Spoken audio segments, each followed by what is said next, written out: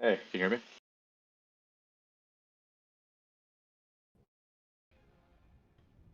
Hey, can you hear me okay? Cool.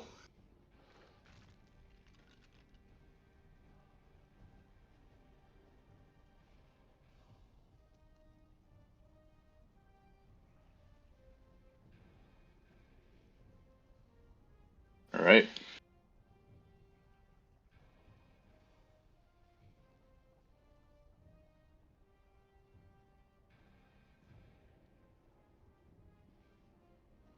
Yeah, I've only killed done a deathless, flawless hard mode Zuck once, and I got super lucky. So I'm just trying to figure out like how to get through the waves. I think my issue right now is just trying to not get KO'd with the fire waves, plus like when I have to step out and the mobs like attack me. So just kind of surviving till Zuck basically.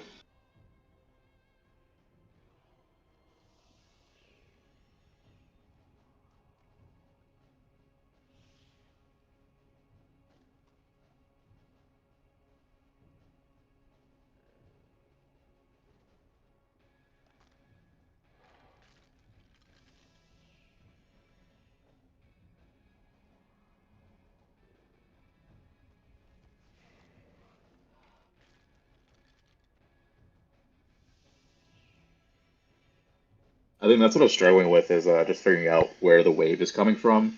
And recently, I just figured out my draw distance on the graphics wasn't set to medium or high; it was actually low. So I wonder if that was contributing. But just trying to dodge the fire waves. And I think that, especially in the igneous waves, it pulls out the ranger and sometimes the major too. And that's when I typically get like take a lot of damage.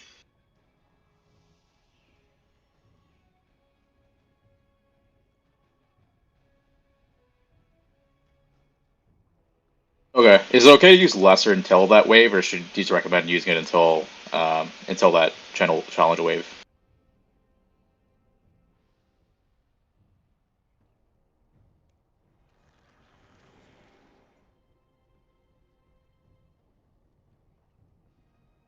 Gotcha.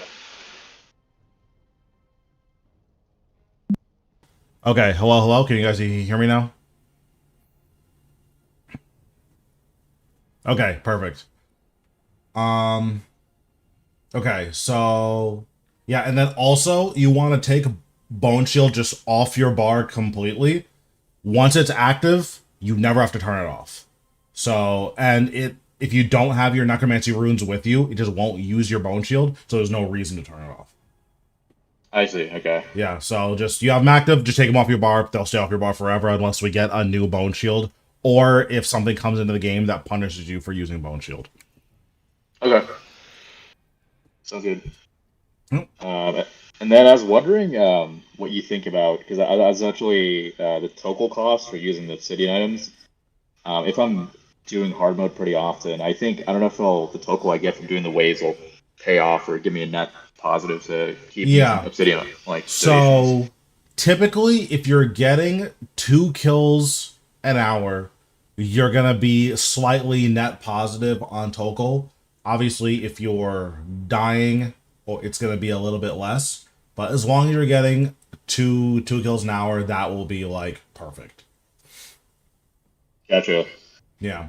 So I'll put these on. Should I put on both or just the boots? Just the boots is fine. Thanks, Basher, for the Okay. sub. Appreciate it. Yeah, the helmet gives you slightly more damage reduction, but I think against the Jads you do a little bit less damage. We're going for speed here, so every point matters. Okay. And do you recommend using a? I know you usually use Hellhound, but I'm somebody who like panic eats sometimes when those like fire waves come. But do you think for this run I should use Mammoth plus Hellhound or just Hellhound? I would just use Hellhound and bring more brews. You don't Gotcha. need blubbers because generally speaking, you're not getting like comboed here. So bank these.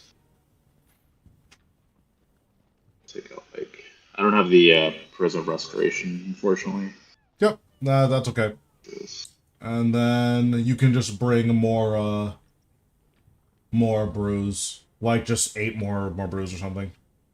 Okay. 8 more. Okay, gotcha. Yeah, Should I have because any like yeah, rock tails or? nope, you shouldn't have to combo eat at all. And if you're in a position to combo eat, like because you have experience with hard mode Zuck and you've gotten your successful kills and you have your combined cape, or you have your combined cape unlocked anyways. Because you have all of that, if you need to combo eat, you messed up, just take your death and be ashamed. Okay. Oh, okay. So this has my out here. Okay. Donate. Do 30 minutes. I think should be good. Yep, I'll just do it for 40 minutes and then go from there. Right.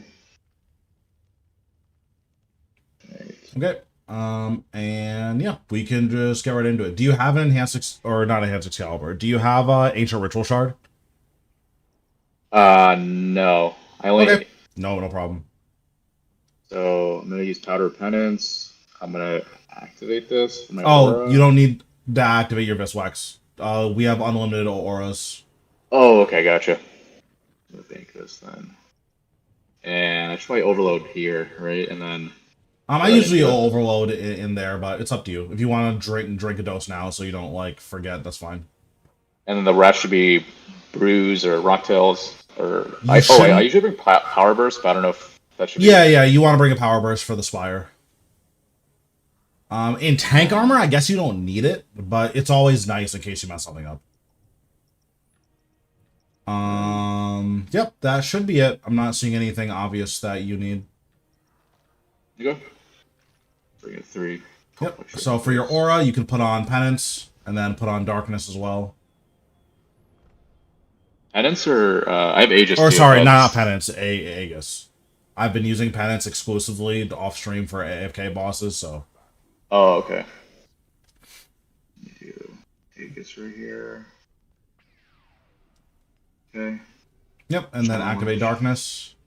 Oh yeah, let me do that right now. Actually, I'll drink water poison too. Challenge hard mode starts. All right, perfect. Is this as much as you can zoom out? Okay, I can't tell if that's. I think that's freedom, so you should be good. Yeah, I think it is too. I've changed my own draw distance like 4 times in the last week, so I have a hard time telling like what zoom's supposed to look like. Oh wow. Yeah, this is a huge difference. I was using like minimum draw distance before. Oh yeah, when you increase it, it's like wow, I can actually see where the fire wave spawns.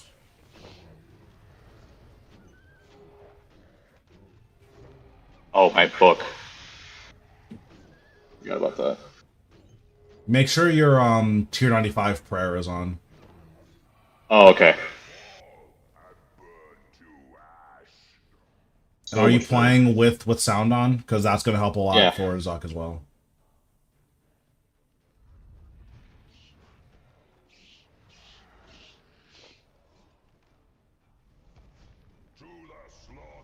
Okay, nice. Yep. Kill the rangers first. That's good. So typically you can Threads of Fate once per wave without, as long as you do it like in the earlier part of the wave without it like dramatically impacting everything. So if you can Threads near the beginning of each wave, at least for the easy waves, then it'll be a pretty big time save.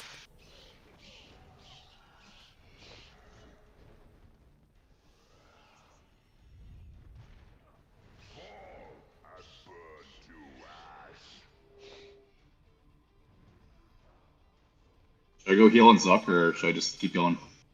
Nope, you can kill him. The next wave you shouldn't be taking a ton of damage, so you can just kill him.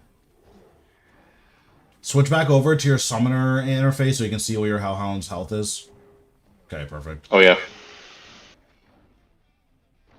Okay, so protect melee. We're gonna hit the meleeer that's near us. Oh yeah. I should probably lure him here, right?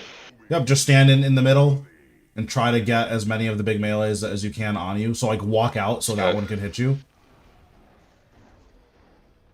Perfect. And then once all 4 of them are on you, you want to Threads.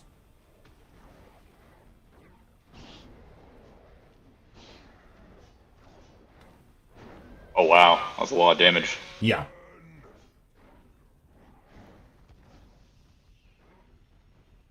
So like normally this would be a place where you eat or something, but you just just tank a lot of damage, or you do it relatively slowly. You just don't have to if you use threads.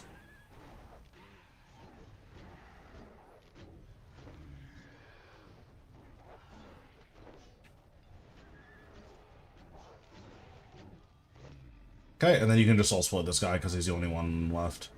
If weaker minions are the only one left, you can just soul split them. You'll always gain HP off of it. All right, back to the safe spot.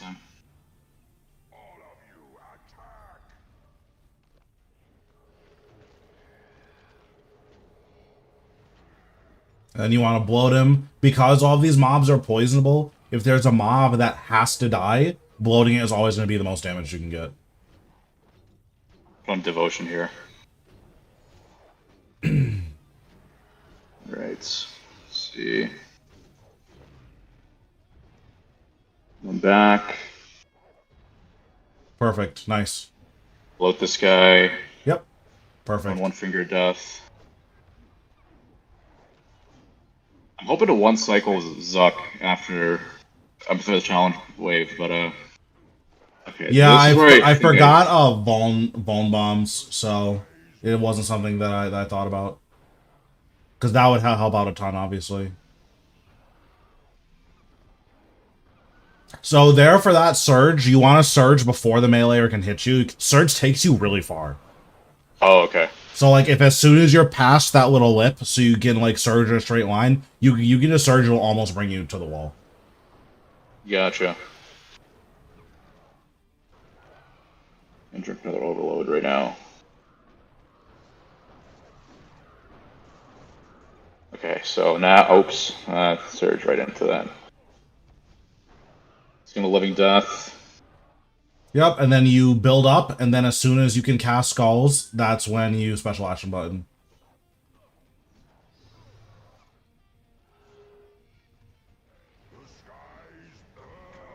Yep, the volley of souls. Should I do weapon spec or two finger death?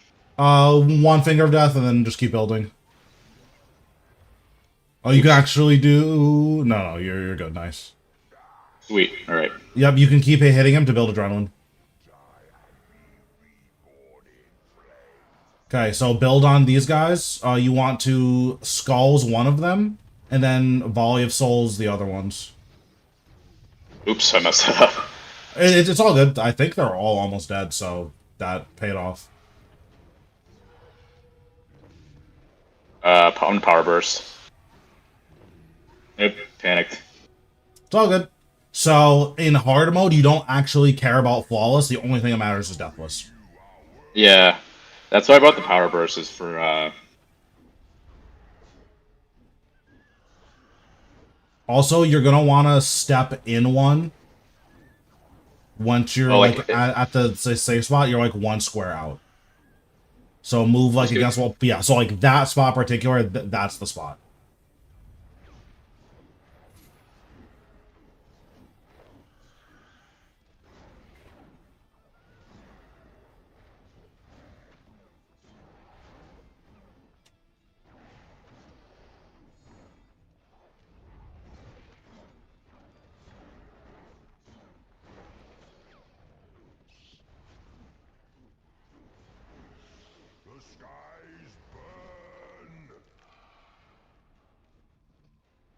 Took a little bit of damage there. Yep. So as soon as you hear him say the skies burn, you can just, like, walk west in a straight line a couple squares, and you'll dodge the firewall every time. Jeez, this guy's doing some...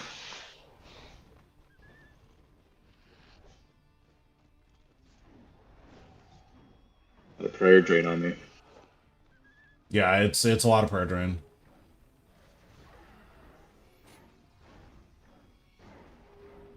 But yeah, so far, so good. There's obviously minor optimizations that we can make, but so far I'm not seeing anything, like, really, really bad.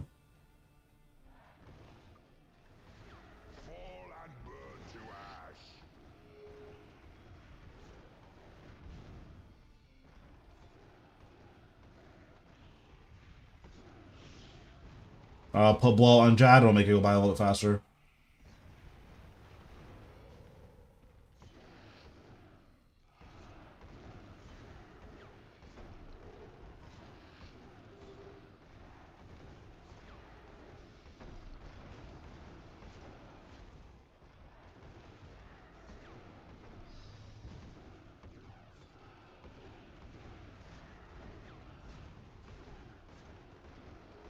Nice. Go back to the safe spot.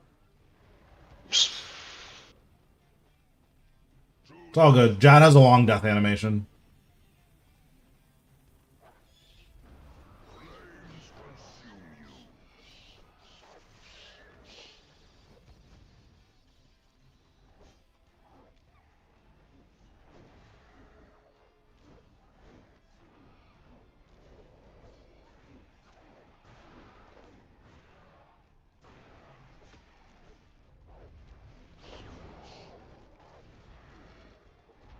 So now here, you can walk out and then threads all of them.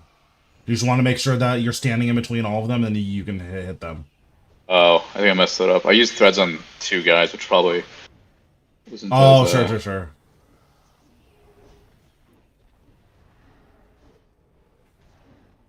Probably get rid of this guy first. Yep. Yeah, so next wave, you have a really, really big time save if we get a good thread. So we'll just focus on killing this guy, building stacks.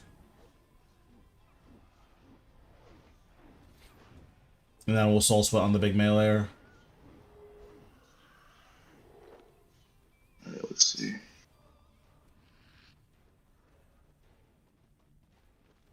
Check your Hellhound's health. Oh. What's up? What's up, Gabriel?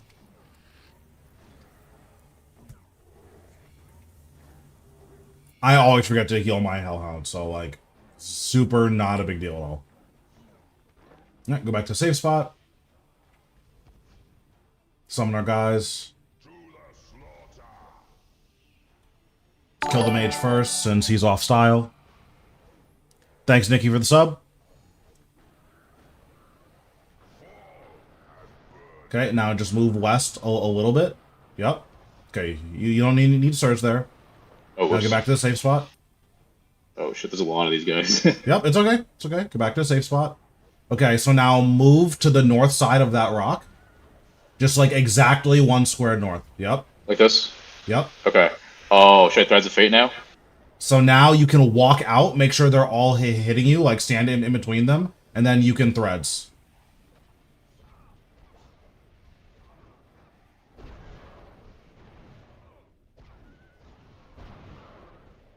Yeah, so that was a lot of damage, and now you can just like clean these guys up with skulls or something.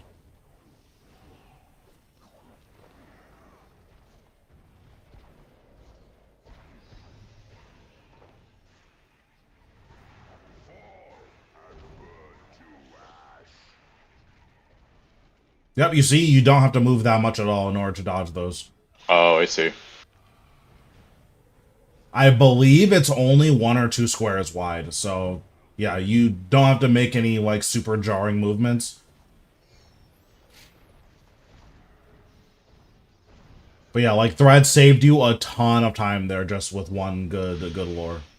Yeah, I didn't realize how huge that was. And then if the next time you do that, you want to be standing in the middle of all of them. That way you can be sure that Threads actually hits all of them. Your first volley didn't hit one of the guys. Oh, okay.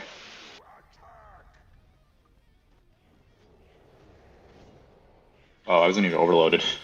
Yep, make sure you bullet this guy.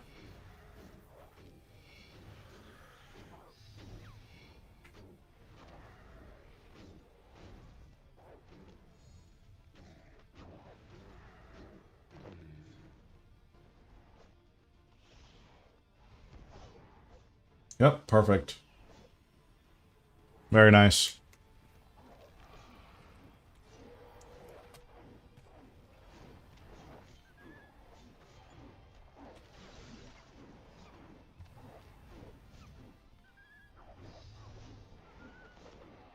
So as soon as you start walking forward, then surge. Yep, perfect. A little bit late, but that's the idea. Gotcha.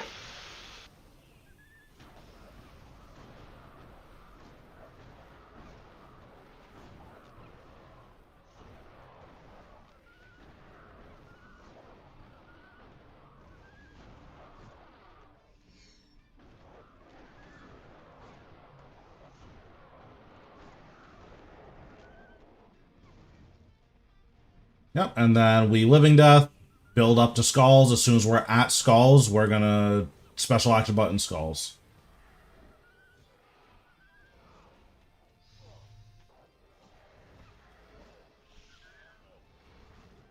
I'm just gonna call it. Souls, okay. All my souls. Trigger death.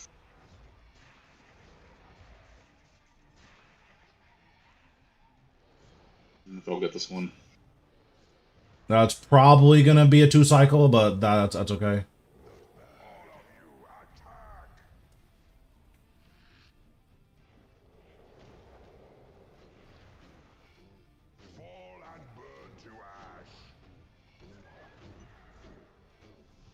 Probably didn't need to move that much.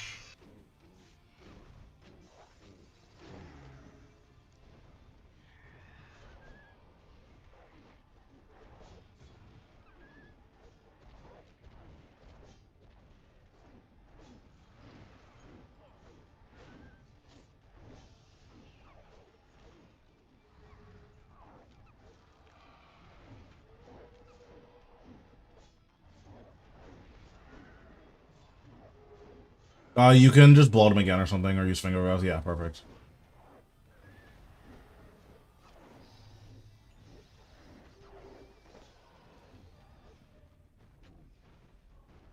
Oops. It's all good. We didn't tank the melee hit. That's all that matters. What's up, Patrick? I'm gonna brew up a little bit here.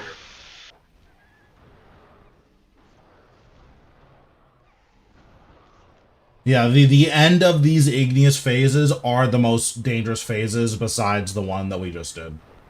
Yeah, so you can just special action button now because it only has 9,000 health. Yeah, and then just soul split. Try Living Death for the next guy. Resummon your guys. Oh crap, oh crap. I panicked there. I accidentally hit the, Okay. We just skulls this guy, and then Finger of Death. Or, yeah, skulls, Finger of Death. Perfect. And then weapon spec. Yep. Sweet. Got to log in and do some Glacier. I'm sorry to hear that. So you want to step 1 inside of the safe spot? You should still be able to hit him. Oops. That must have my prayer there almost.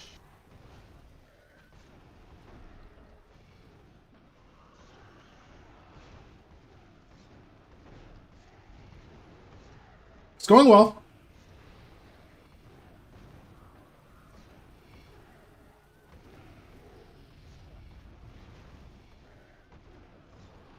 So after we kill this Jad, you can step out so that the 2 majors and that Jad are attacking you, and then you have a threads. Should I kill the majors here first, or? You can. Be aware there's a firewall coming.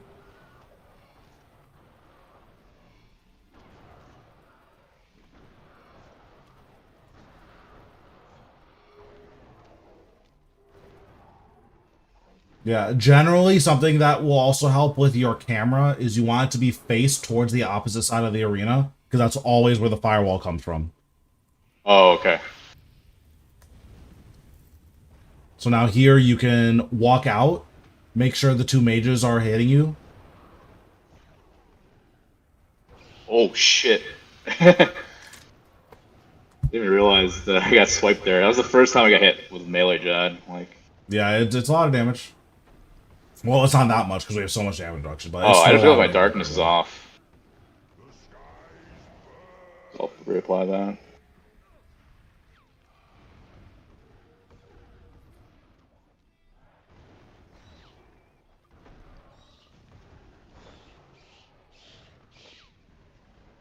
But yeah, so the big thing about threads is that it is a line of sight ability.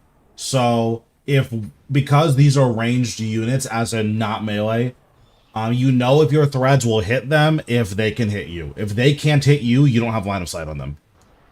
Oh, okay. Gotcha. So that's why your threads didn't hit that major, even though it looked like he was looking at you. Hmm.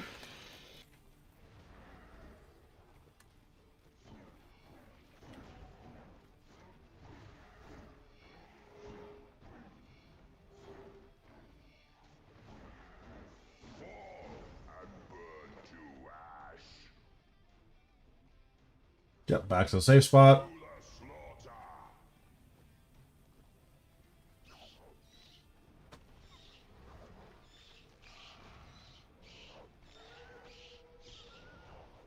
You want to step one inside to get the second ranger off of you. Yep.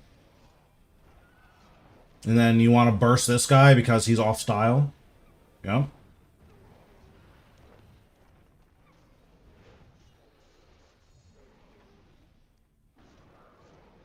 And then same story again. You want to walk out, so all three of them are hitting you, threads, and then like weapon spec.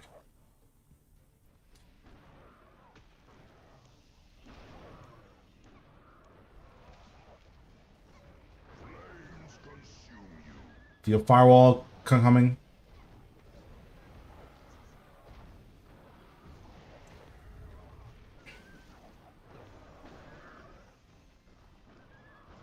But yeah, that's why our lures are so important, because on one end we're just protecting ourselves from getting hit by a bunch of things, but it also groups up the enemies really nicely. Yeah, I think that's what I'm struggling with the most is the getting the lures right. Yeah. Heal your hellhound.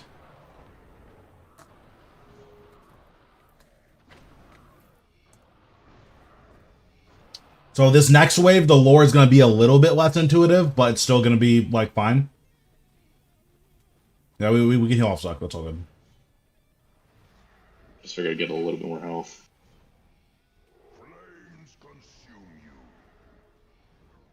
It may be worth angling your camera down a little bit so you can see more of the lava. Yeah, like that. Perfect. Gotcha.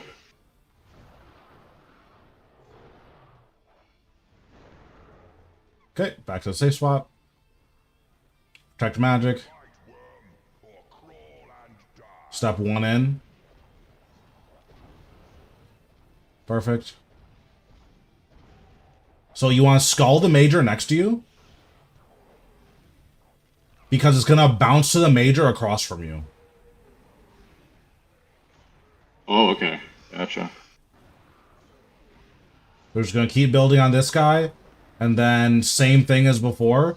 You can hit this guy. Then after you kill this guy, you walk out until the other three majors are hitting you. And then you do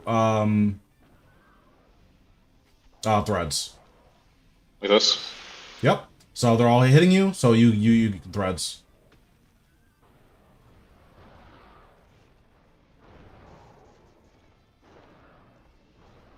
Could have been a little better there, but at least I got the big major out of the way.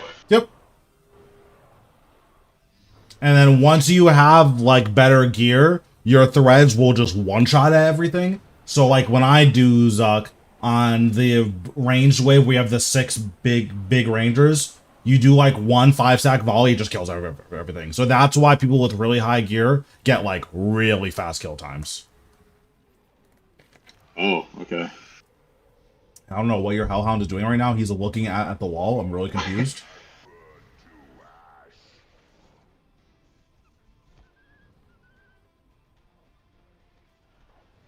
Yeah, your Hellhound was lost. I'm really confused. What the?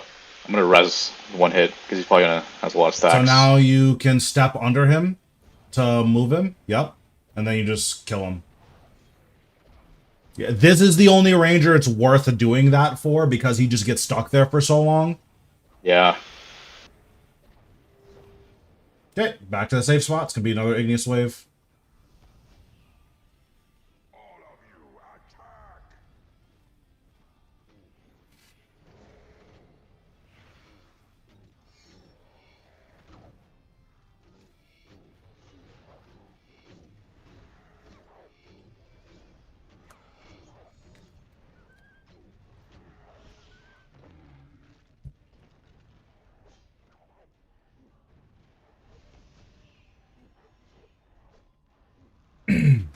And then something else you can work on is you can surge a little bit faster than that.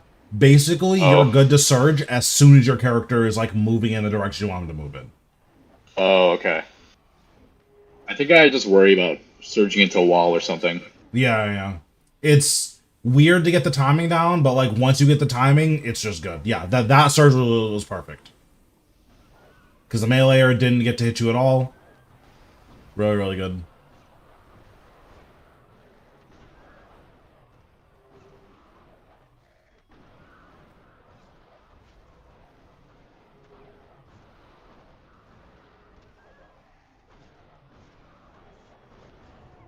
Okay, so we can living death.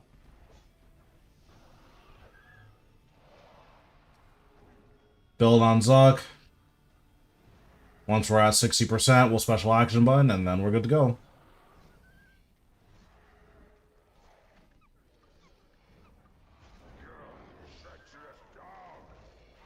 Summon your guys. Oh, whoops. I don't think I'll get him this time, but It's okay. You can overload and weapon spec.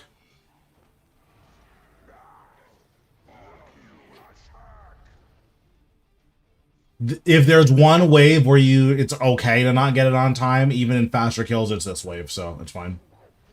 Because you want to have barricade for the oh challenge. yeah, keep forgetting about that. I keep forgetting we're almost like at that point Yeah, now. So I'm assuming you don't have disruption shield. no, oh whoops. Yeah, no, I just use barricade. Yeah, if you have disruption shield, then you can just go in there with however much adrenaline you need, Oh like shit. 50%. Technically, you can get away with even less and get away with like 30, but yeah. Yeah, I usually just res and barricade, and it's good enough for me. Yep. So, and the hardest one Yeah. is the second guy. Yeah, but that's another minor optimization is that you can once you have disruption shield, you can hit the guys to build adrenaline on them.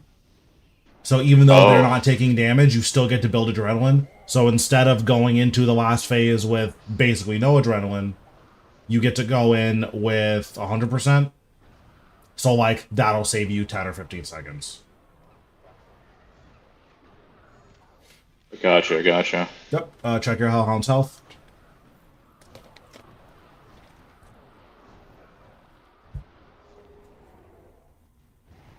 Okay, we can just special action button now.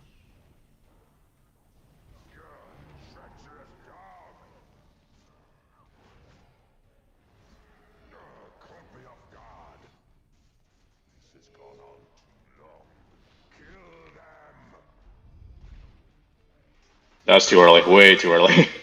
Almost certainly, yeah. Yeah, put on Protect Magic, you're gonna tank this hit, and then you're gonna res. It's okay. I didn't take that much damage.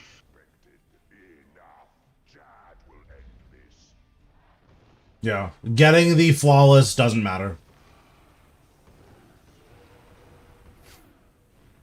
Obviously, it's nice if you get it, because it's usually a little bit faster to get flawless. Yeah.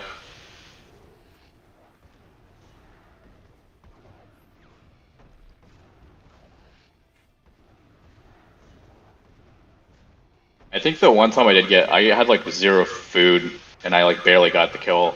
And it's funny because I brought a Death Touch dart for Harakin, but I used it on a mob by accident. Sick.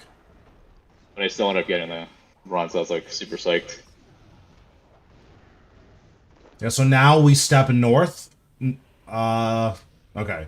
So that Okay. spot's fine because of the way that you lord it, but you only need to step north a couple squares, so that one's hitting you. Oh, okay. Gotcha.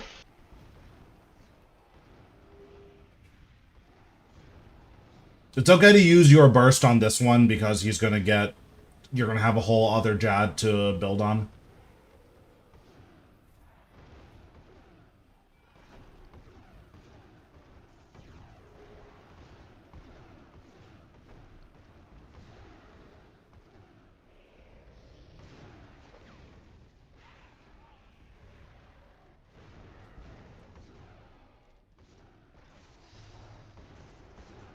Make sure you bullet this guy.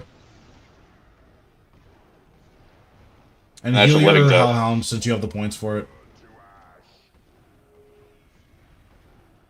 I should probably Living Death right after he dies, right? Or a few seconds after. I don't like using Living Death on Hurakan because you should be able to one-cycle it with Split Soul, but ultimately it's up to you. Oh, okay. I'll try that actually. So, oh, my Scald's off cooldown though. Yeah, yeah. So like maybe you can Living Death here, yeah. Invoke Death.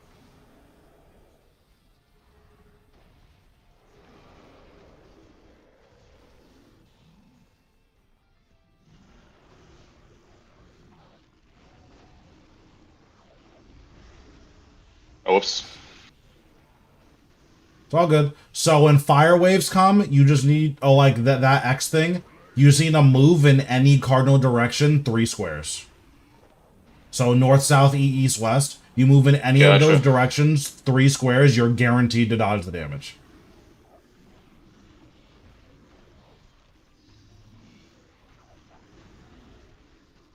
I probably should have bloated him. Blow is fine against Hurakan. It's the big upside of Blow is not that good against Hurakan, so it's totally fine to not do it. So now we kill Tentacles.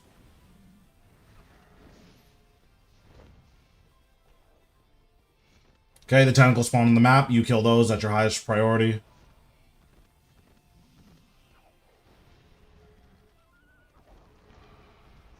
North. Okay. Yep, you moved a little bit late, but you see how you didn't have to move that much and you still got to dodge it. Yeah. And then something else that we can work on is even when we're dodging fire waves, there's another one in the top corner.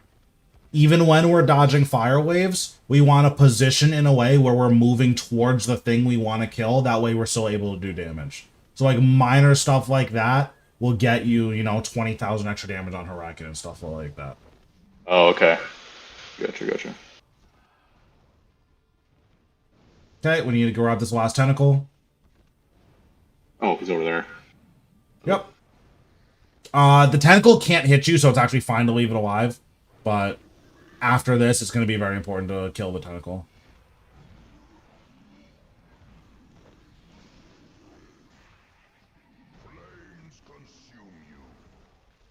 Yep. Yep, and then you can still hit him. Perfect. Nice. What's up, Slashy?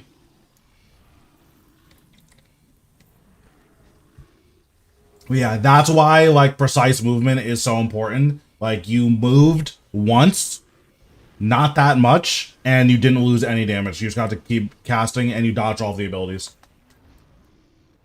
Yeah, I noticed. Yep, so after this, you want to, when he submerges, you want to dive towards the ranged tentacle that's on the screen. Yep. And if you're ever not sure if there are tentacles on screen, the yellow dots will be on the arena. That's how you know special tentacles are there. Like on your... Oh, okay. Yep. Oh, shit. Okay. Yep. It's okay. Fire wave and the bombardment. Oh.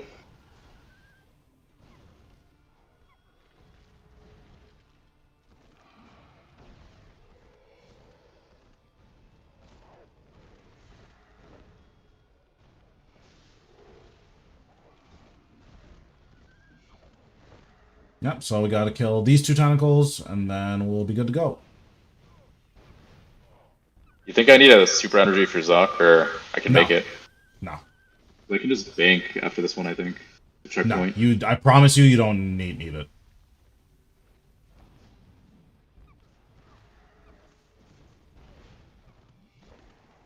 Okay, so we're just gonna hit Hurakan. You don't have to use any of, like, your big spending moves. You can if you want to, obviously. But, yeah. I probably should move out of the way there. Yep, perfect. Now, after Hurakan's dead, you want to go to Zuk and just, like, start hitting him. You'll get to Soul Split for free, so there's no reason not to. Yeah, perfect. So now you can just hit Zuk here for free.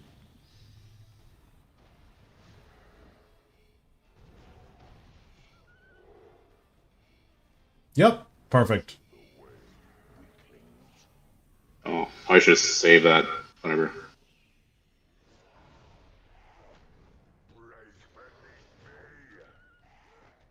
Make sure you heal your guy.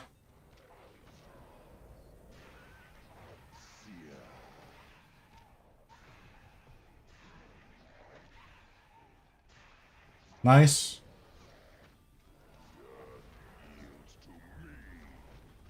Perfect. It's 1. It's 2. Okay, gonna res now. Oops. Perfect. 1. It's 2. Gonna anticipate. And then your movement for this part, you want to click on the minion and then surge. If you click on the minion first and then surge, it'll basically always put you in a good direction. As soon as you start like walking towards them. That's the only timing thing you need to worry about. Gotcha. Okay. So do you have a good idea of where the next one's going to spawn? Yeah. Yep, nice. What's happening?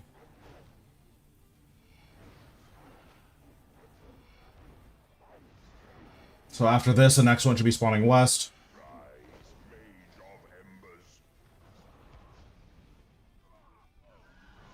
Oh. It's okay. You're all set. You're all set.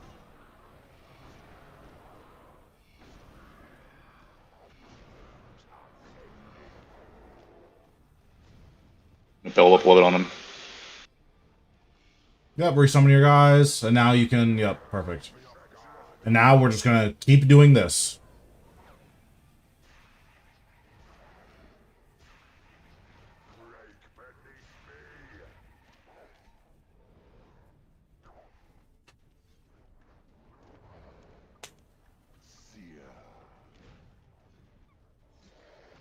Gotta heal my Hull Hound real quick.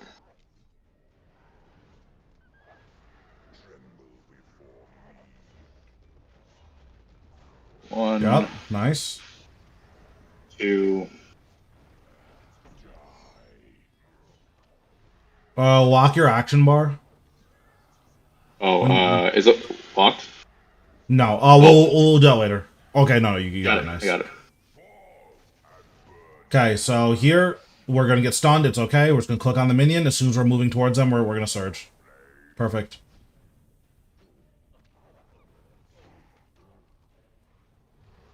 I'm just gonna skull them just to make sure I don't miss the kill.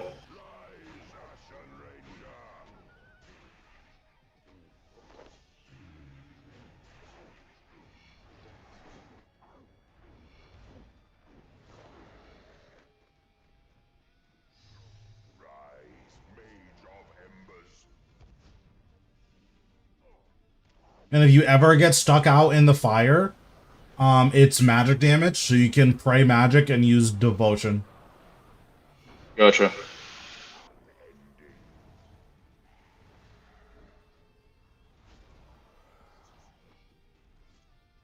Yep, and we can just rinse and repeat.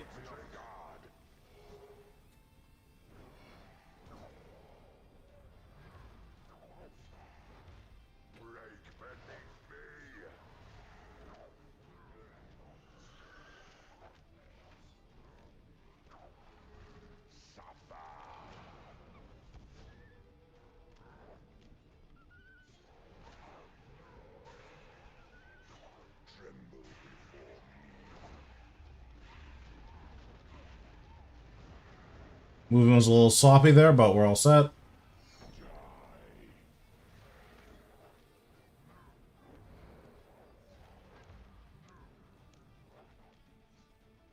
What's going on, Monty? How we doing?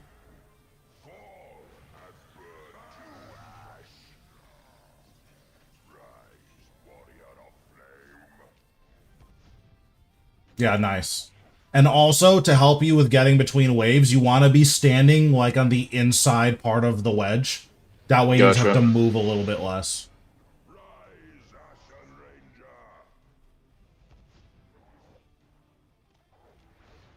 So like ideally, you're standing between the minion and Zuk. At least Zuk, on the okay. first two. Yeah. Because now when you need to move to the next spot, it's like it's way closer, right?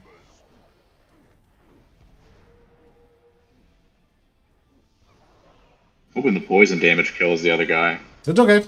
We have more than enough time to deal with him. The biggest thing is that you're getting to the right area. That's all that really matters.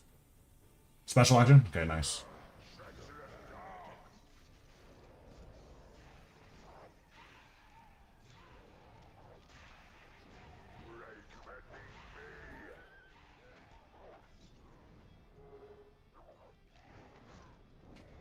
Nice, make sure you use bloat.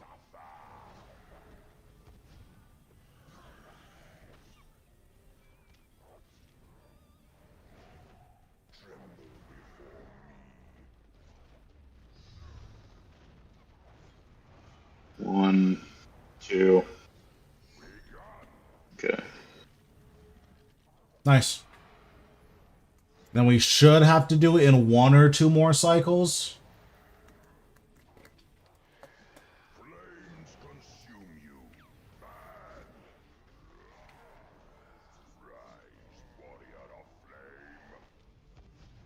What's happening, Morgan? How we doing?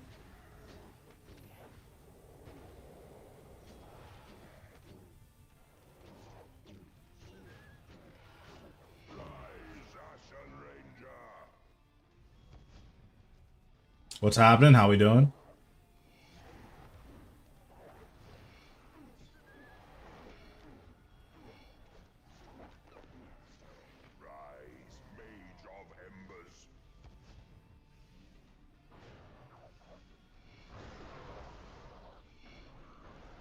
Yep, we're doing okay today. Can't complain. Advantageous.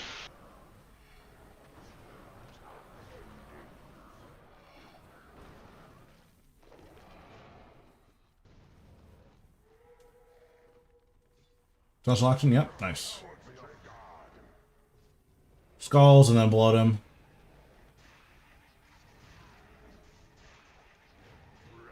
How we doing?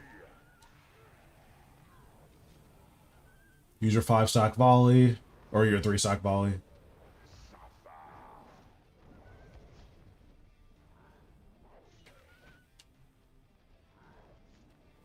It's been pretty bad, honestly. I haven't gotten a broadcast in a while. Use bloat again.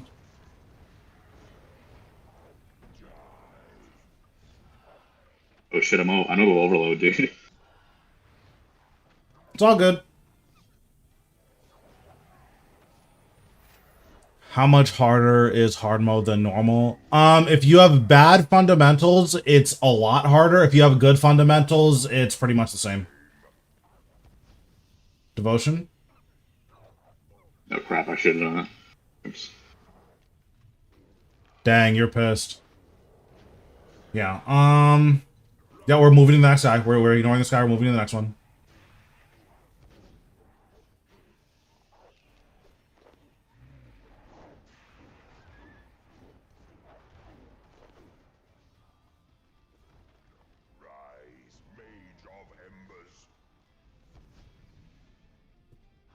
That movement was really good. Nice.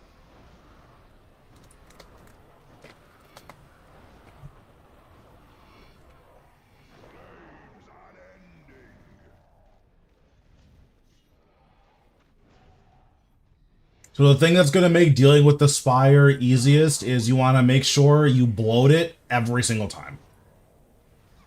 Okay. Freedom here to clear this bleed. This bleed will snipe your resonance. Yep. Okay.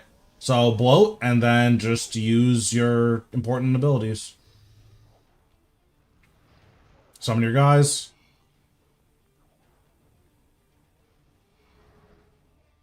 Ah shit. Okay, there we go. It's okay. It's okay. You have a lot of health here, so you'll be fine. Okay. All right. Yeah, we need to be hitting the Spire. Fuck. I didn't keybind my thing properly. It's okay. It's okay. I can fix that actually. Shit. I gotta unlock it. Even if you're just using basic and that's all you're using, that's still fine. You just need to be doing something.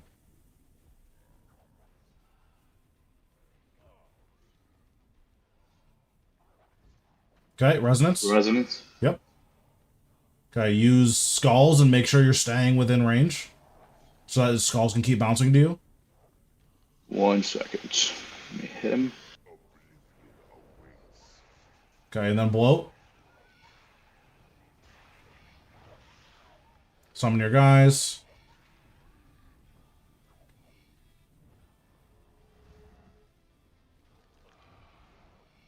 Now use basics, because you need to be able to cast Reflect here.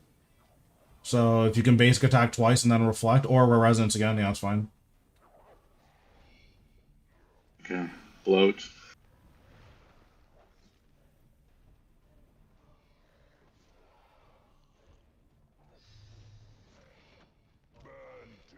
Yep, just use your auto attack.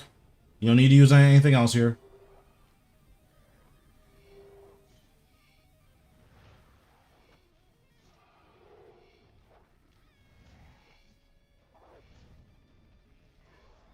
Resonance. Okay. Yeah, basic attack. You can keep basic attacking while you're waiting.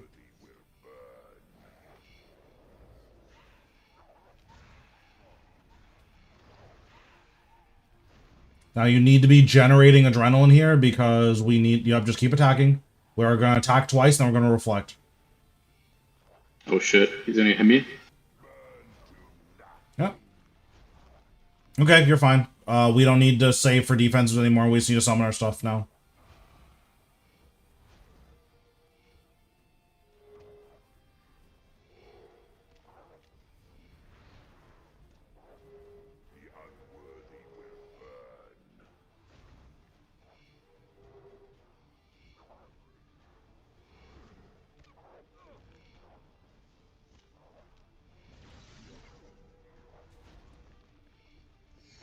Nice, you got it. Sweet. So the last phase was really bad. Like that was pretty bad. So just yeah. So I don't know. So were you just like panicking at the end, or? I think I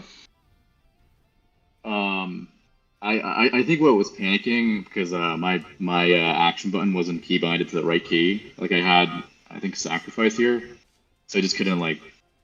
I don't think I was like used to, and I couldn't get the guys to summon like without standing for like more than a few seconds. So yeah, so that's what I think I was struggling with the most. Yeah, so what it might be worth doing is having a couple of things on your bar twice. So on a separate bar, because like obviously you want to have your revolution bar, but maybe on a second bar you just have like your summon undead army on Q or something, and then something else that's really important on W. That way, when you're in these situations, you can just hit the boss, even if you're not doing that much damage. Anything is better than doing actually 0 damage. Mm-hmm. So that's something we need to work on. The other thing we need to work on is Zuk was really slow, and that's because we weren't doing a Living Death rotation. For the Living Death rotation, you either need Supreme Invigorate, or you need, what's it called? It's Conservation of Energy. I don't know if you have Conservation of Energy. I don't have that, unfortunately. I have the Ring of Vigor passive, and I don't have the Aura yet, but I think I have some loyalty points for the... Yeah, so if Conservation of Energy is closer, then, like, if you're closer to getting that, then that's something I would really work on, because it's so important for bossing. Like, you get, unironically, like, 20,000 more damage on non-crits and like 35,000 more damage on crits inside every Living Death just for having Conservation of Energy. Oh wow, okay. I didn't know that. Yeah. So I'm going to pull up my screen really quick because I'm going to show you a Living Death rotation, because that's the other thing that we need to work on. Okay. Can you explain what Bloat does? Bloat does a big hit, and then it does 10 hits over time based on how much damage the first hit did. Okay, so let me type in my pin, and then we'll be good to go. Thanks a lot for doing this, by the way. It's Yep, super helpful. no problem. You have a good sense of. I barely use any brews, like compared to if I would have died at like wave 9 or something. There I am. Okay, so pins on, so we can switch back here. Okay, then when we stream this to Discord.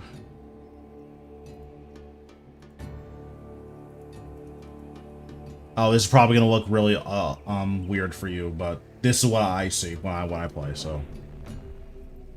Oh, I see. Okay, so let me zoom in a little bit. Gotcha. So I'm gonna summon all my guys. So the big thing with your rotation is that, one, you weren't using Living Death at all, and then two, you were holding your stacks when you didn't have to. So ideally, what you're gonna do is you're gonna Skulls, and then because I have Conservation of Energy, it only costs 40. Use 4 basics. After you Skulls, you're gonna Living Death in a Dren Pot. Touch of Death, Skulls, and then we're just gonna Finger of Death, and then all auto attack. And then the reason why we do this in the order that we do it is that it lets you cast Skulls, then you cast 3 Skulls inside of your Living Death, and then you get an extra one after your Living Death. Oh, wow, okay. I see. So inside of your Living Death, you're only casting abilities that generate Necrosis. So that is your Skulls, your Touch of Death, and your basic attack.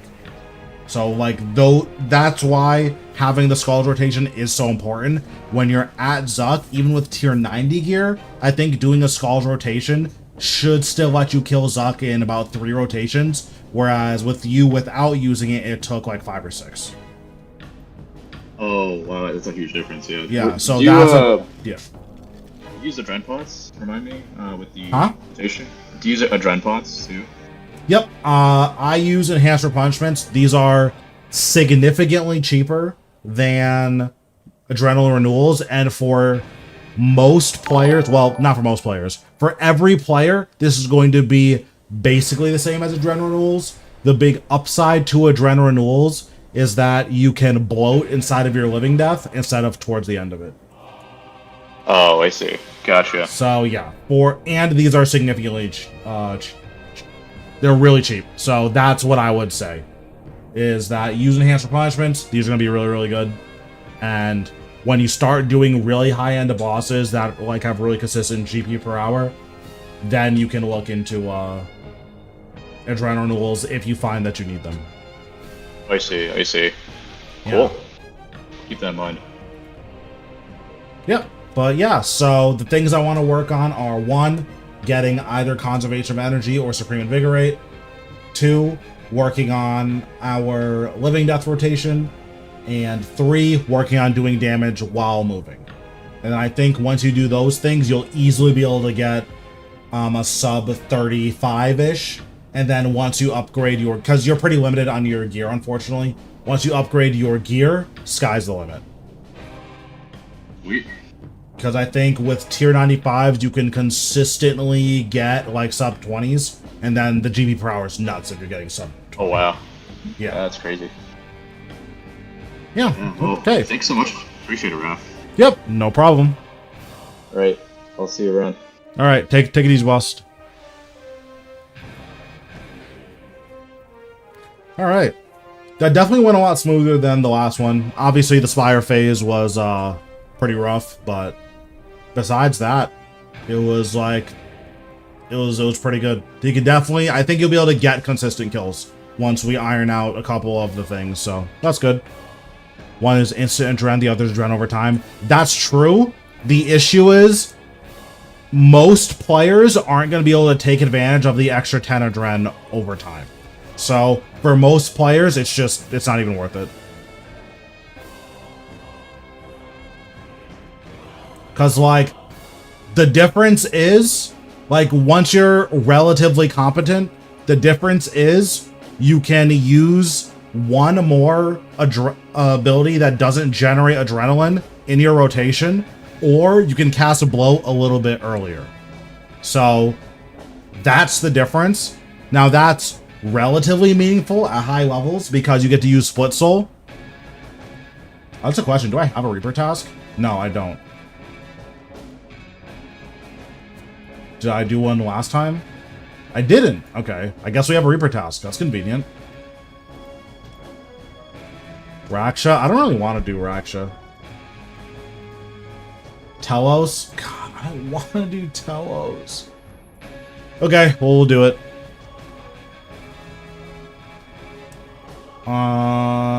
Where's my Telos set up?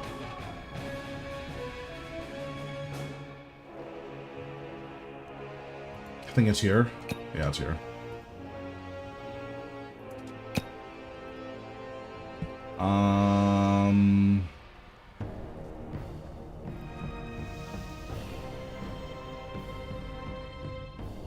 Yeah, if nothing else. Yeah, or if nothing else, there should be a setting that you can buy with Reaper points. Even if it's not free, you pay 1,000 Reaper points, it won't assign you anything you have log for. Like, that's a really free add-on that they can add in. I don't know why it's not in the game yet.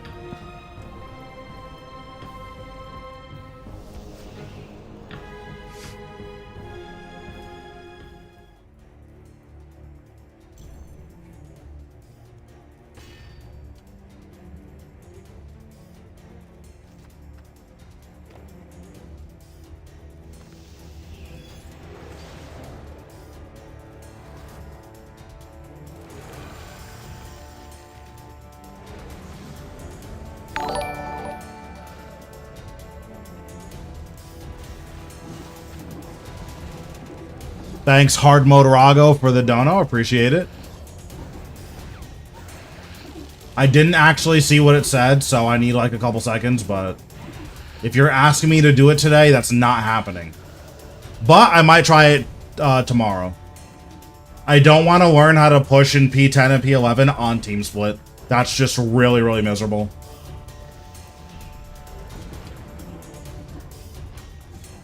I don't know where I got all this necrosis. Oh, you know what? It was from when I was doing the Living Death rotation. I was wondering why I had so much necrosis.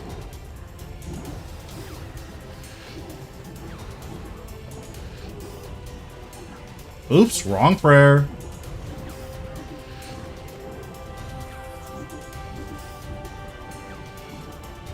I think my bomb stacking is really good now. Like, occasionally I'll make mistakes, but I think generally it's good now. I get it more often than I don't.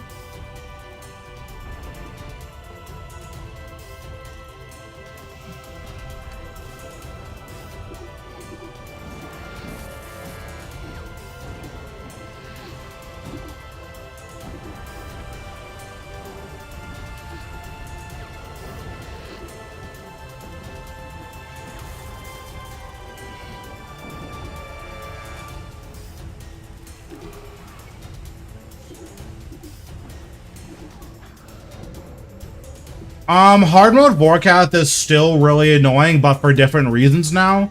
For instance, last night I did like 10 kills in a row without dying, and I was feeling really good about it. Then I walked over a poison pool and instantly took 3 poison procs, even though they explicitly said that shouldn't happen anymore. So now I'm annoyed for a completely different reason.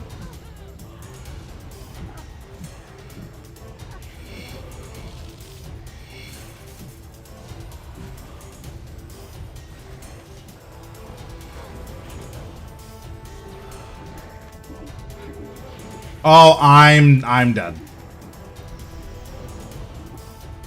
Oh, wait, but I signed. Oh, interesting. So, if you sign him there... Wow, that was really bad. I was gonna explain. If you sign him there, then, if you sign him, it makes it so that you instantly get freedomed. So, in theory, you could tactical sign. But, yeah, then I just took a random melee hit and died. So, that was really bad. It's okay, though. It's my first boss of the day. So I'm allowed to grief on my first boss. I'm playing serious now.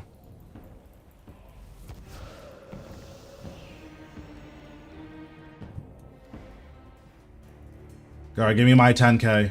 Let's go.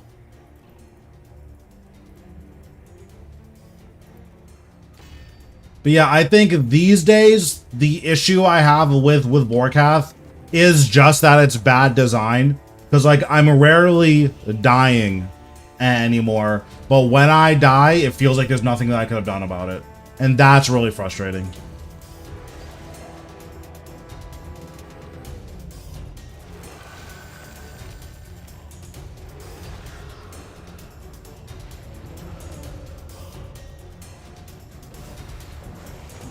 What up, Rob? How we doing?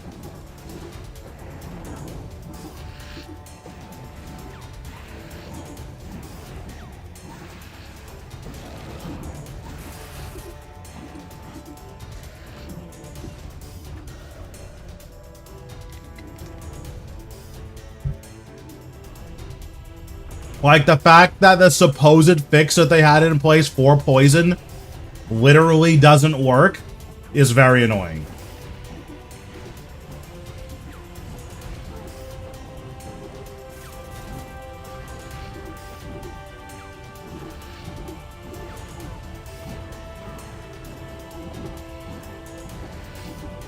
I'm doing okay today. Can't complain. Oh, nice. I get to skip the hold still.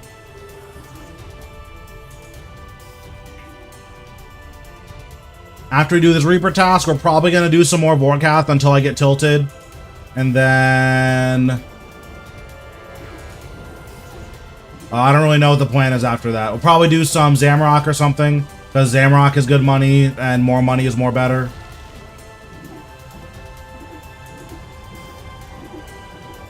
I ran through it, and as I was running through it, I got one ticked by 3 stacks of poison. Like, I didn't stop a single time. Like, I was kiting. So after that, I was just like, okay, I'm good on this boss, and then just turned it off.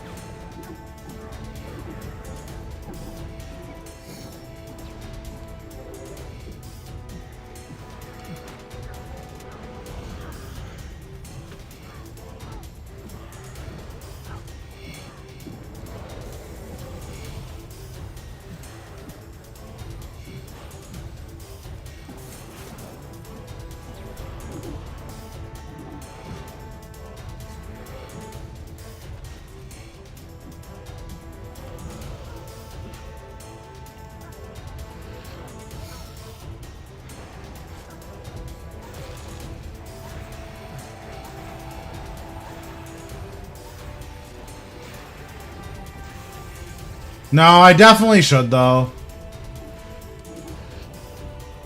Enough people have said it's really good that I should just try it at this point.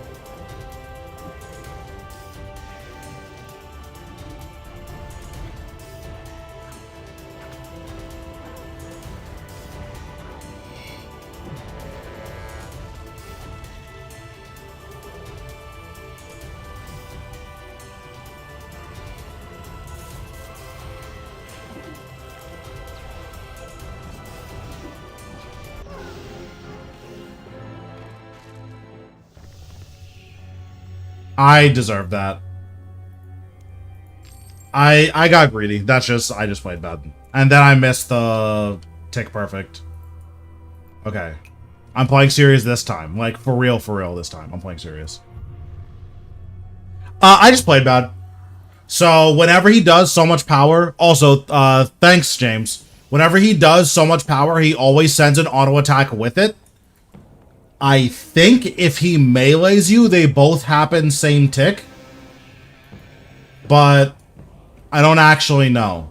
I don't know if, like, he just hit me with 2 attacks, same tick, and I died because of that. Or if I just did it too early. I'm actually not sure.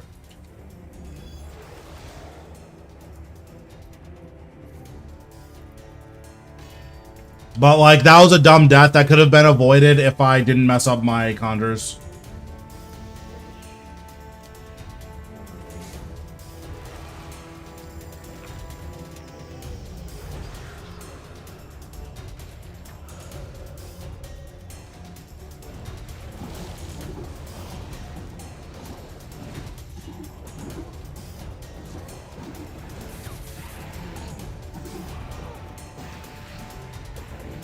Bro, those commercials go so crazy.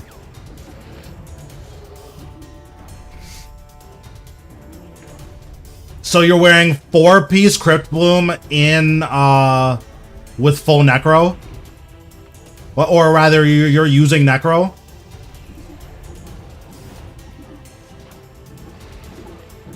Interesting. Do you have any accuracy issues, or do you still have 100% accuracy?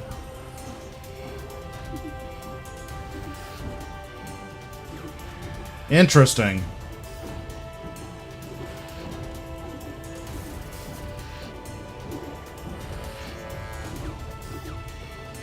There could be potential there. Haven't seen you use Disruption Shield. It just depends. At Telos, there's not many things worth using Disruption Shield on, because ideally he's not using any of his mechanics on you.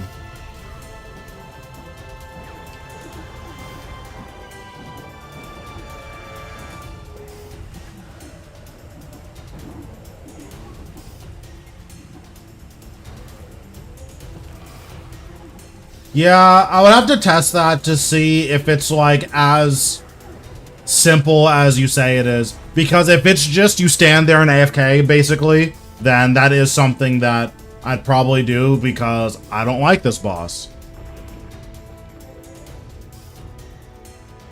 Not Telos. Telos is fine. I'm just bad at Telos. But, like, I don't like Zemergul, so less Zemergul is more better. Yeah, true.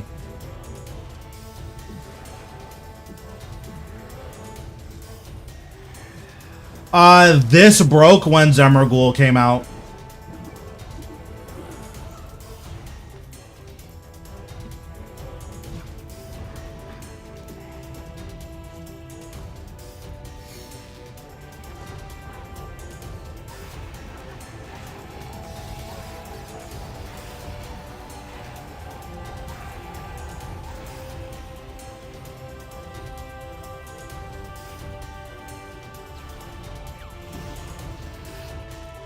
Okay, so there I played the game properly, so I didn't die to so much power.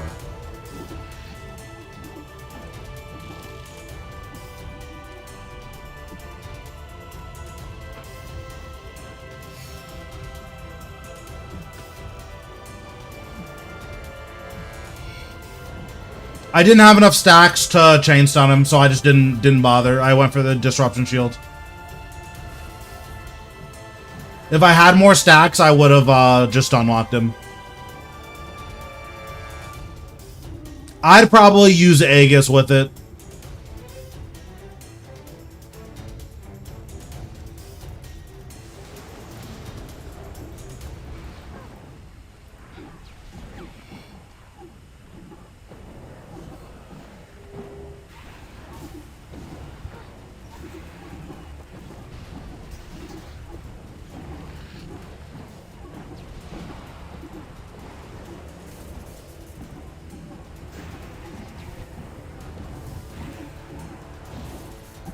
Sure. Dude, it turns out having Malatops just makes the kill so impossible to fail once you get to P5. It's really nice.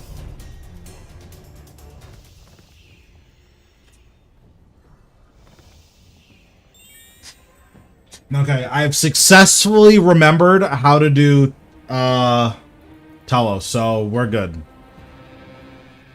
Yeah, it's kind of nuts.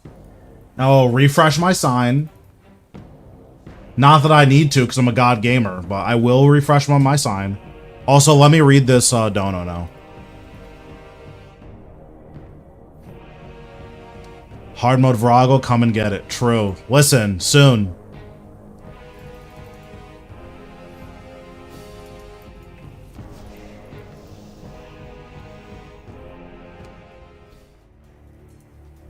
Yeah, I'd probably just do a relatively lazy setup. Because something that's really good about Crypt Bloom and Animate Dead is that while it doesn't work on necromancy damage like the Animate Dead or the Crypt Bloom that doesn't work on necro, just having more health is more better, it turns out. And then Anime Dead does still work, which is really good.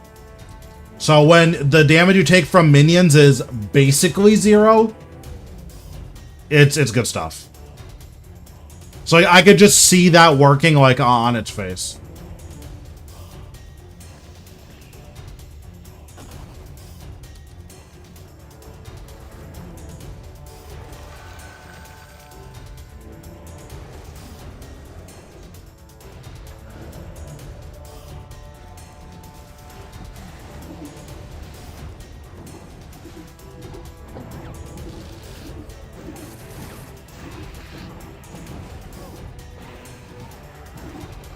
Seven minutes. 7 minutes is all I can spare to play with you. Thanks, Joshua, for the follow. Appreciate it. Also, Talos is a bitch for that one.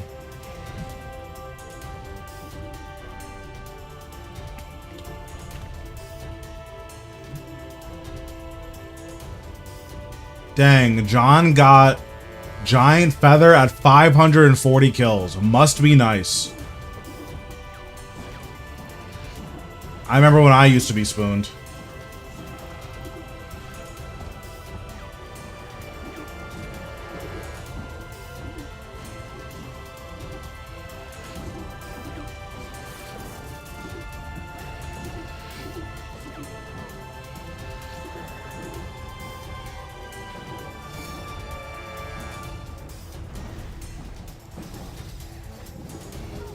Bro, like, unironically, I haven't gotten one in like 2 weeks.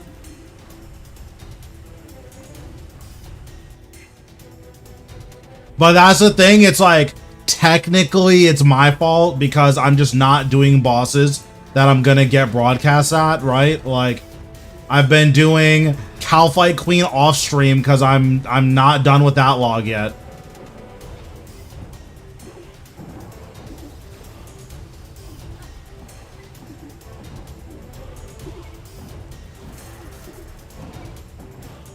Okay, one of the Conjurer's stuns. They don't say that they stun, but one of the Conjurer's stuns. I don't know which one it is. I don't think I was supposed to Omni Guard, but...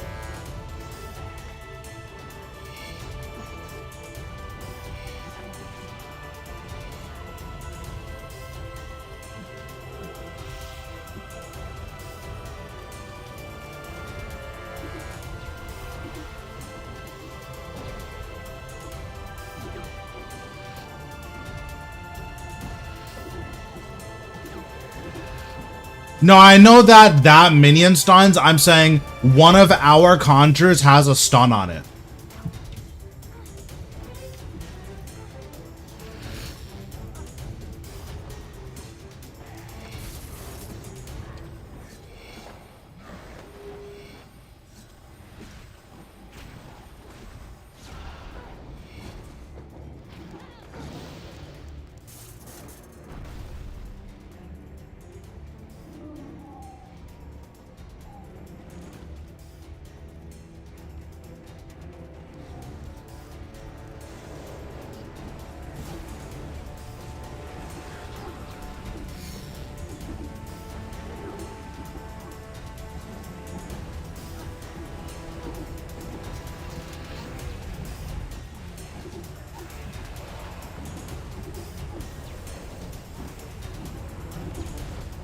Yeah, this is just the longest barricade of all time.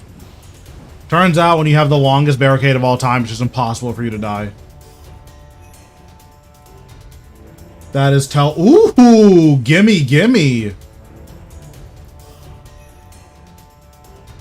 And there it is. It's just that easy.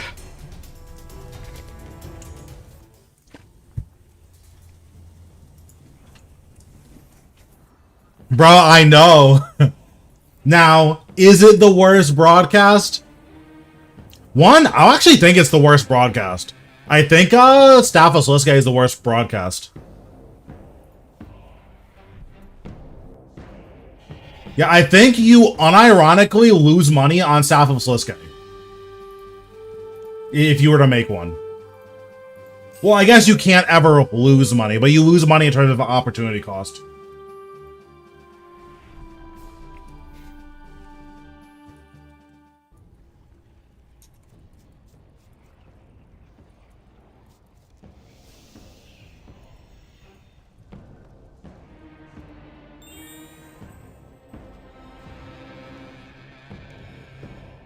But yeah, like, if you pay attention to, like, what's happening in P4, at the end of P4, even though Telos hadn't been stunned in a long time, he randomly freedoms. And also just at other bosses in general that aren't stun immune, they will, like, randomly get stunned. So one of these conjurers does, like, does it say that they have a chance to stun? Yeah, one of these conjures stuns, and I don't know which one it is. And I don't know how to make it stun. I wouldn't be surprised if it was Ghost. It was the one that they tinkered with the most.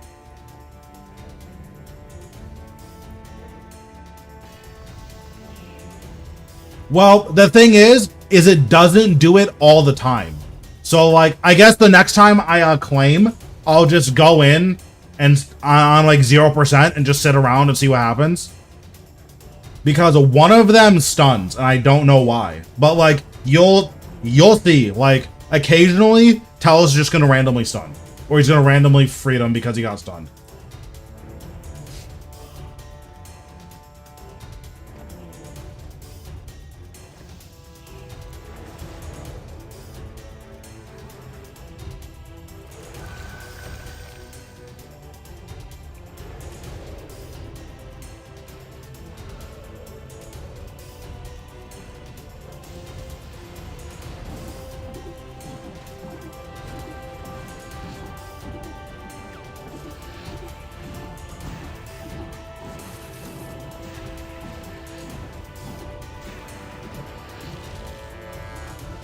Because it was nowhere in the patch notes and it's not in the tooltip, I would be very surprised if it was like a stealth buff. It's almost certainly a bug.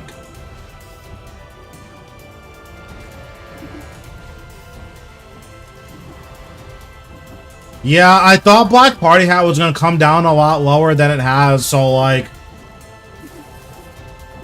I just don't have one yet and it feels really bad. Because, like, I'm going to buy one. Like, that's a happening.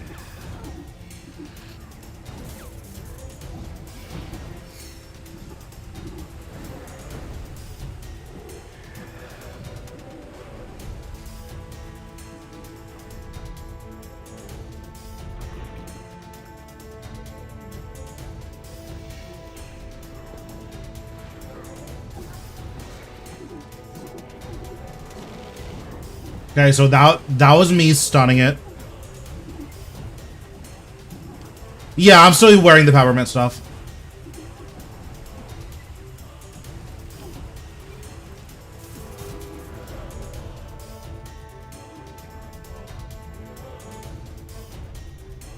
I could sell my third age plate and legs since I'm going to be using the peppermint stuff, but that's probably not ideal.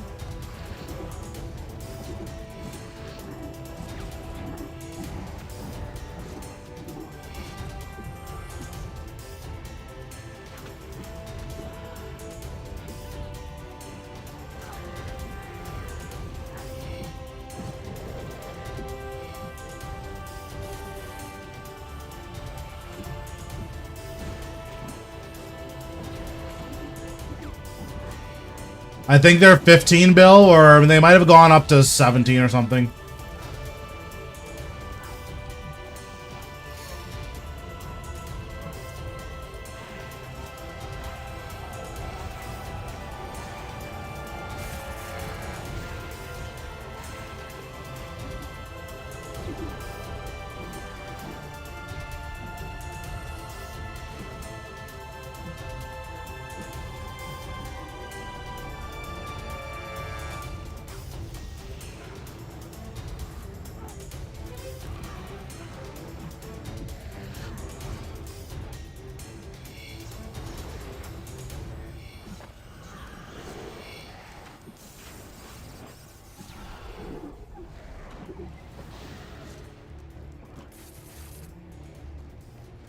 But yeah, I think the peppermint is like one of the best cosmetics they've released in a long time. It looks really, really good.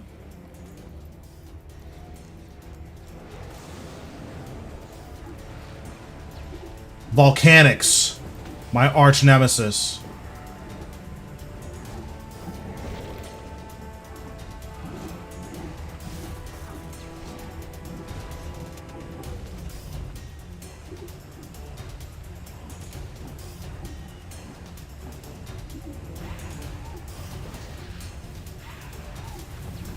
Yeah, so I think I'm all in on just killing the volcanics, at least at this enrage. Maybe at some point killing them is not going to be worth it, but at this enrage, I'm all in on just killing them.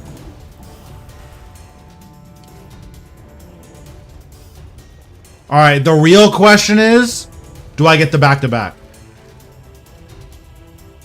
Never lucky. Are you gonna rock the scarf? I am gonna use the scarf. I'm not wearing the hat.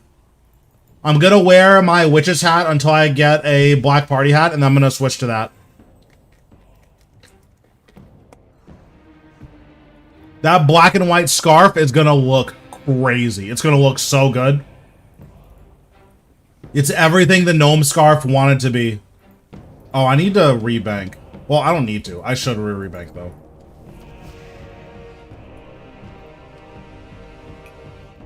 Because, like, this is what it looks like. Obviously, it's not going to be the right colors. But, like... Where's my thing? Like... This looks sick. Imagine this in black and white. That looks sick.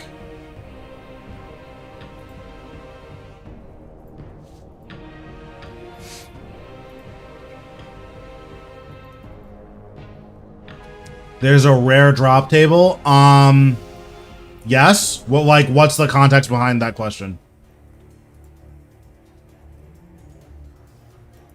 So there is the rare drop table, which is, I can actually bring it up. Hold on.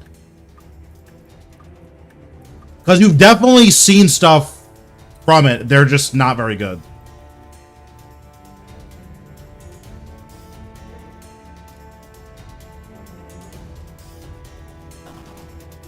So this is the rare drop table.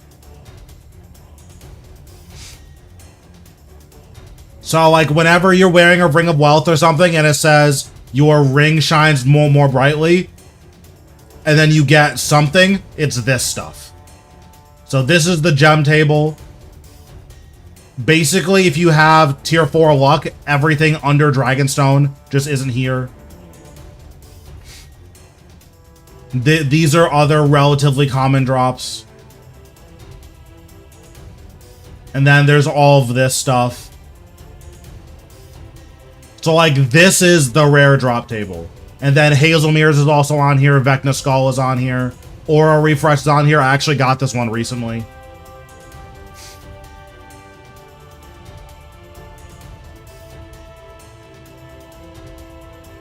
This is a Blessed Flask. 0% of players need to use a Blessed Flask. It's cool if you do hard mode Virago or Solak and don't want to use Penance Powder. Generally speaking, even those bosses, once you're comfortable with them, just using Penance Powder or bringing like Super Restores is going to be fine.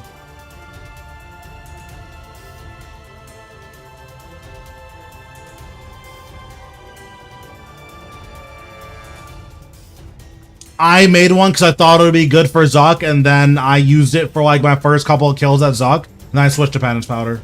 I do use it at Virago though. Although Virago is probably one of the bosses that it's better to use Penance Powder.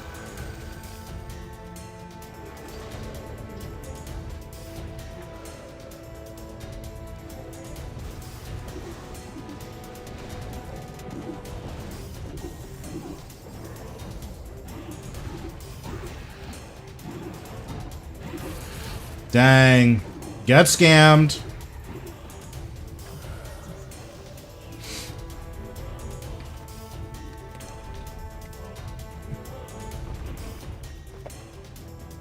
I mean, listen, if you have that many extreme prayers, it sounds like you better start using them.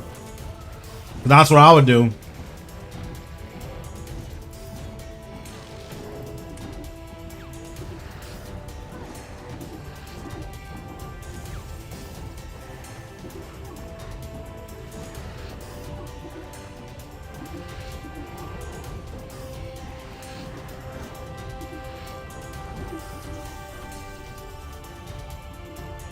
True. You sound like an alcoholic. It's like, well, it's in my house. Might as well just take a sip every now and then.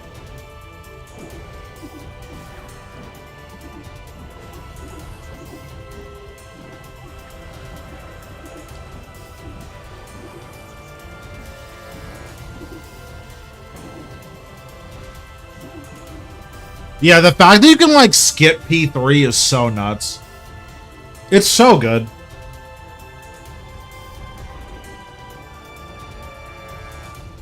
Yeah, it's AFK unless you want to be a hero and try to soul split flick. Because if you do that, occasionally Zemmer Ghoul will no telegraph, finger of death you for 15k and kill you.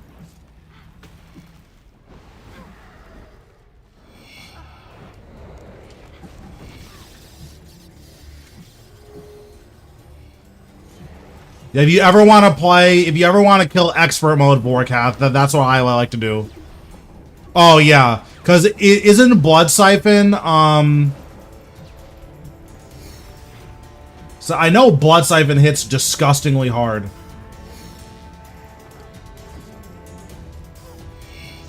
Yeah, there is a telegraph for Blood Siphon, which is really good.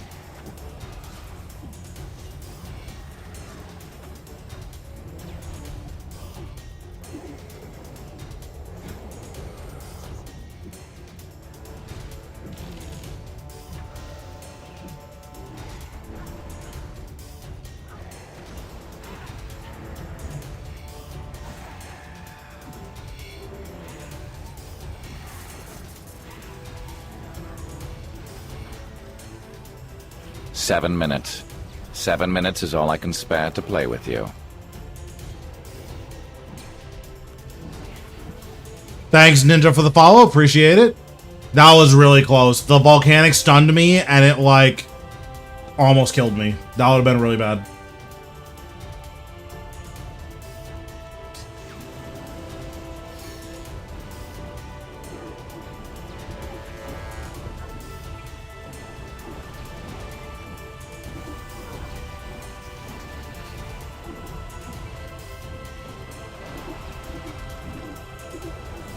And now I have to get to cheat, so that's always good.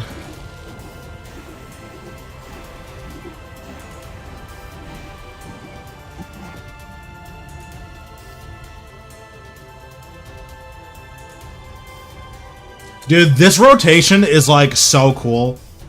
I know it stops working when the golems can kill you, because at some point the golems will just kill you before you finish your setup. I just don't know when that is.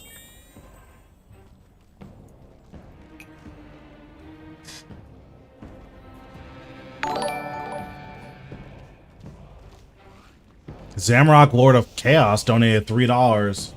Okay, after Telos, we'll go to Zamrock. I'll humor you. Thanks for the $3, obviously. Dude, I haven't gotten a drop from Zamrock in like 100 kills, though. It's so sad. I will say my last drop was a bow piece, though, so...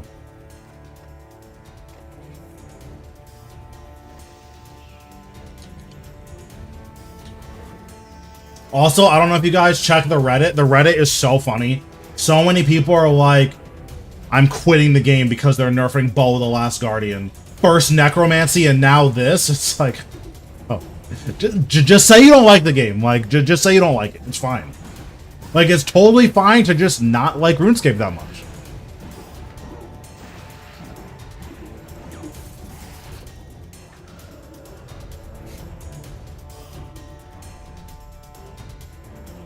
It's like, bro, imagine quitting the game because they're nerfing something you don't even use.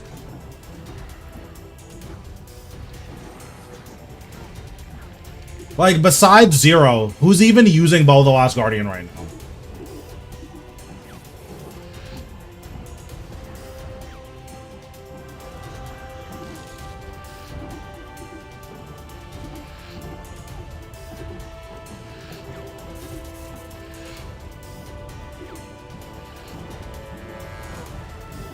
True.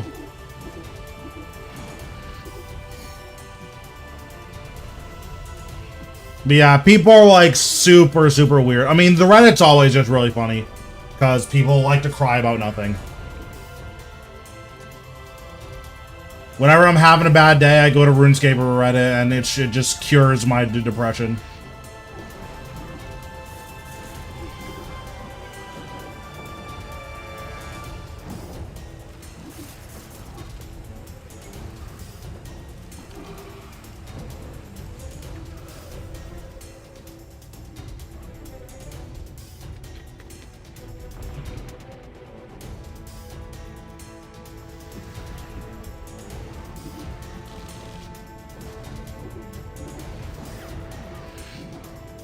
I think Magic's really fun. Unfortunately, once the beta goes live, Magic is going to be the weakest style. Assuming it launches like as is.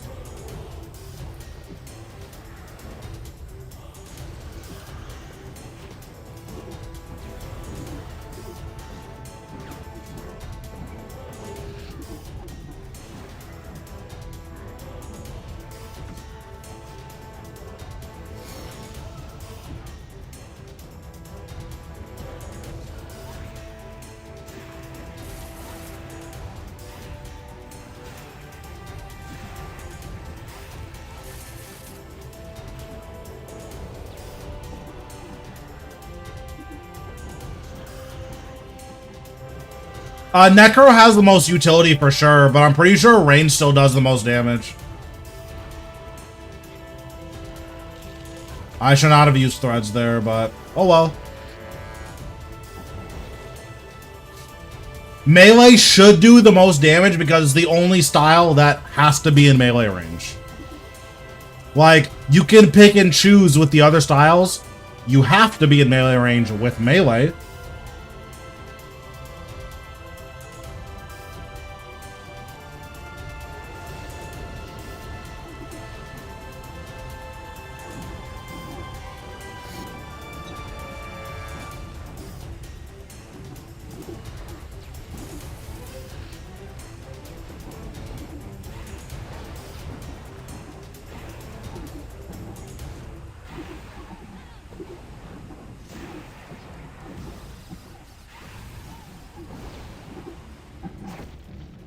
Dang, even on Volcanics, they just didn't stand a chance. Like, that's so nuts.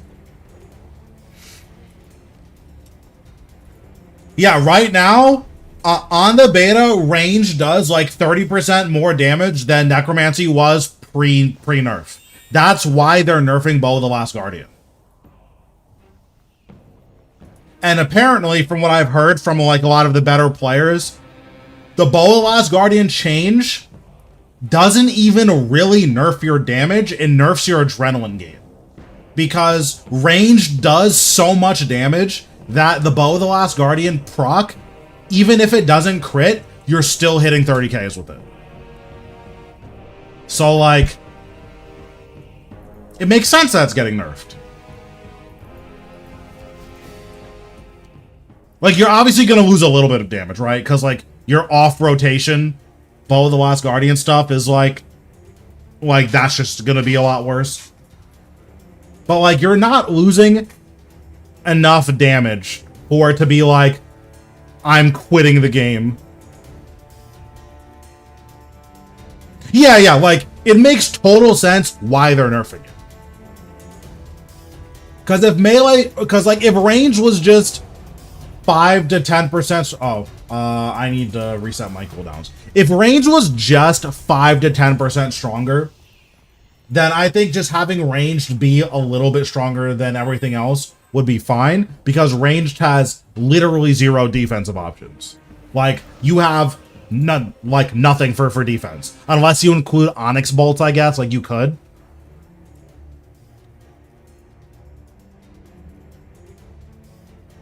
But in theory, with God RNG, before the changes, you could rapid fire up to full adren, get your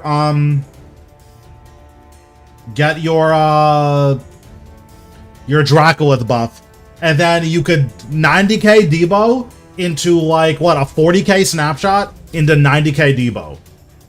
That's probably not okay. You can still do that, you just lose 20 adrenaline on it now.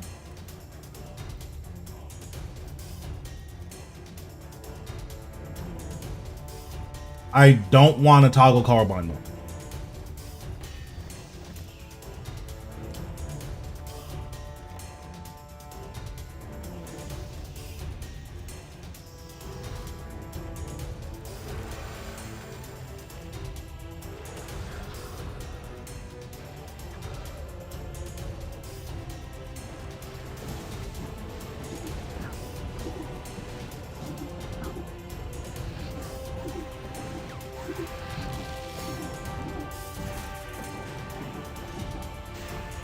Bro, Telos is such a cop. Telos and Rago, they both do the same thing. I go to res, all of a sudden, I have one attack. I'm gonna stop hitting you. Like, okay.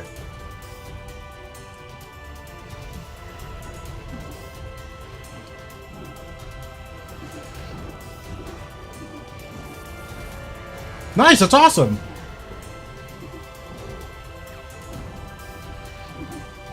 I've retired Zuk, so I need you guys to pick up the mantle. Someone needs to keep Zuk in check, because it's not going to be me anymore.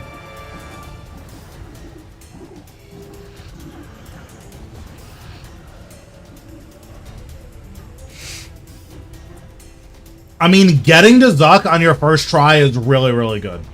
Most people, because, like, I always say this, the hardest part of normal mode Zuk is Zuk.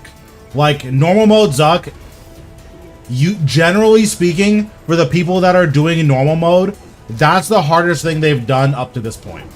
The hardest part of hard mode Zuk is wave 9. Or wave 8, whichever one is 6 rangers. That's the hardest part of hard mode Zuk.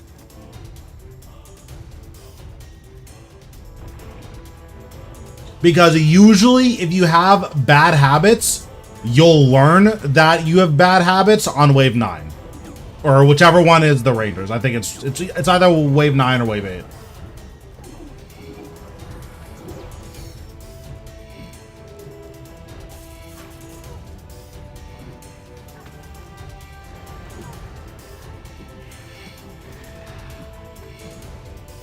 Okay, now I'll be able to stun lock him significantly easier.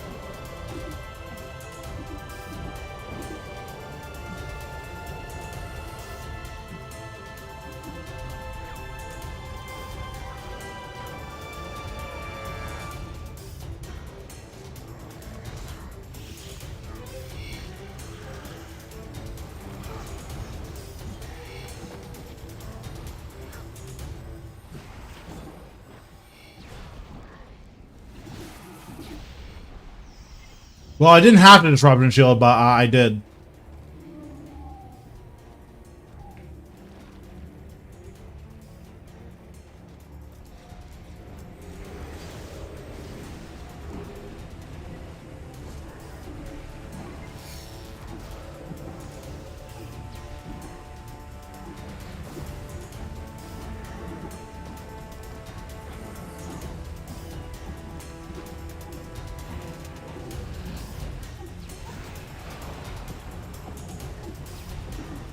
Zuk is all about proper movement. Yeah. Zuk is one of the bosses that a lot of people don't realize that this is what you're learning, but the point of Zuk is to practice movement. If you learn your soul split flicking from Raksha or Glacier, and then you learn good movement from Zuk, There are very few bosses that you won't be able to learn relatively quickly. Because that's all any boss is, right? It's moving and protecting your, and using your resources and stretching them as far as they can go.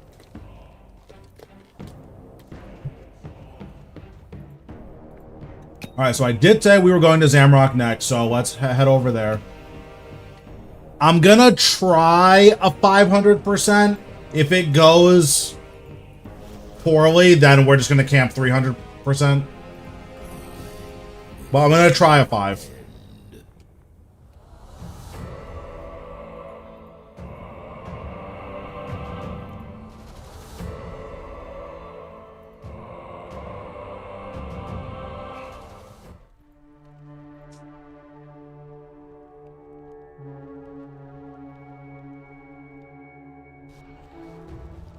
Yeah, I think Zuk's really fun. I really enjoy that boss. Well, I used to. I'm like a good on Zuk now, but I used to really enjoy that boss. Going ultra dry on the pets, or on the pet, like, really demotivated me.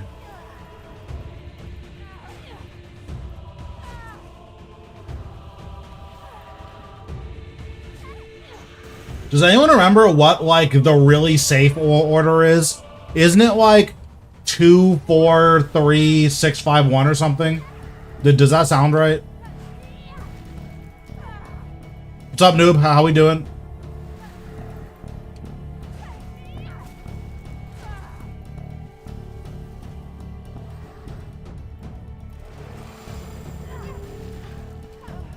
Two, 4, 5, 3, 6, 1. I see.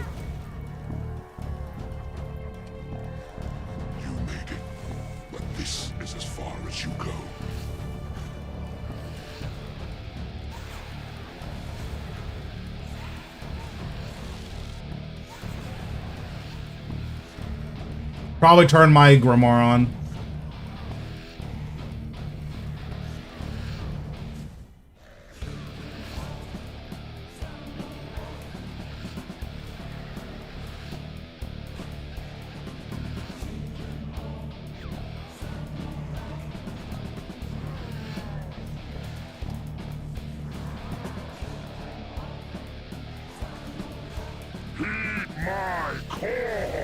I wasn't sure if I was gonna phase it because of the HP bug. I had no idea if I was gonna phase it or not.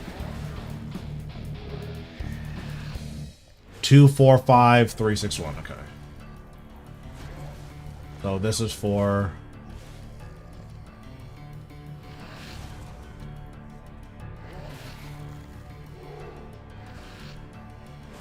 I'm gonna wait until I can get a Storm Shard here. They made it so that you could get the skip without without doing the 25 clears.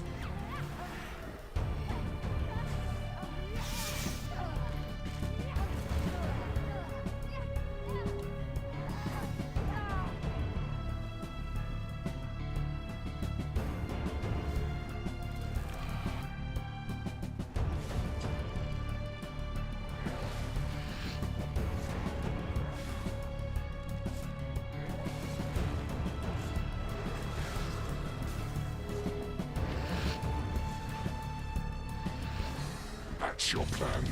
The edicts.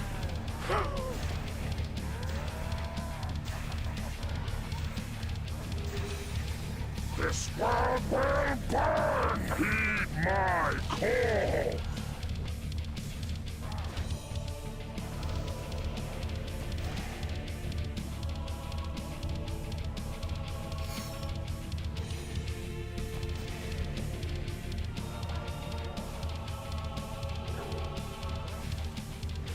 Doing 5 early sounds so trash, though. Yeah, I don't actually remember what the breakpoints are, so this is, like, really annoying.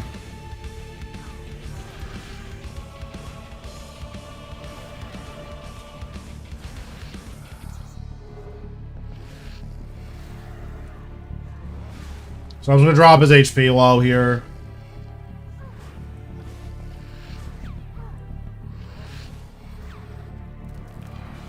Since I waited this long anyways, I might as well put another Storm Shard on him.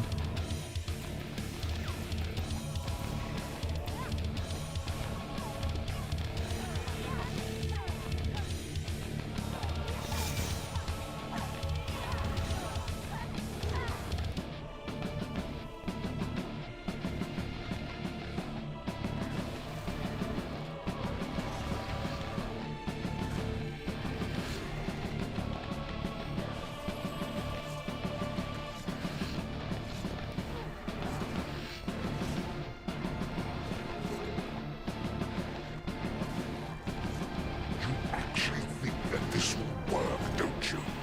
That Gathix's ultras will stop me again? Step into the dark. My call. Meet your death.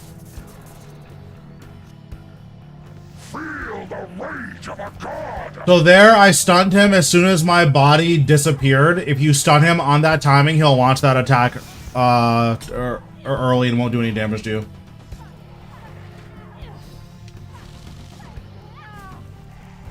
And also, it'll make this guy just follow you, so you can just kill him at your leisure.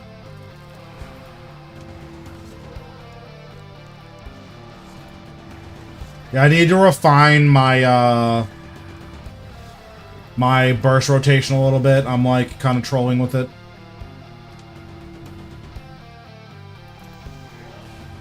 Oh, okay.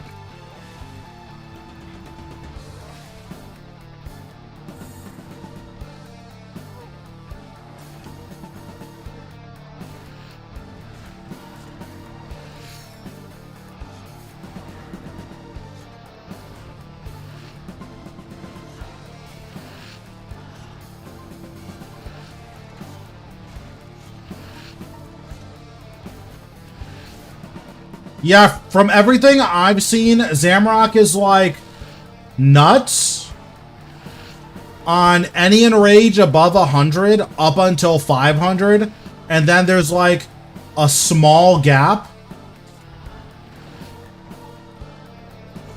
This is no longer an illusion.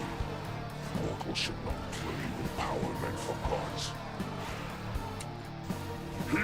Okay, there we go.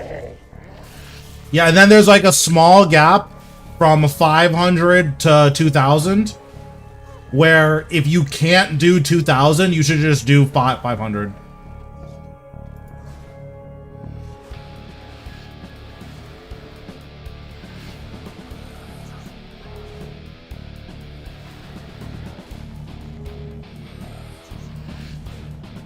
Oh wait, it's 3 next.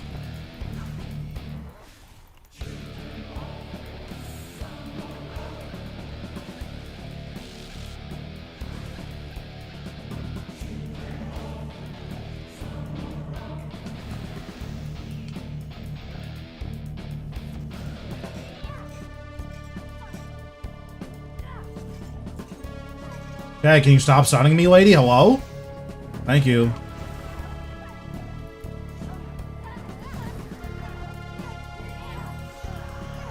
Yeah, the first Necromancer armor just makes you so sustainable. And, like, it's one of those things that you're like, well, it's power armor. Like, why couldn't I move? You're like, oh, it's power armor. Like, surely this isn't going to make me tankier. It definitely does.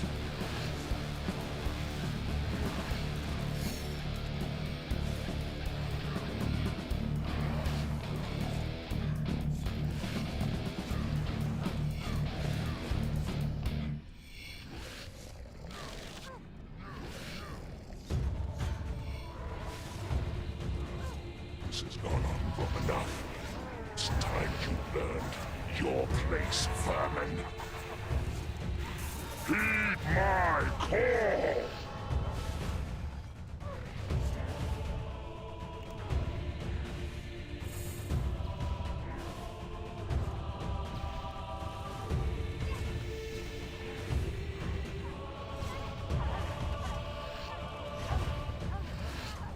Yeah, it would definitely be nice to get some more conjures. For sure.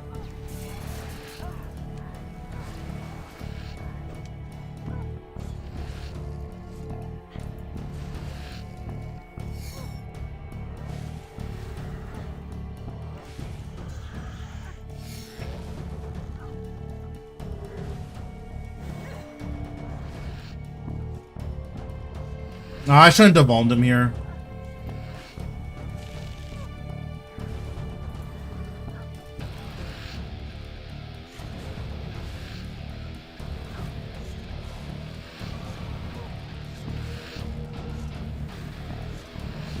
So we'll res. Then we'll go up.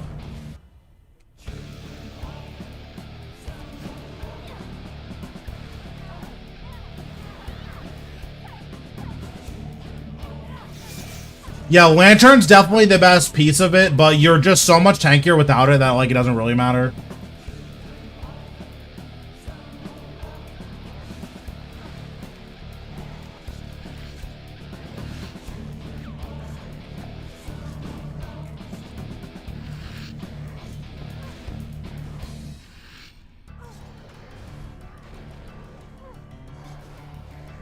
Dare defy me?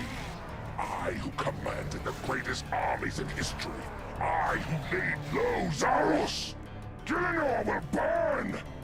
Oh, my overloads are off. Oops. Rain. You think you've won? It will never be over. Not until you lie broken. Oh, that was such a good crit.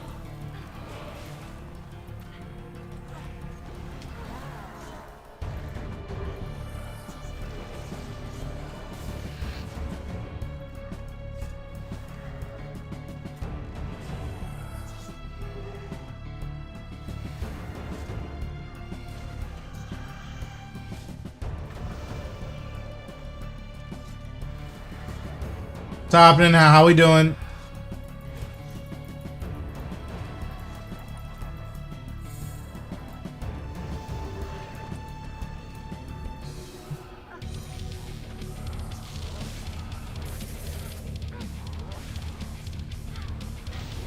Nice. Well, Zamorak is a god, so he's kind of earned it, right? I'm gonna be honest, that was a little bit more try-hard than I would have liked. I think I was gonna do 300s.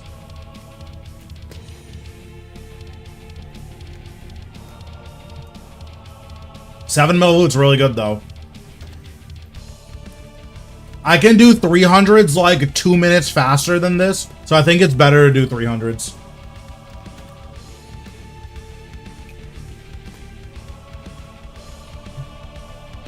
I need money. So we're doing Zamorak. That's the long and the short of it.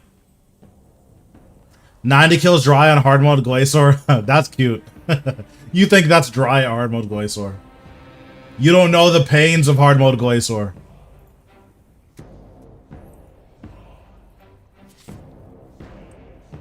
You don't know the treachery that hard mode Glacier puts everyone through.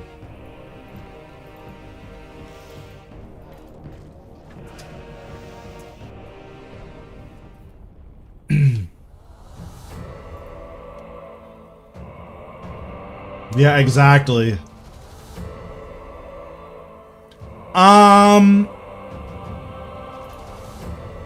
It depends. Like, when I was younger, we had a Nintendo 64, so, like, I've played games like that. If you mean in terms of, like, streaming, yeah, like, RuneScape's the first game I really thought about streaming.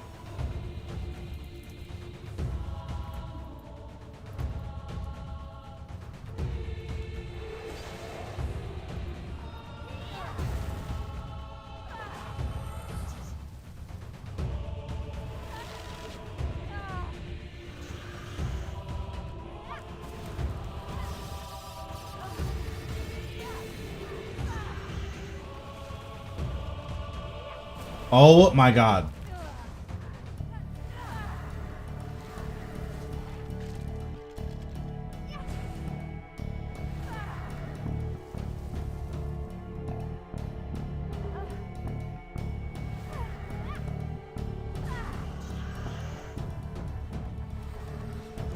You made it, but this is as far as you go.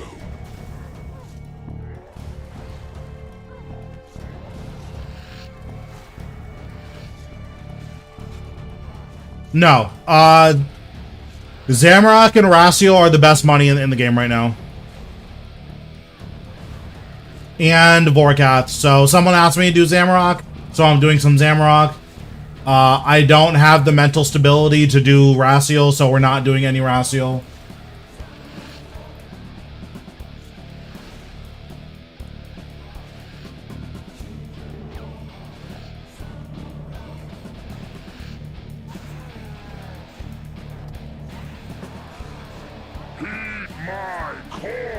See, look how chill that was. I didn't have to split soul. Thanks, I appreciate it. There's a lot of like work that goes into guides behind the scenes that a lot of people don't think about. So it's definitely a lot harder than I thought it would be. So I found out like a pretty good rotation for Zamrock. So like I don't really I don't have an active dislike for this boss anymore. I just don't like it. Or like it's just boring. So like Glacier, although Glacier I don't really dislike anymore. I think right now the only boss I don't like is Vorkath. I have Zamrock guides up on my channel.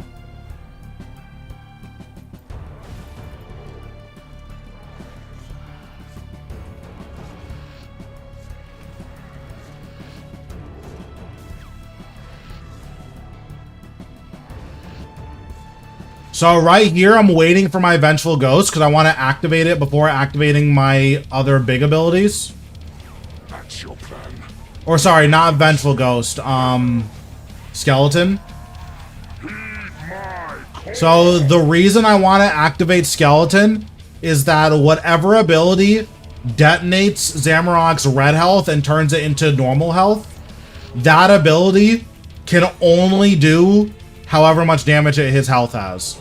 So if Skulls is the last thing that hits Zamorak's red health, your Skulls will only do, you know, 1 damage or whatever. So that's why I always bloat Zamorak and use Skeleton, is to make sure that one of those 2 abilities is the one that procs his shield.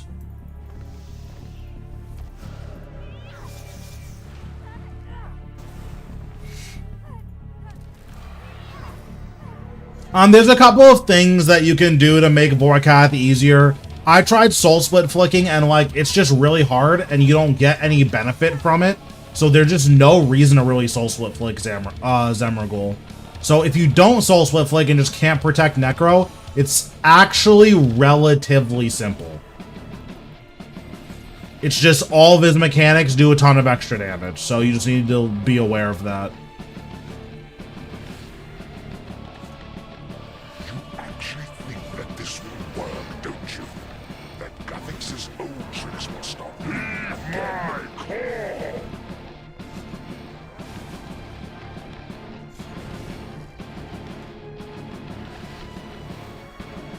Yeah, it turns out Vengeful Ghost and Blood Reaver is just enough sustain. It's not fun. Like, I will never tell you that it's a fun boss fight because it's not fun. But it's definitely a lot more bearable if you just kind of chill. Also, forgot my Hellhound. Oops.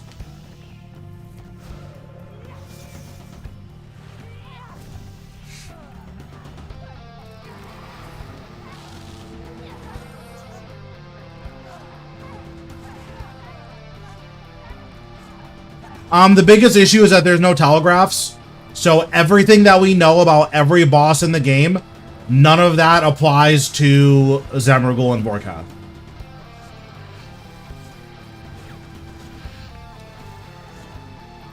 Like, every boss in the game has pretty wide telegraphs so that you know when it's gonna do X mechanic, except for Zemragul and Vorkath. While you're learning Zemragul and Vorkath, you are quite literally guessing when mechanics are coming. And that's bad design. Well, it's bad design in a game where we've established that that's not how you learn bosses.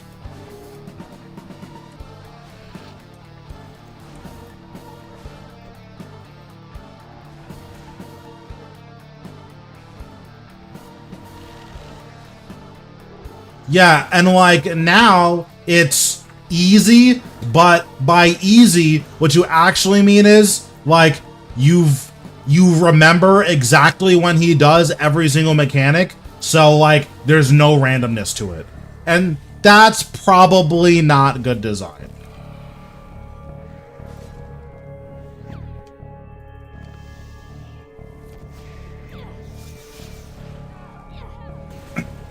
Although I guess with Crypt Boom it is actually like AFK, but yeah.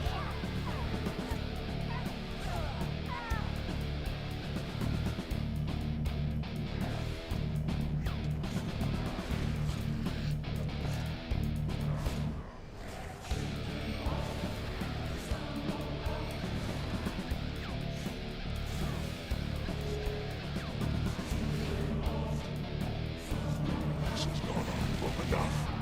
It's time you learned your place for call. Crypt Boom is really nuts. Like, Necromancy is really tanky because of how much sustain you have. You don't understand tankiness until you've used Crypt Boom. It is like a whole other level of tankiness.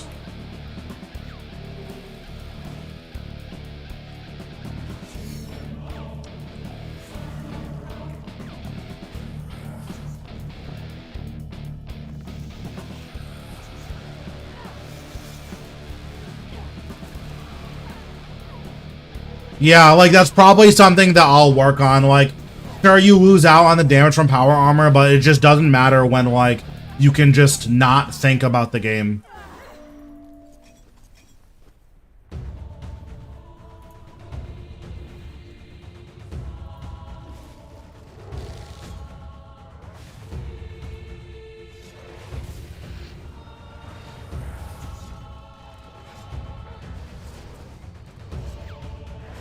Dare defy me.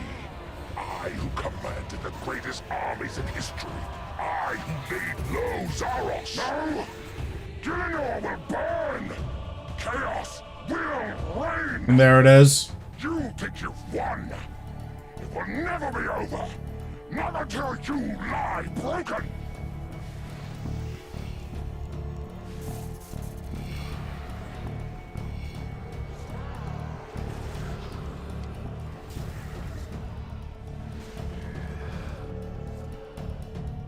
Oh, nice. I got some easy runes. That's good.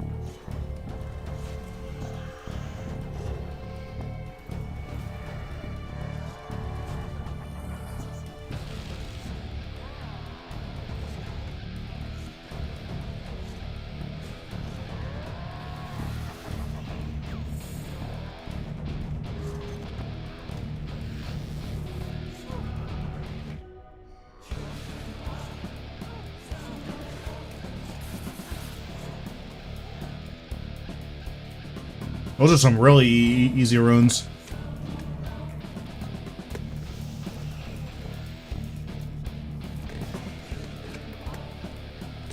Boring.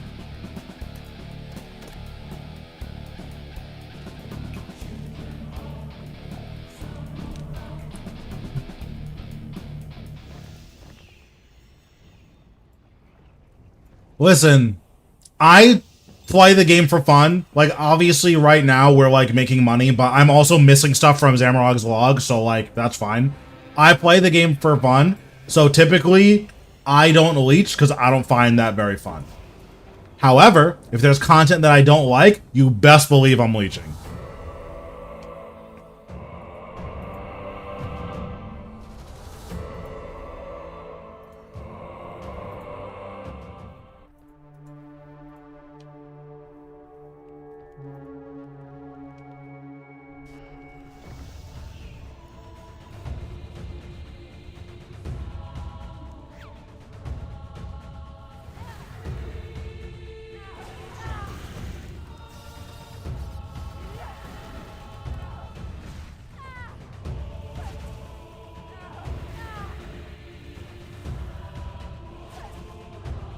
Like, whenever I do raids, I try my hardest to not get a roll.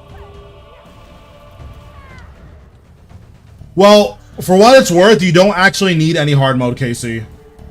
I don't know if you know that, but yeah, you don't need any hard mode.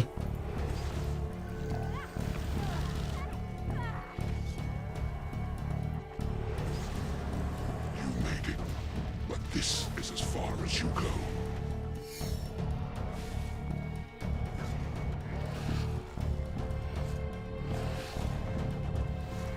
So we'll just get him down to like 20k here, and then we'll bloat him and stuff on the pad.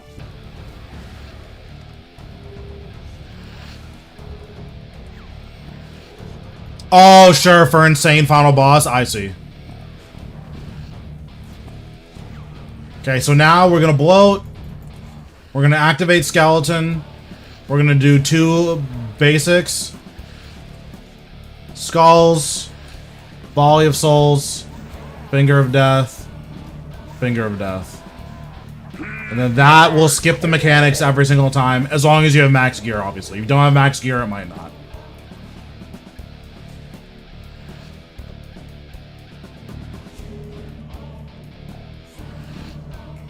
So now we're going to get him to around, or we're going to empty out his shield, and then we're going to put bloat on him, and then we're going to go up. The reason we put bloat is because Zamorak cannot regen any of his shield on ticks that he's taking damage. So that's why I put bloat on him. It's just a damage over time effect.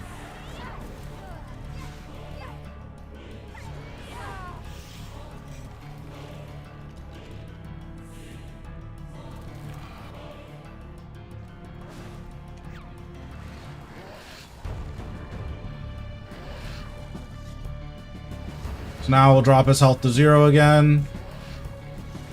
Okay, it's at 0, so we'll bloat. 1 attack. 2 attacks. 3 attacks. Skulls. Volley of souls. Finger of death. I'll use a soul sap here, and then another finger of death.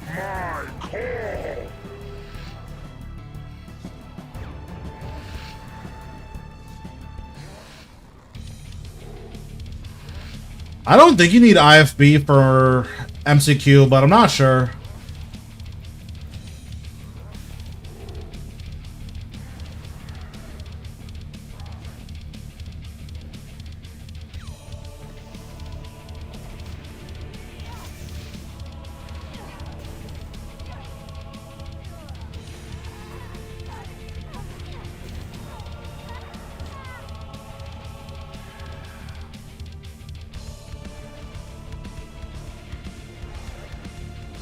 So I was on the pad for a little bit longer than I normally am. So instead of using 2 abilities on the pad, we're gonna use, or instead of using 3 abilities on the pad and then skulls, we're gonna use 2 abilities on the pad and then skulls. So here, 1, 2, skulls, volley, finger of death, finger of death. Zamorak wasn't vulned, but it just, like, doesn't matter. We walk over to this while hitting him on the way over.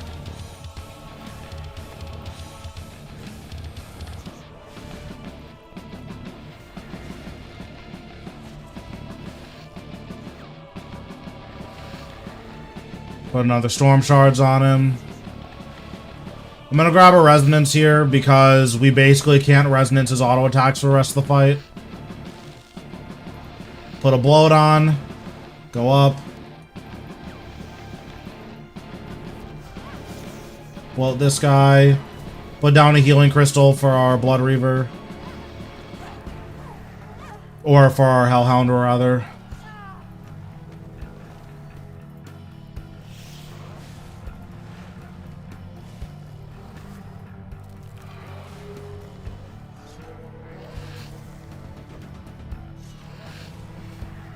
Okay, bloat.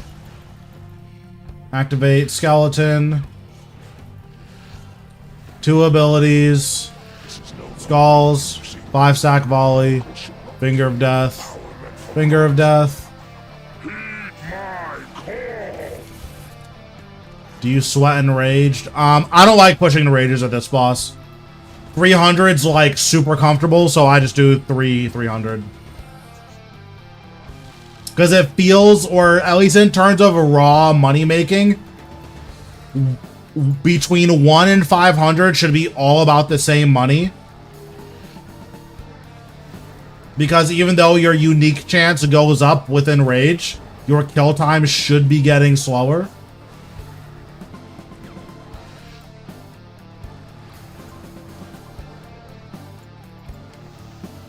With the exception of 2000 in rage, at 2000, your unique chance is so high that it's just way better than all the other rages.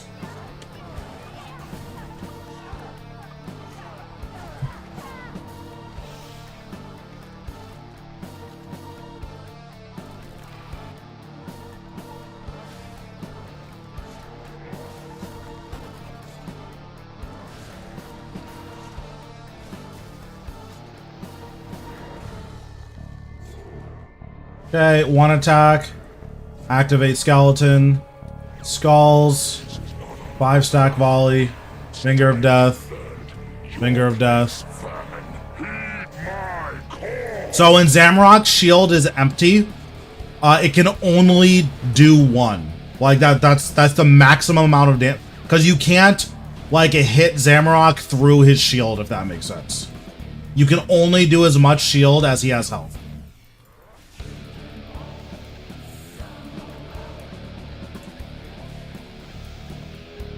Yeah, so the reason why we put blow on and activate skeleton is that you want to add as many hit splats as you can so that something else besides your skulls procs Zamrock's shield.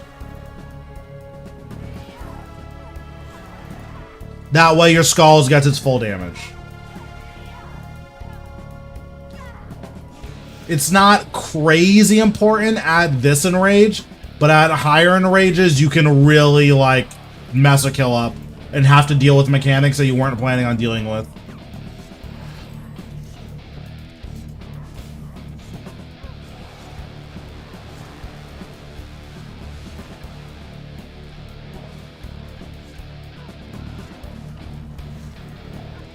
Dare defy me, I who commanded the greatest armies in history.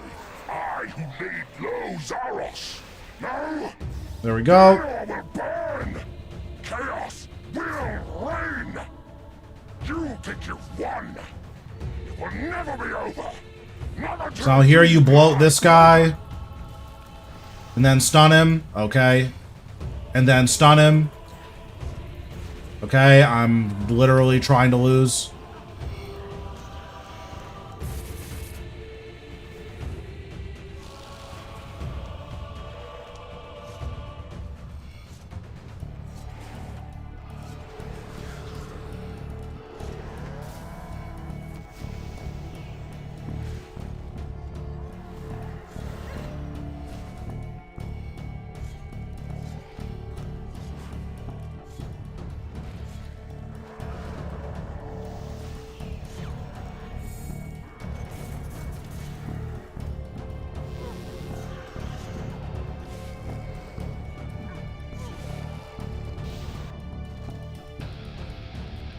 And then at the end, I did 5 stack volley, shatter, weapon spec, and it just killed him.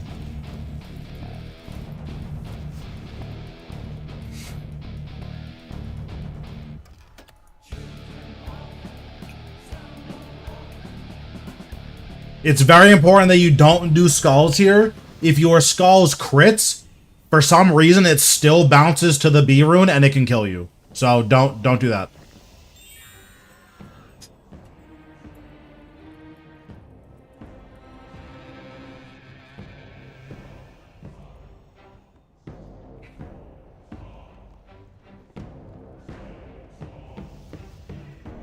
Let me see if I have time to grab this merchant.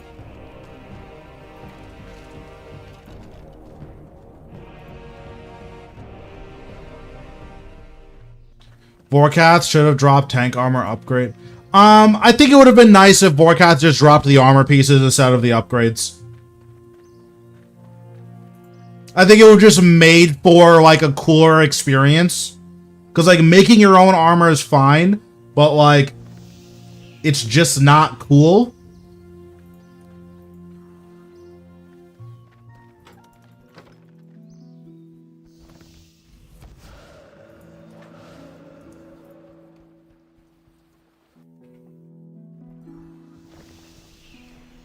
Dang, this one left already. That sucks.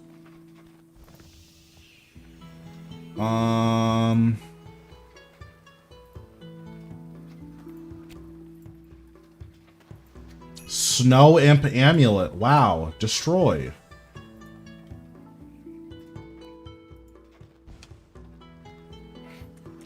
Okay, let's spend some keys. Okay. It's a lot of wrapping paper. That's a lot of wrapping paper. Oh, I can't claim this. Cool.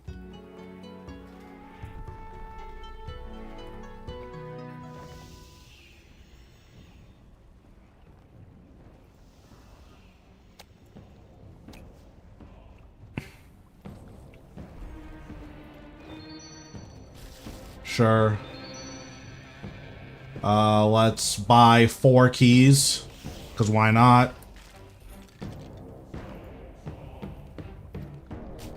Sure. More wrapping paper is more better.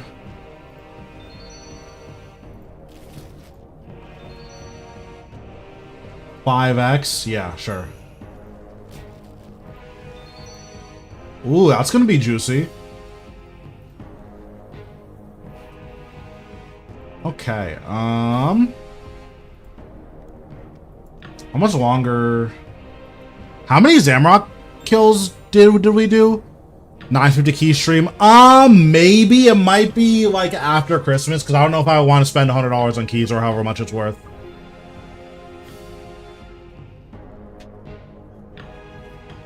Like, I don't want to do that until after Christmas, just make sure everything is handled on that end first.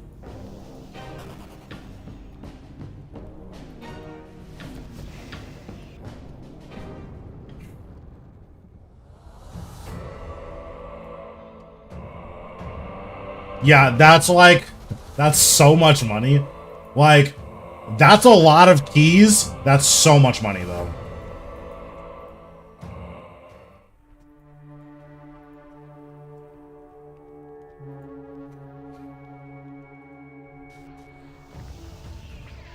Like, it's 100% worth it. That's just so much money, though.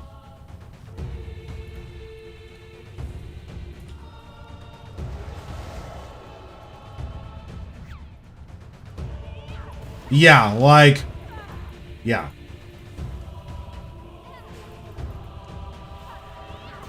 Like, gambling is bad, especially if you have a personality that makes gambling, like, really fun for you. Don't gamble. But if you're going to, that's a really good thing to gamble. But don't do that. That's not good.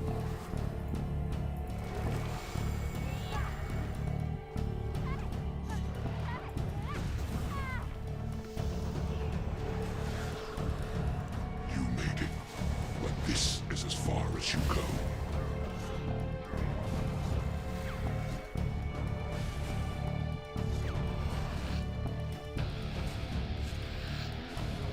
We're here, we're just gonna drop him to 20k again.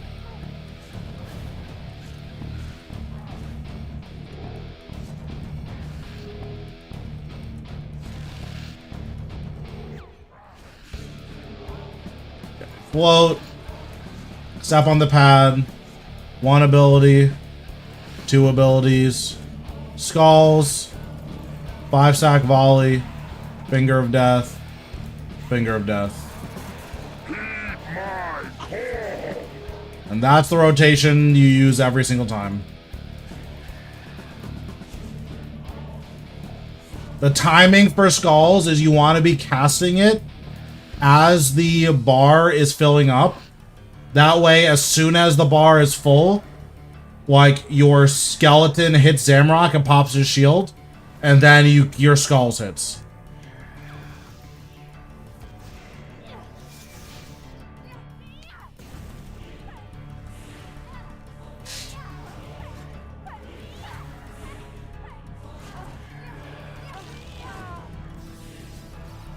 Yeah, there's a lot of, like, really good stuff in the Rune Coin store. So, like, again, super, super worth it. But also, gambling is bad. But it is worth it.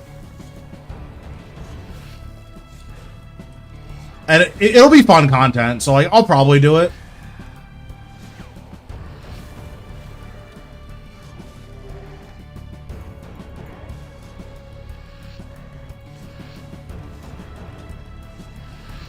That's your plan. The edicts. Because, like, I don't really care about the rewards. Like, probably gonna get, like, what, 30 to 40 million XP in whatever skill I'm lamping. I'm gonna get probably 50 mil bonus XP in whatever skill I'm doing. Nice, that's awesome. I'm glad to hear it. I'm gonna grab a resonance here because I trolled and... Okay, I'm gonna grab a resonance here because I trolled. Okay. Oh, yeah, thank you.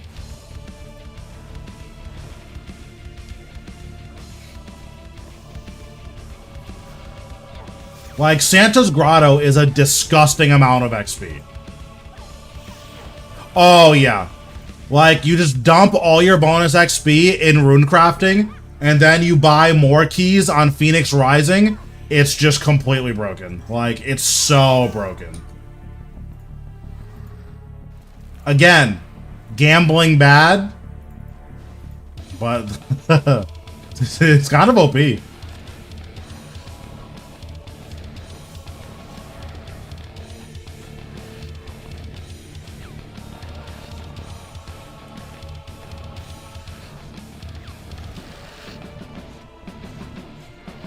Actually think that this will work, don't you? That Gothix's old tricks are my call.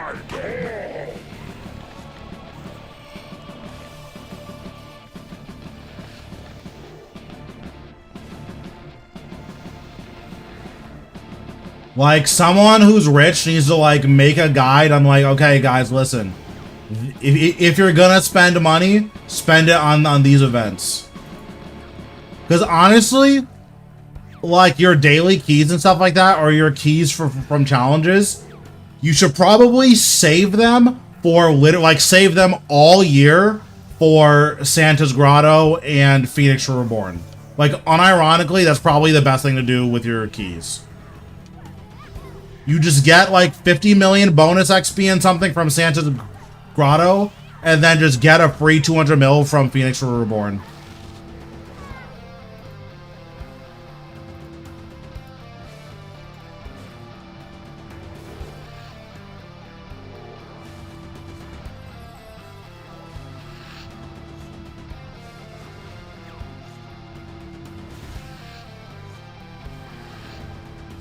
This is no longer amusing. Yeah, exactly.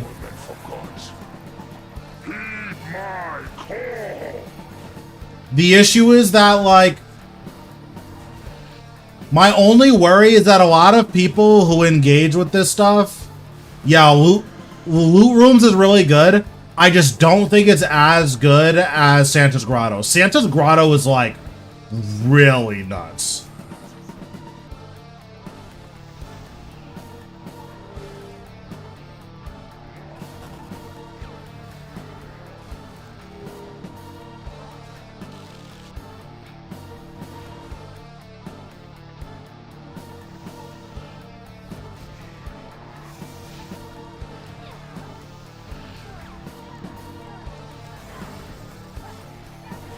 Very nice.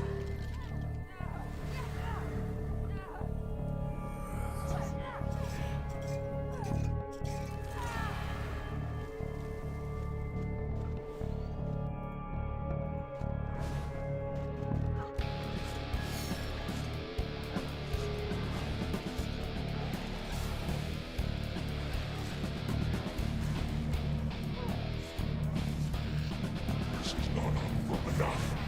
It's time you learned your place.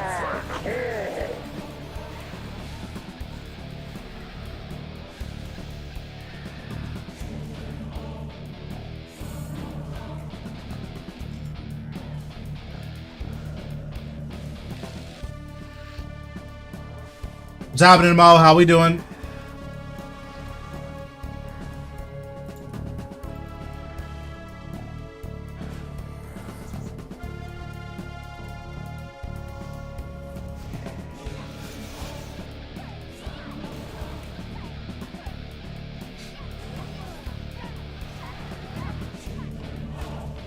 So I started playing on full screen to increase my like field of view slightly.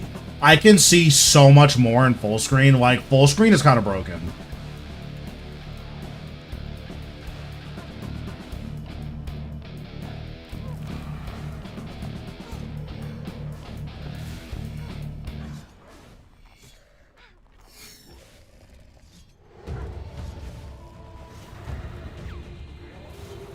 Dare defy me? I who commanded the greatest armies in history. I who laid low Zaros. No? Gillinor will burn! Chaos will reign! You think you've won? It will never be over! Not until you lie broken!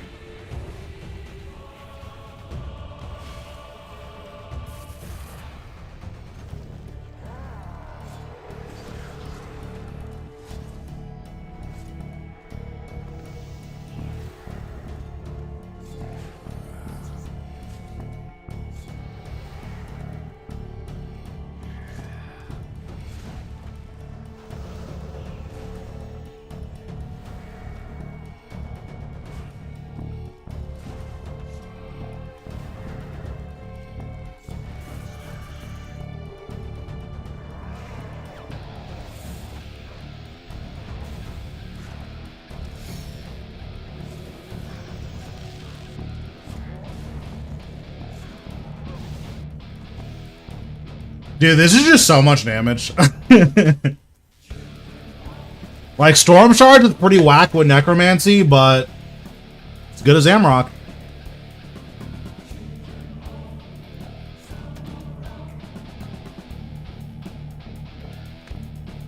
Honestly, at this enrage, I don't even think it's worth stacking Storm Shards. I think it takes too long. I have to spend too much time doing it. I think I can just use my weapon specs.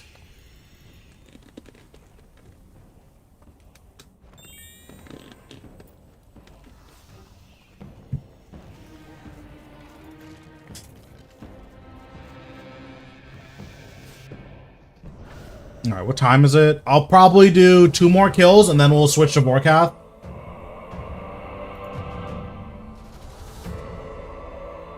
And then we'll try the patented Crypt Bloom Vorkath technique.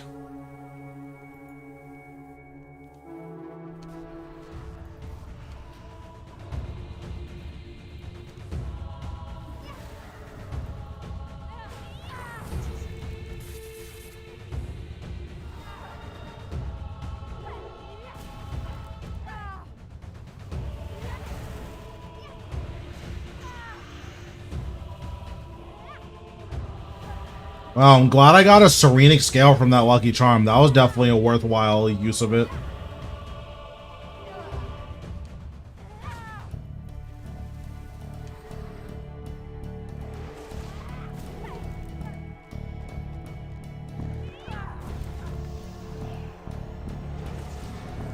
You made it, but this is as far as you go. Oh, I missed my Bone Bomb. Okay, well, that's not good.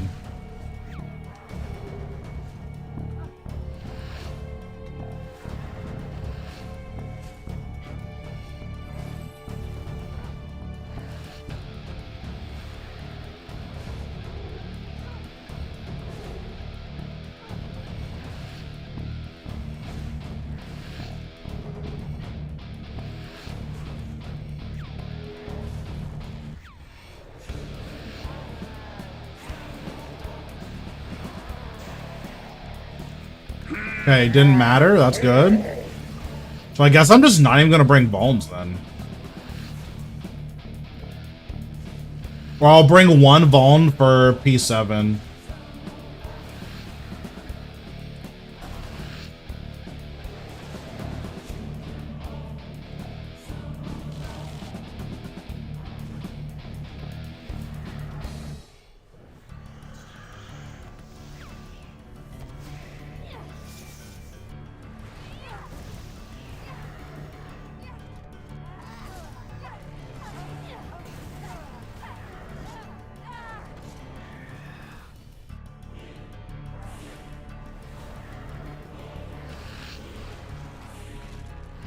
I forgot. I decided I wasn't going to stack storm shards anymore.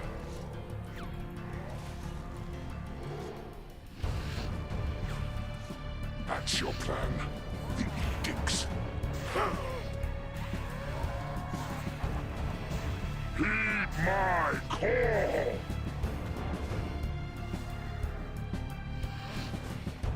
Oh my god, Zamrock, move.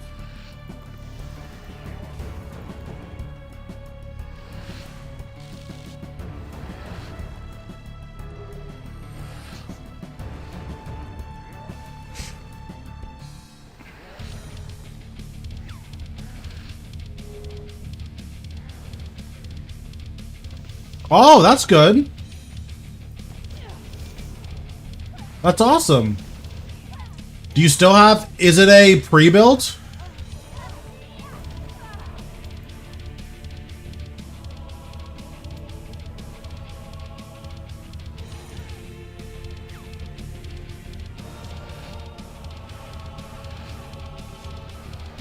Because if it's a pre-built, you can fix it. The fix is not exactly ethical, but if it's a pre-built, then you can fix it.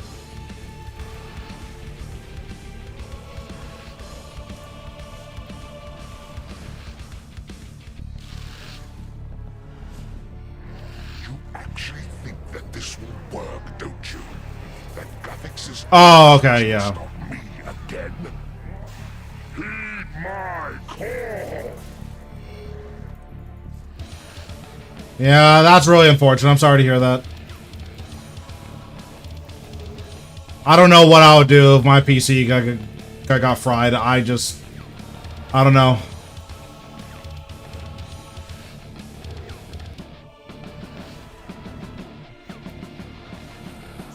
So what I did, because when I was younger, my morals were a lot more questionable.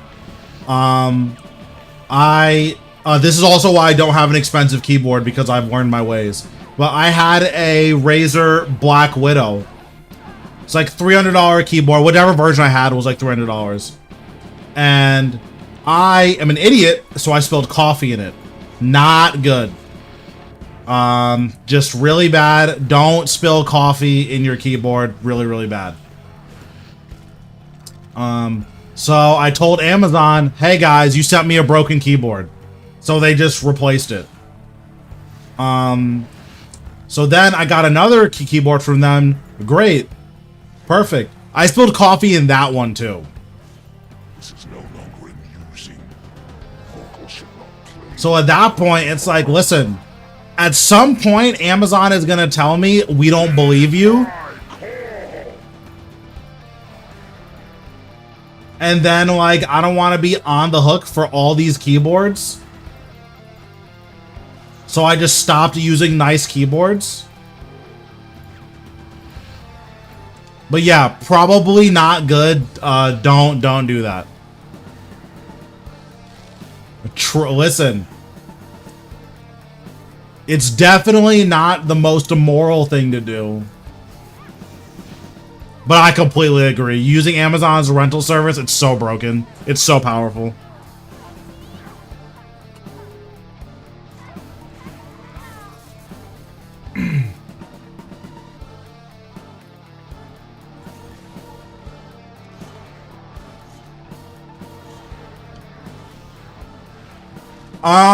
Assuming the changed equilibrium stays as is, if you're not going specifically for a crit build, it is almost always going to be best in slot. Yeah, if you're not going for a dedicated crit build, it's basically always best in slot. Time you learned your place first. Heed my call.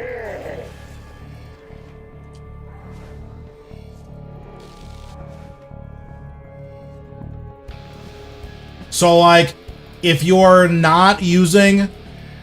I wouldn't say it's useless, because there are builds that have crit synergies.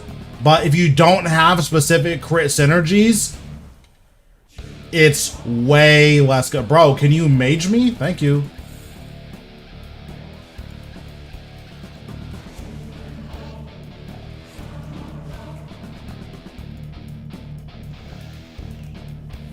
But yeah, having the specific crit synergy is going to be a lot more important.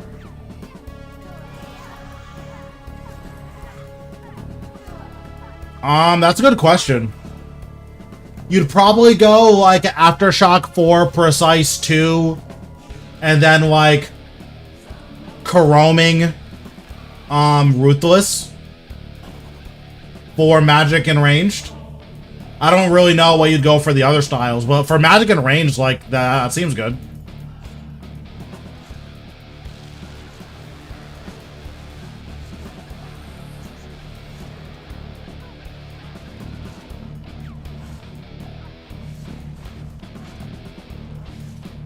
Dare defy me?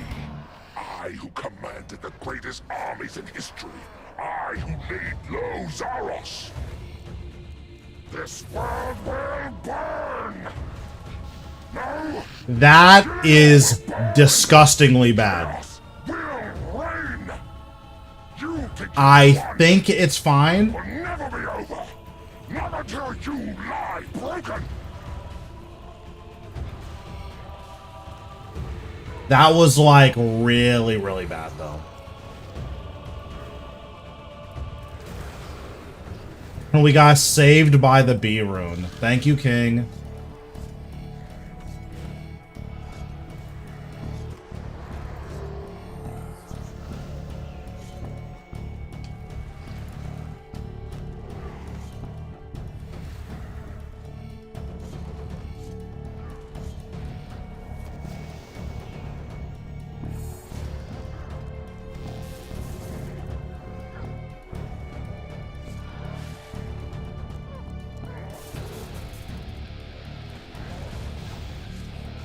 Okay, yeah, so we don't need storm shards, we don't need Vaughn bombs. That's really good.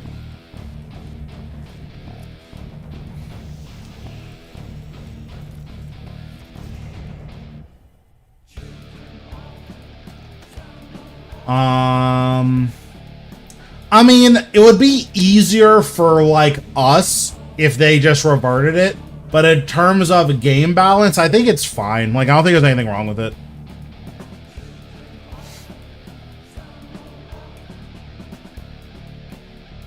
Because, well, let me actually look at the patch and see what's going to be different. Let's see. Combat beta number 2. Not 2%, number 2.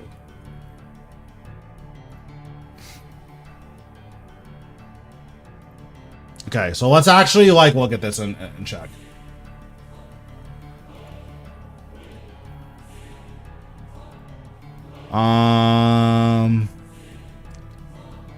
Okay. So, this is all fine. This, like, doesn't really matter. Yeah, that was P7. You just burst him. Channel abilities. This is really good. The channel bar is really nice. This action bar stuff is going to be really, really cool, especially for people watching. This is very, very, very good. Melee, I don't care about this. This is fine, but I don't care about this.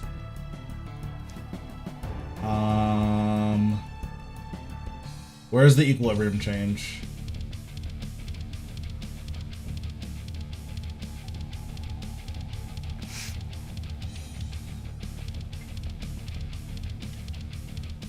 Okay, so it increases your ability. Increases your ability damage by 4% per rank up to a cap of 16.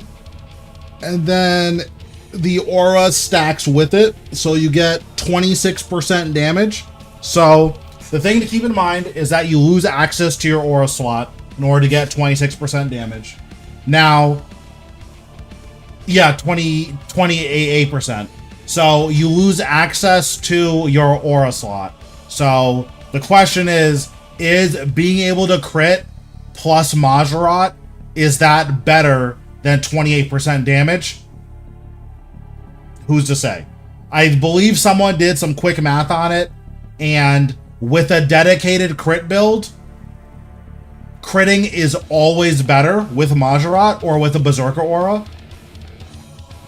But if you don't have every single crit thing, then Equilibrium is better.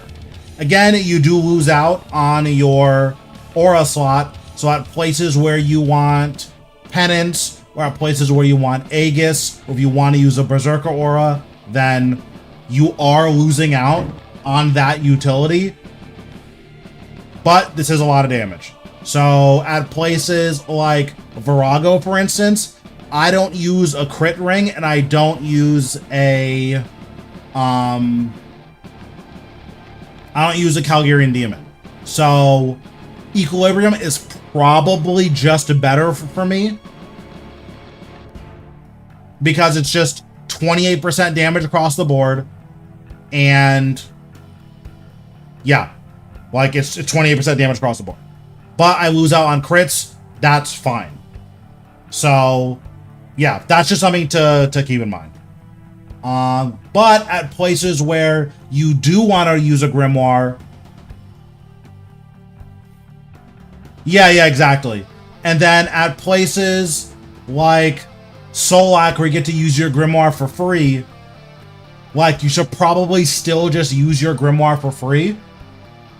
And then at places where you are already bringing a Calgarian Demon because, like, you don't really care about the crit changes, or because you're just hard capping on your damage, then you're just going to want to use your Grimoire and your Reaver's Ring anyways, right? So that's worth considering. This is going to be really good if you either don't have a full crit setup, or yeah, like using full crit at Solak is almost certainly better. Because one of the big reasons to not use a Grimoire is that it costs a lot, but it costs nothing at Solak. Wouldn't be using a full book better? If you wanted to use full book with Equilibrium, that's an option. I think someone did the math on it to see how good it is. Let me actually check. Reddit.com.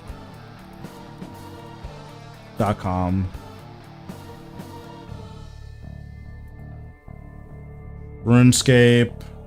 Search. Equilibrium.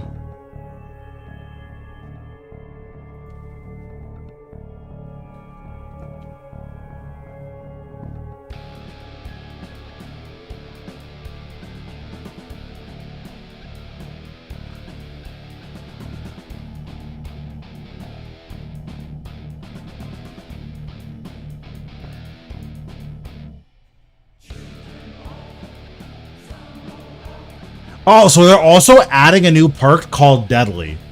And then Deadly is just 1% increased damage per rank. So, like, that's pretty good. But there was someone who did the math on this. I want to see if I can find it.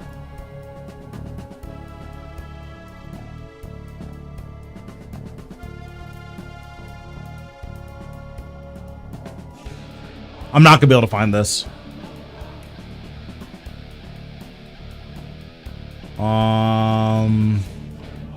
It's a lot of people complaining about it though.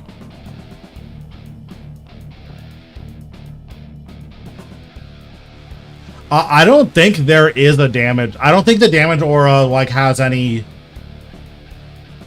scaling. I think it's just increase your damage.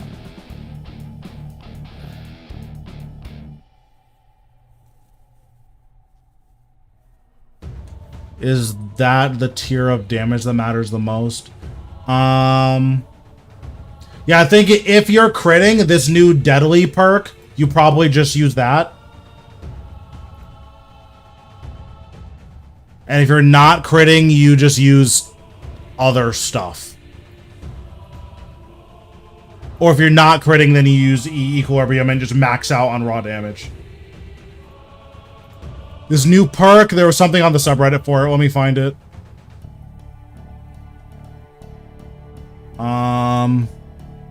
Actually here, let me just...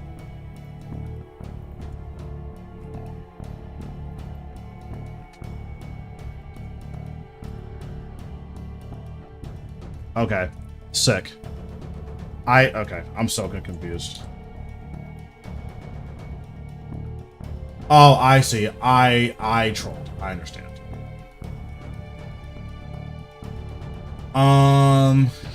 Here. So this was 3 days ago. And then current equilibrium is being renamed to deadly. And it's just small damaging increase. And then equilibrium is gonna be 10% plus 2%. So I think this equals out to 16% or to 18%. Wow, that's really nuts. So that means you get 30% raw damage across the board with equilibrium.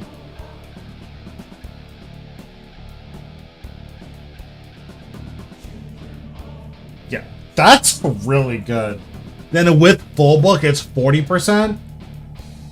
So what's the cap that magic hits for? Is it 41% for crit chance? Yeah. I'll link it.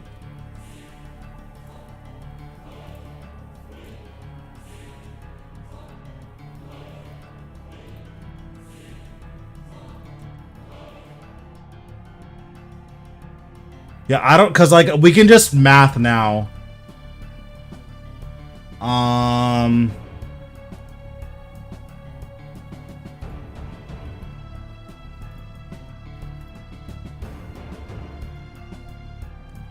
Oh, my thing just got completely destroyed. Okay, we need to move that over. Okay, let me actually like do some math.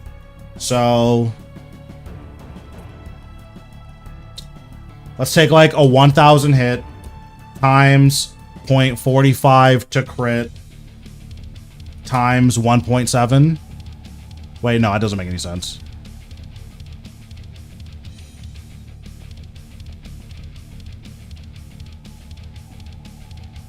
Okay, so 1700, and then this happens. Oh no, hold on. That math was right. So 1000 plus, and then 1000 times 0.45 times 1.7.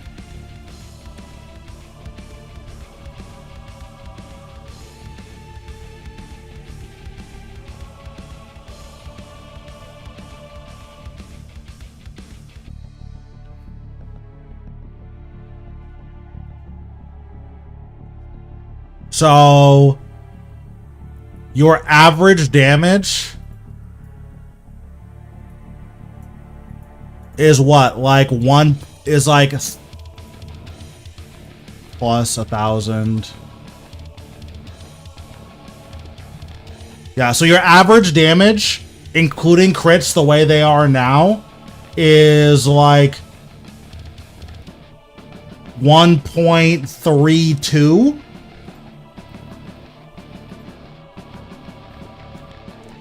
And this is super rough math, so I could be wrong. But it's like 1.332 with Grimoire and max crit.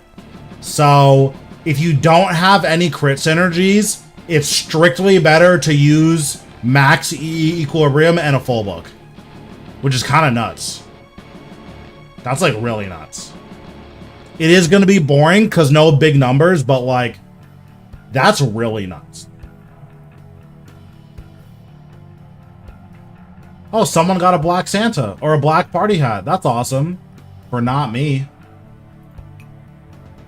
Okay, we'll do one more kill of this and then we'll switch over to Vorkath.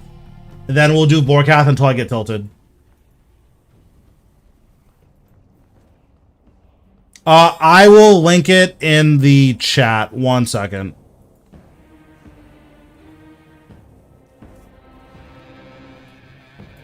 And of course, the guy in the Discord is like, so is it better or is it worse? Just nice. So here, I'll link it here. And then I'll link it here.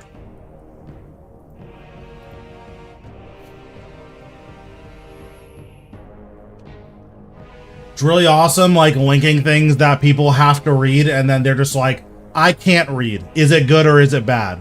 Like, just unbelievable.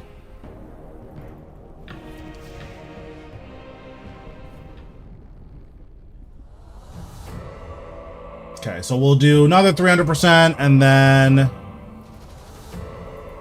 we'll move over to Vorkath. And then as long as we don't get tilted from Vorkath, we'll probably just do that for the rest of the night.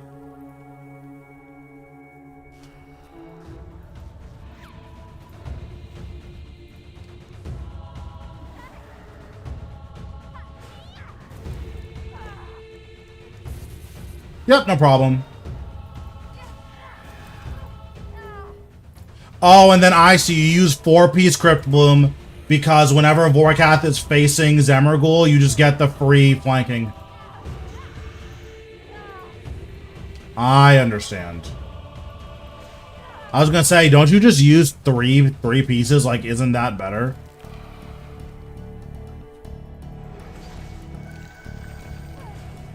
So what I'm gonna be doing this kill is full mechanic skips. I have a guide for full mechanic skips on my YouTube. So if you want to learn like what I'm doing here, there is a guide for it on my YouTube.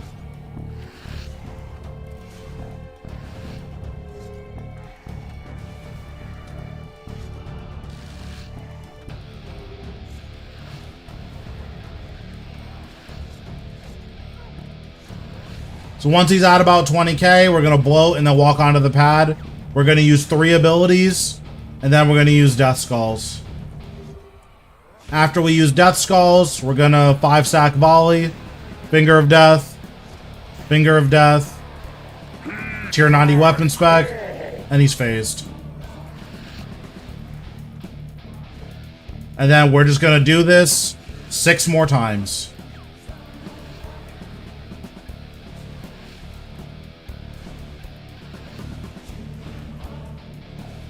We're going to bloat him before going up because it's going to reduce how much he heals.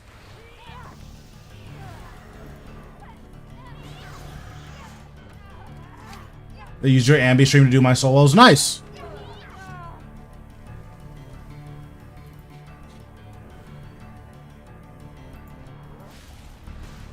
So I need to resummon my guys here, so I'm going to resummon my guys. Haunt. Bloat. Activate Skeleton. 2 abilities. Skulls. 5-stack volley. Finger of Death. Weapon spec. And he's phased.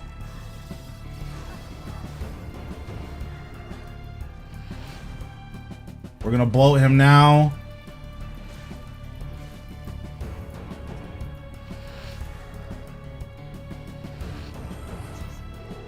We're gonna drop him to 0, then we're gonna bloat him again, anticipate and go up. And then, yep, we're just gonna rinse and repeat.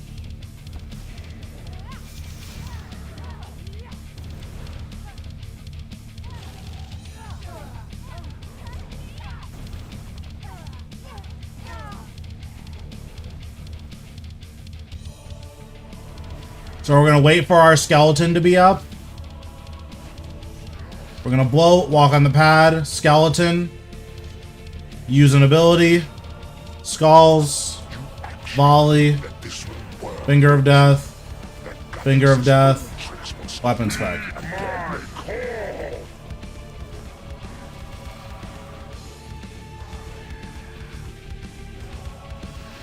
And you just do that 6 times. Nope, they haven't patched that. For some reason with Vorkath, all the quality control just went out the window. I don't really know why that's the case, but yeah, they just completely forgot about quality control with Vorkath, which is really sad.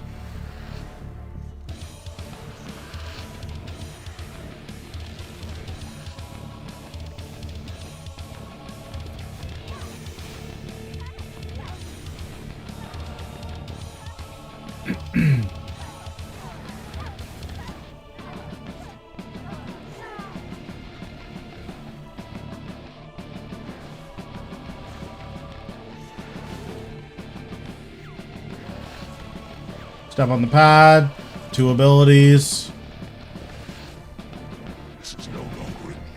I mean, the Christmas event was really good. Like, it is a good Christmas event. It's just, they hardcore drop the ball with Vorkath. Like, there's just not really any denying it, unfortunately.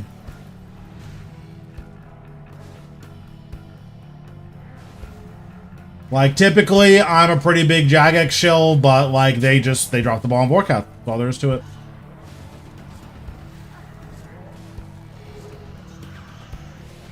So you saw I bloated him, and then when I came back down, he had 5k health. We're not gonna bloat him, and I'll show you the difference.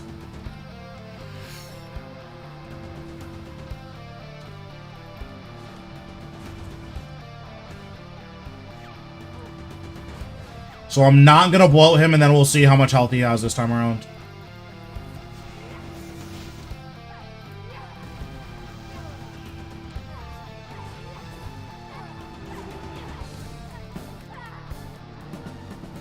Yeah, so he has 15, he has 18, 20k health, and that's just from not applying bloat before we went up. So that's why I apply bloat before I go up. This has gone on long enough. It's time you learned your place, vermin. Heed my call! Like, it's seemingly minor, but that one thing that I did saved us, what, 15,000 damage we have to do? It's a pretty big deal.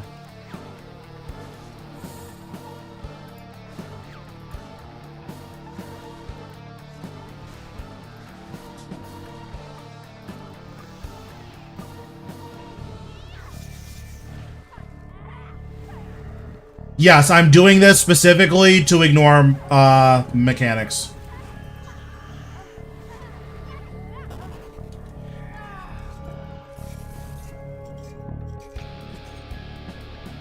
And, like, ignoring mechanics is lossless. Like, you don't lose anything by ignoring mechanics. So that's the main reason that I'm doing it. Like, it makes your life easier for free. Because any stacks that you would have going into the last fight, or going into the last phase, Zamrock clears all of those anyways.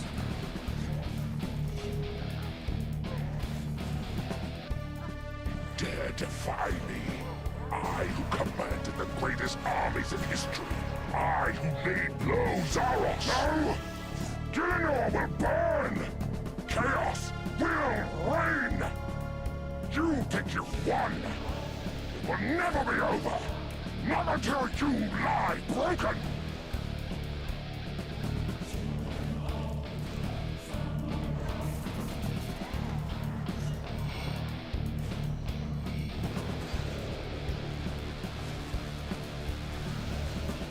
Nice, I got really good runes again. Getting good runes is so sick.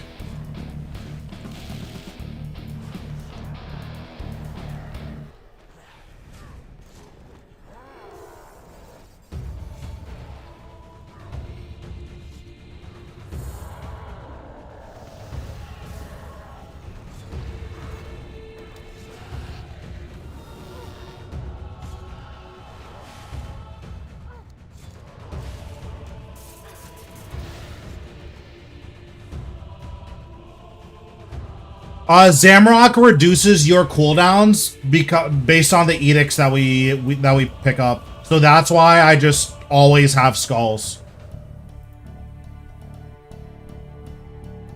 Okay, not bad.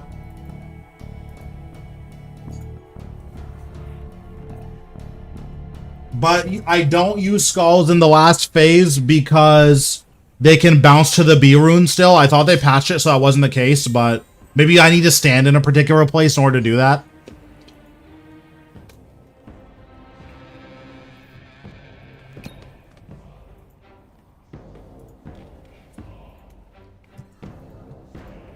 Okay, so we will use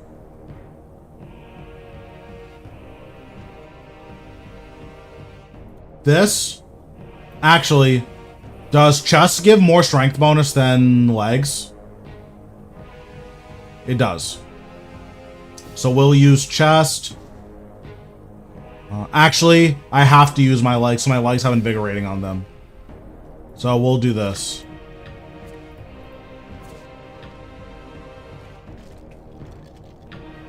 Yeah, we'll do this.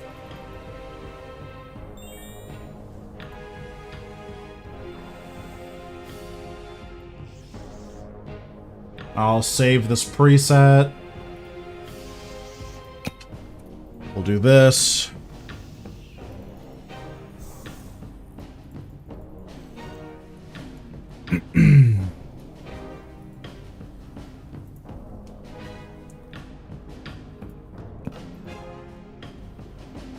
Okay, let's test the power of Crypt Bloom.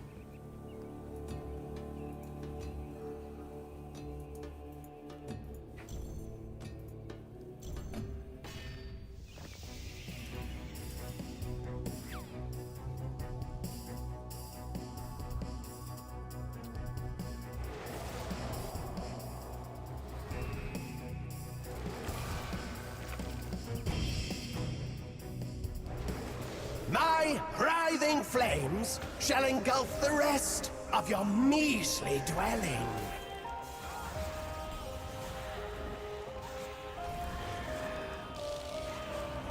You will be one with my undead troops.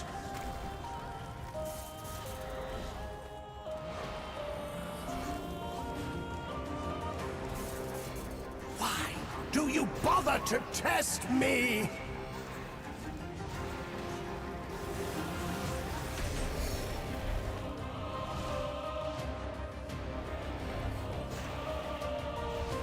I probably need to change my Blood Reaver's auto fire rate. You dare to resist me, you abomination!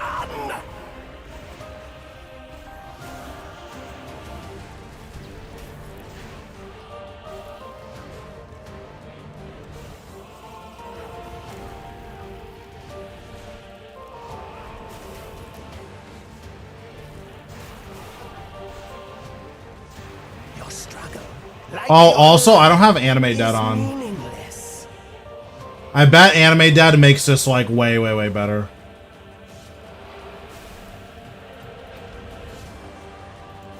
Cast my glorious vengeance down upon them.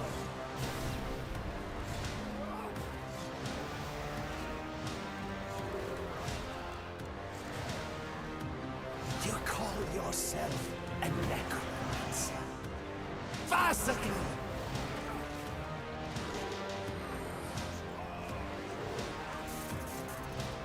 Are you determined to fail?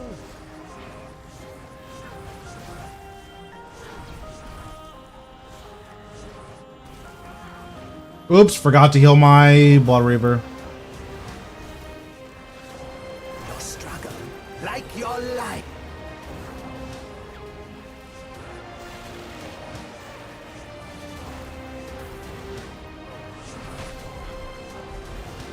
I did not even see that. Jeez.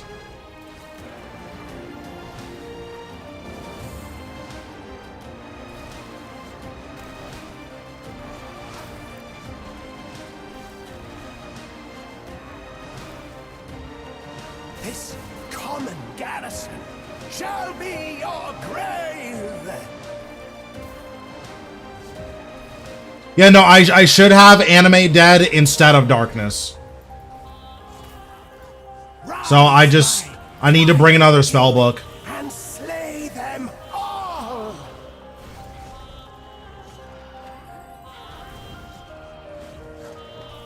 My writhing flames shall engulf the rest of your measly dwelling. Reprisal could be good, especially because you can, like, I think you can force damage into it, right? By using life transfer. Your minions are laughable.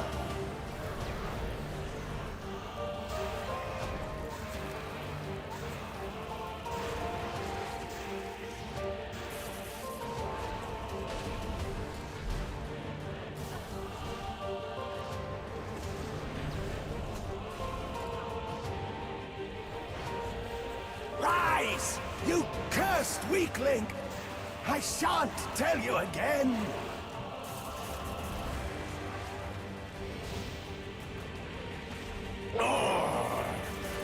must I be forever plagued by lesser beings?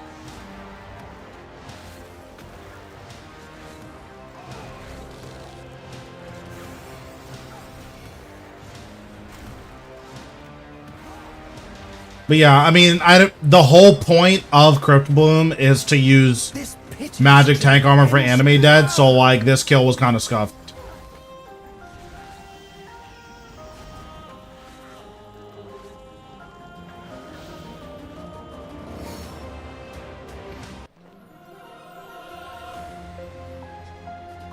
So we'll use Animate Dead this time, and then hopefully it'll go by a lot better.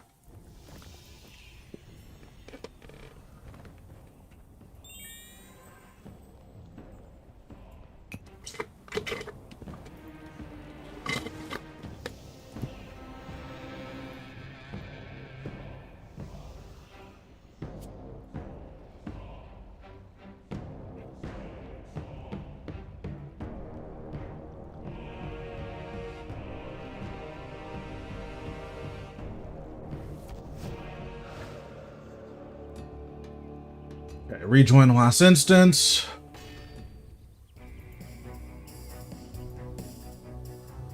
Oh wait, that's Smoke Cloud. Where's Anime Dead? Okay, there we go.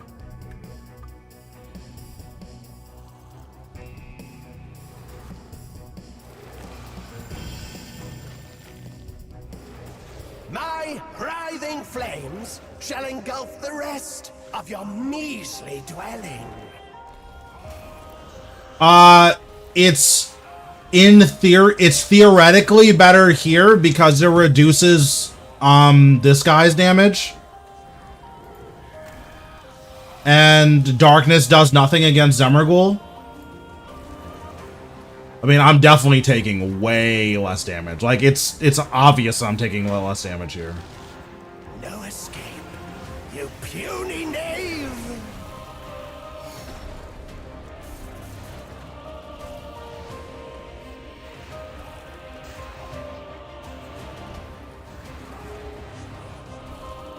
Yeah, I think if you're on an iron, or if you're on a hardcore, that's completely fair. I think it is wholly unnecessary on the main account, though.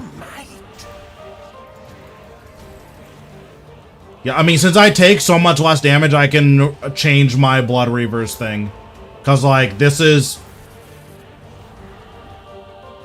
You're not taking damage with this.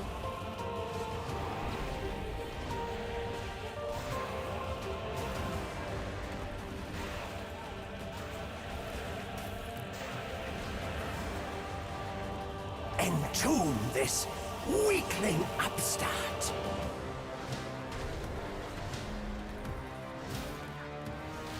Yeah, his Finger of Death there just did nothing through my prayers.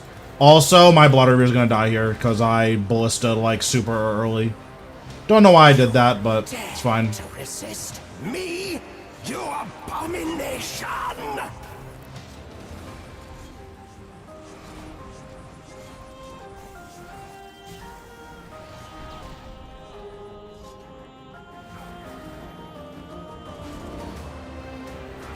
I think this is going to be late, but maybe it'll be fine.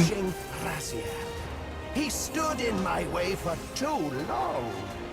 That's interesting that you can use it while he's in the air and it can still happen late. That's probably not supposed to happen.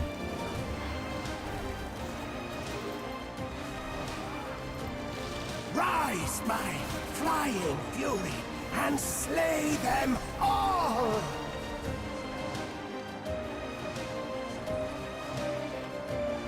When I strike you down, the power of the first necromancer shall finally be mine. That just seems wrong.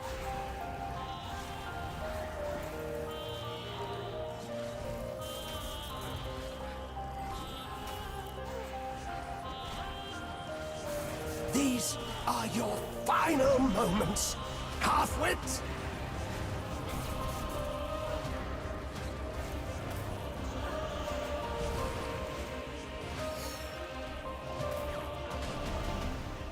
When down, the power of the first necromancer shall finally be mine.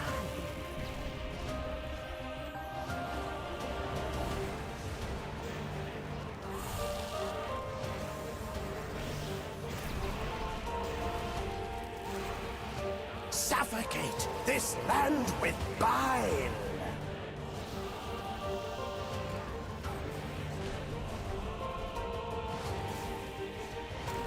No? Fine then. Run, you loathsome iniquity! Okay, so can I just like soul split this guy? No.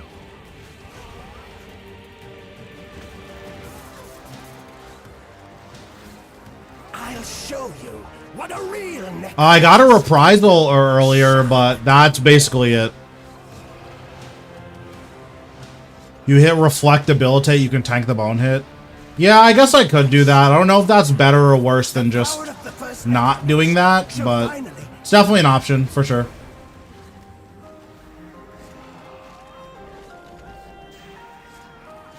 Why do you bother to test me? So I was definitely safer. It is about a minute slower, but we're gonna set this auto fire rate to like 7, and then see if our Blood Reaver is like lasting a while.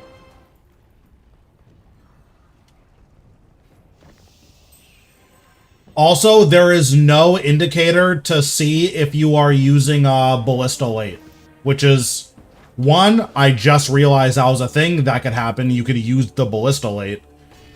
But two, there should probably be like an indicator for like, hey, it's too late, you know, but...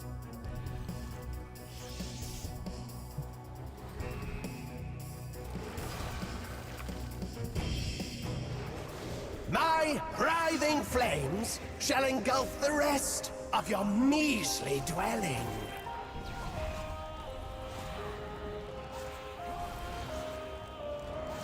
Oh, I did not mean to double bloat. That's so bad. The power of the first necromancer shall finally be mine.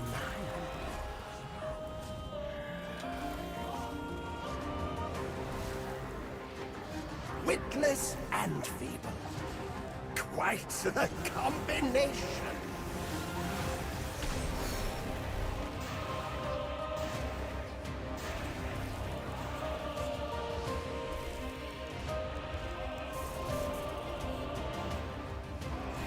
A woeful effort. As expected.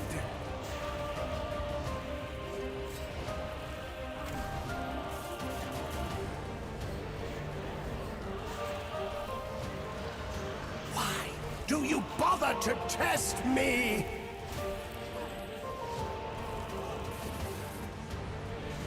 I mean, yeah, this is like way, way, way safer. Like, if you're worried about dying, that's just like not a thing with this setup. You will be one with my undead troops.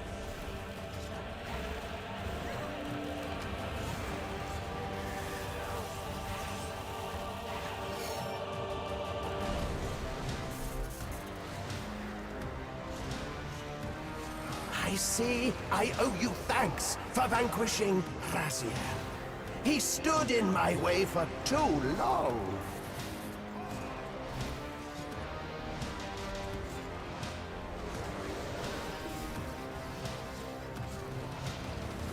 And then we'll Bone Shards this guy, or Lord of Bones this guy, rather.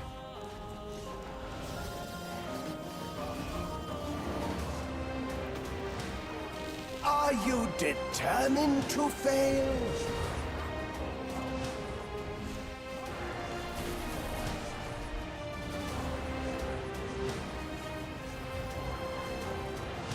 The spirits are meant to be siphoned. I don't know what that means.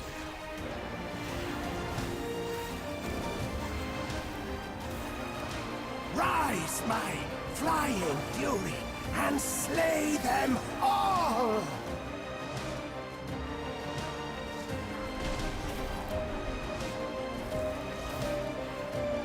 Drown in your own gore!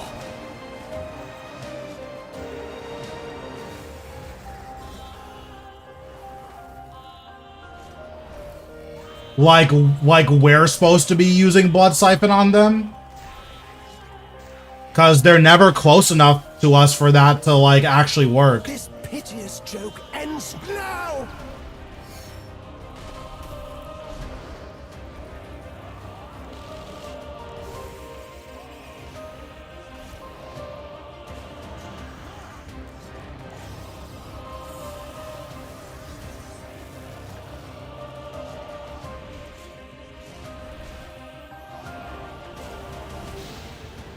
No?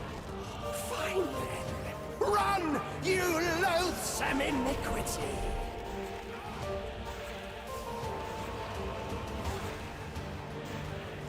Well, I know that he siphons them, and, like, that's one of his abilities, is his own Blood Siphon. Massacre!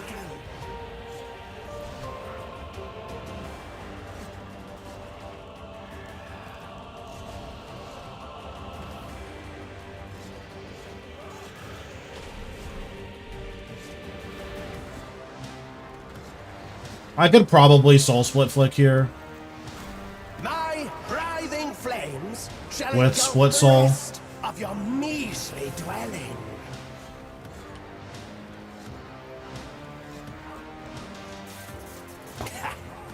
Pitiful. What was that? 425? Yeah, I mean, so this is definitely slower. It's way safer. Like, you have to make a pretty catastrophic mistake to actually die with this setup.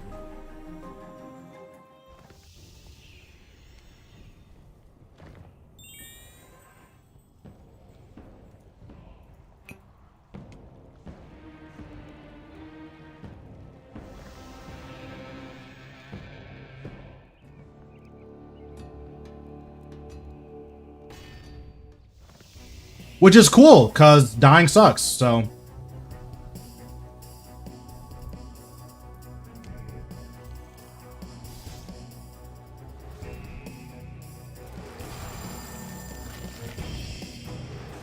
My writhing flames shall engulf the rest of your measly dwelling.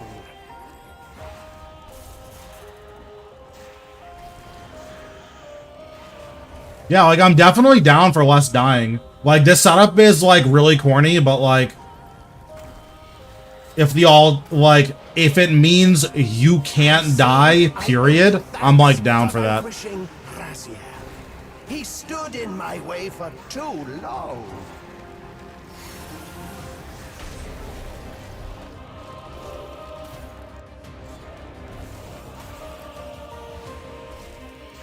Why do you bother to test me?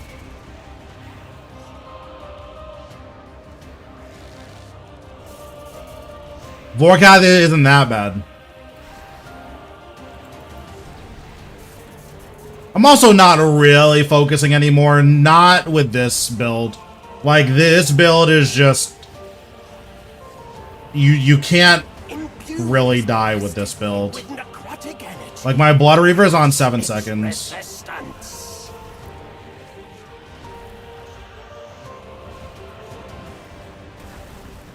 These are your final moments, half-wit.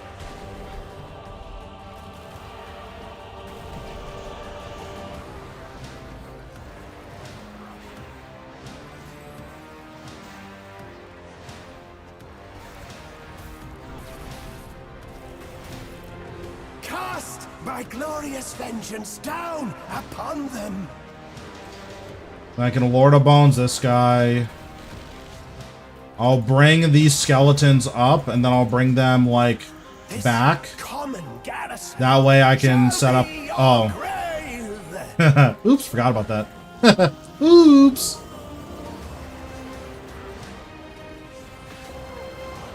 Your minions are lost.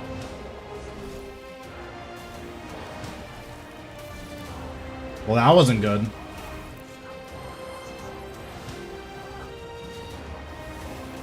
Oh, for crying out loud. I'm not the target, you dumb beast.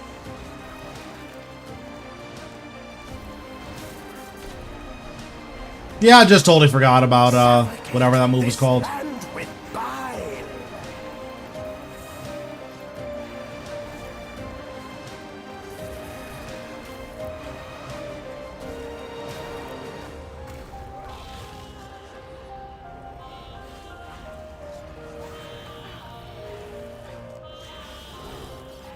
entomb this weakling upstart.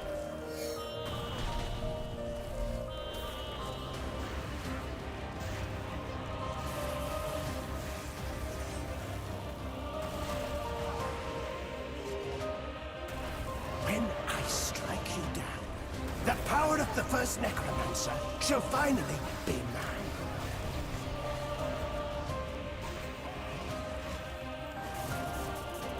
Gnawing pest. Vorkath is currently either slightly more or slightly worse. It depends on, it just depends on the price of spikes. Because spikes seem to be about a 1 in 20 drop.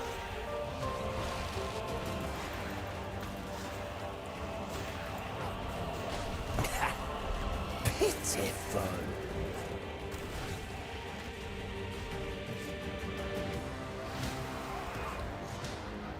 So if you're getting spikes on drop rate, the minimum in hard mode is 6, and I think the maximum is 12.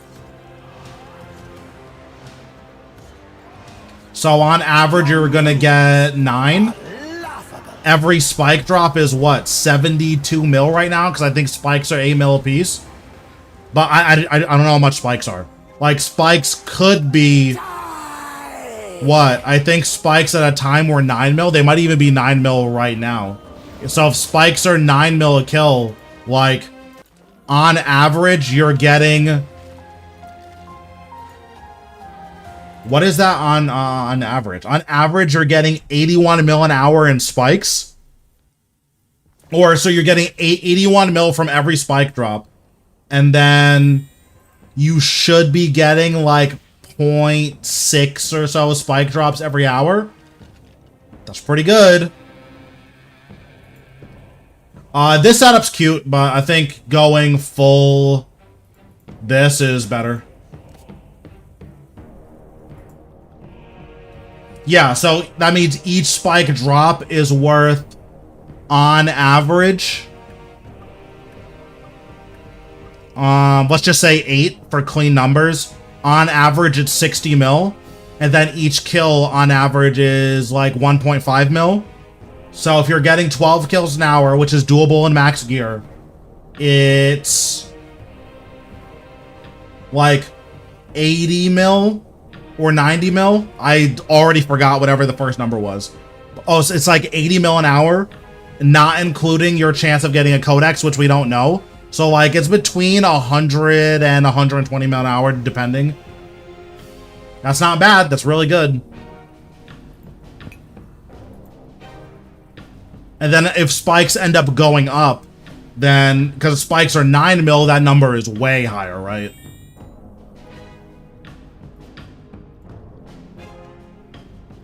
Yeah, I got my codex in normal mode. I got it on like my 20th kill or something.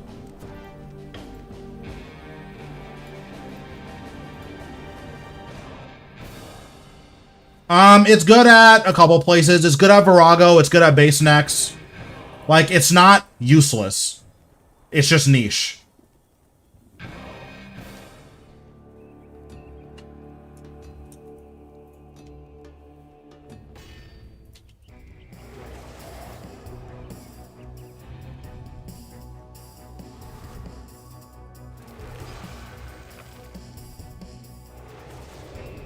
My writhing flames shall engulf the rest of your measly dwelling.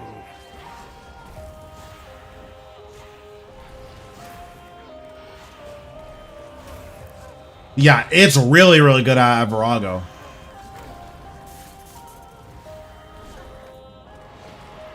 Forgot to set my familiar's auto fire rate. Quite the combination.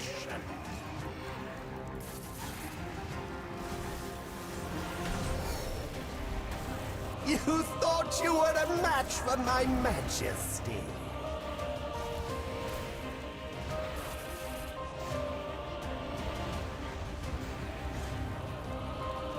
You will yield to my might.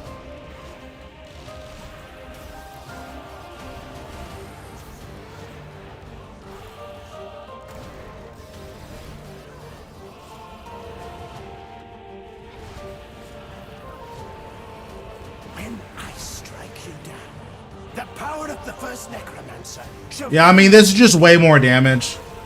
You are spending a lot more money in resources, which is worth noting.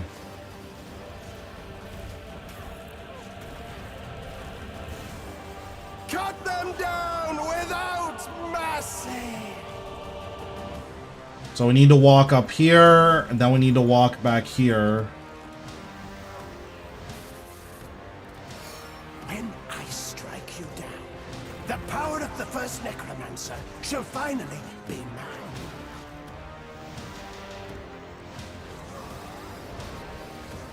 Get up! Why must you?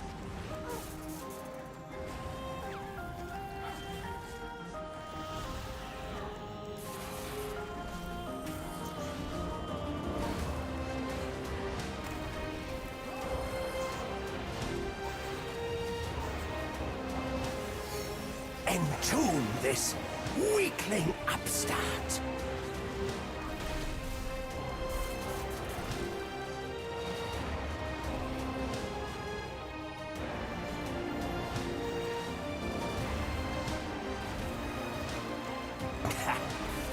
Pitiful.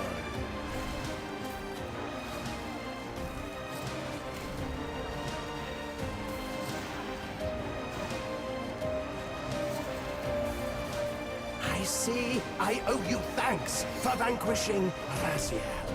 He stood in my way for too long.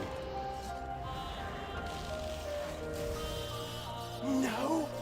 Fine then. Run, you loathsome iniquity!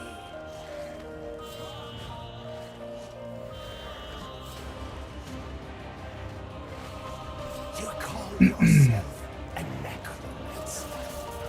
Farcical! But yeah, you use a lot more resources for sure. So I guess if a big worry of yours is like how much money you're making in between spike drops, I think using the crit bloom build is totally fine. But you are killing it like 25% slower.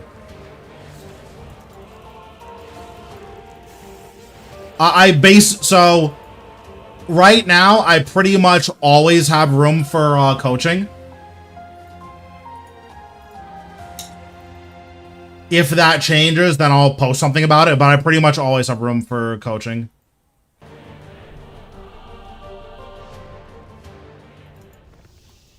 Typically, I try to prioritize people who subscribe on Twitch or who become a member on YouTube. But right now, just the number of people signing up is pretty low, so I just have a lot more time to do it.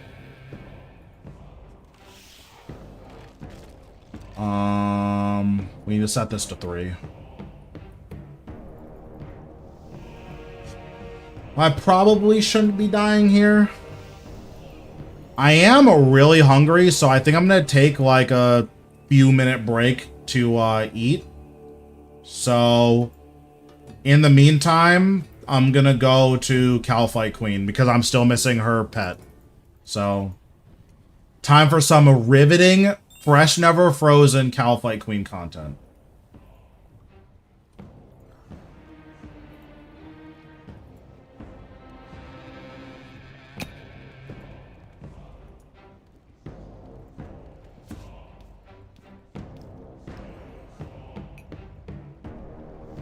And then we'll set this to 0, because you definitely don't need this for a Calfight Queen.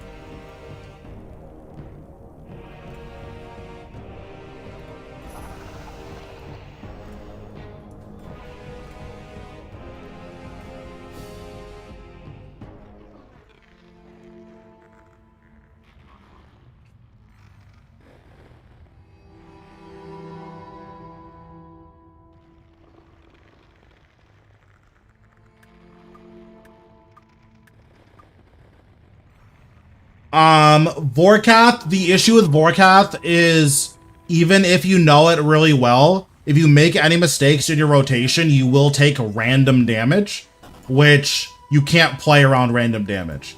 So because Vorkath can, well, Zemergul can randomly execute you, it's inherently more stressful. Okay, I will be right back. I'm gonna go do food. So, here's Calfight Queen. Good luck.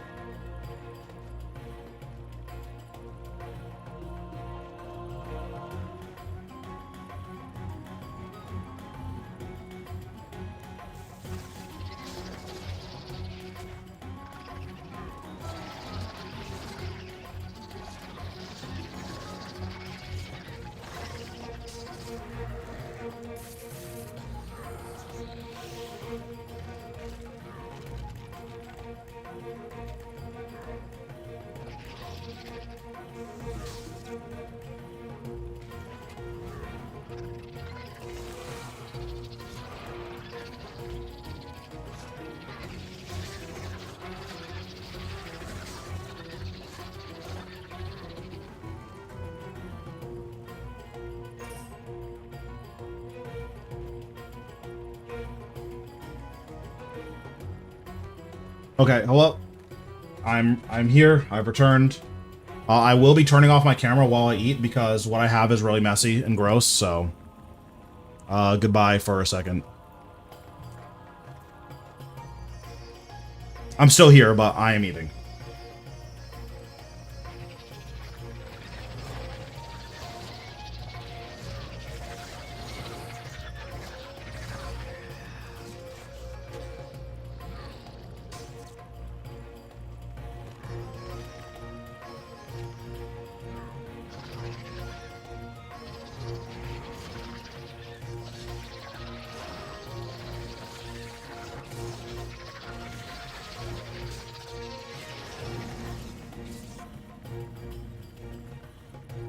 Absolutely not. But if you're curious, I made jerk chicken nachos, so.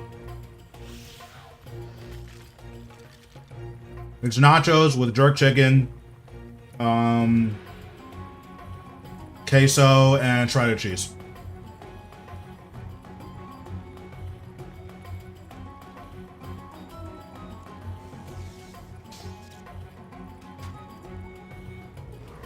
Also, if you want to farm Calphite Queen just because you want pet or something, with max gear, you can never die. So, even if you're not overloaded, you can't die. So, that's why I banked my overloads before coming here.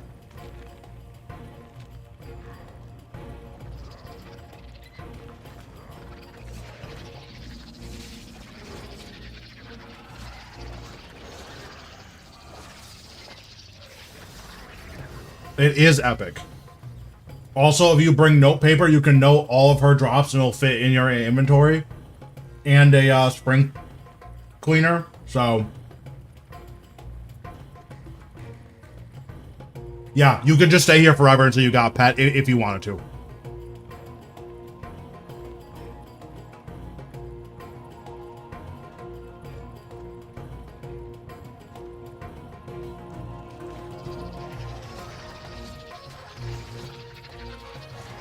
This is a Artificer's measure. It's a gem bag.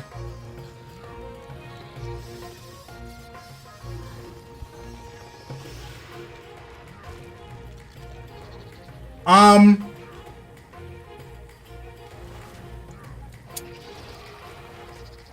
think it's hard to rework a lot of these older bosses without introducing a universal boss drop. Like, I play Black Desert, or I played, because that game sucks. It doesn't suck, but the upgrade system sucks. I played Black Desert, and what Black Desert does is that all of the world bosses have, like, a reason to farm them. So they drop their essence, which you can use to get their weapons, and you can upgrade their weapons. Or, they just drop, like, other generic universal stuff. So, for instance, Calphite Queen and KBD and Chaos Elemental, they could drop divine charges. Right? Like, just, oh, we're updating these, they have divine charges on their drop table. Or, they can drop a universal essence that you can trade in at a store. And then the universal essence could be traded in for potentially anything, but it won't count for a drop log. So for instance, Calphite Queen, KBD, and Chaos Elemental can drop the universal essence, and once you get 1,000 of them, you can trade it in for like a seismic or something.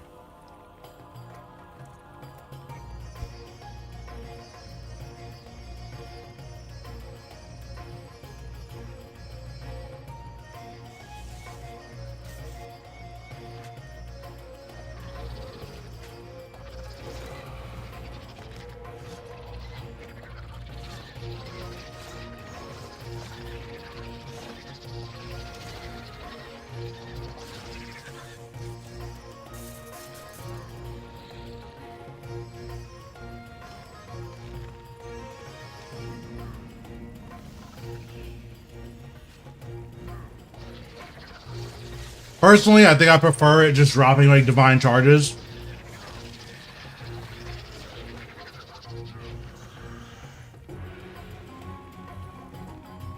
It's good for irons, it's good for mains, like, there's just no reason not, like, that would just be a really good drop to make it worthwhile. But honestly, like, it's not even like these bosses are worthless. Right now, I'm profiting at Calfight Queen. It's just, I stand here and do nothing. Like, I'm literally, like, hands off my keyboard and mouse. Every 3 minutes, I press spacebar. I tried it with Blood Reaver. It's obviously better with a Hellhound. I just wasn't thinking about it. It is way safer, but your kills are way slower. And if you're paying attention, which while I'm streaming, I am paying attention, I shouldn't be dying anyways. So I think while I'm streaming, it's not worth it. But if I'm ever killing it off stream and like I just want to chill or like hang out with my friends, then I think it's better. I think that setup's a lot better. But yeah, it is 25 to 30% slower. So like, if I'm killing it on stream, I should just do the faster method because since I'm paying attention anyways.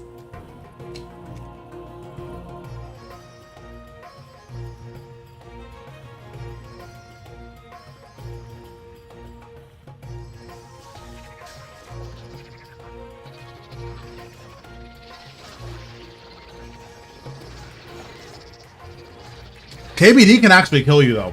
If you AFK at KBD and your overload runs out, you will die.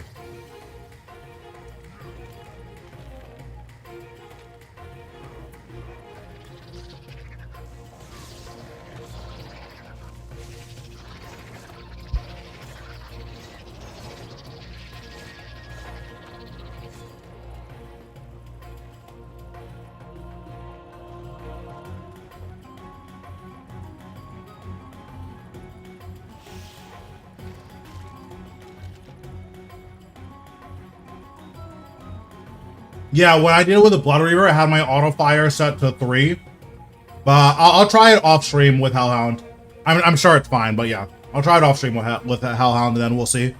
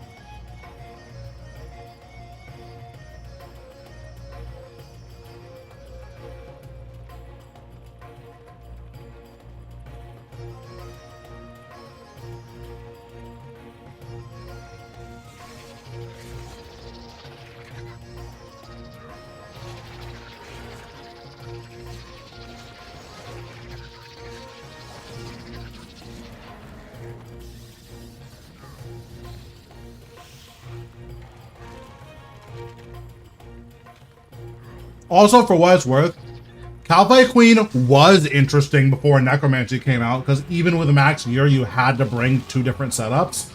But now that Necromancy came out, they're like, this boss is worthless.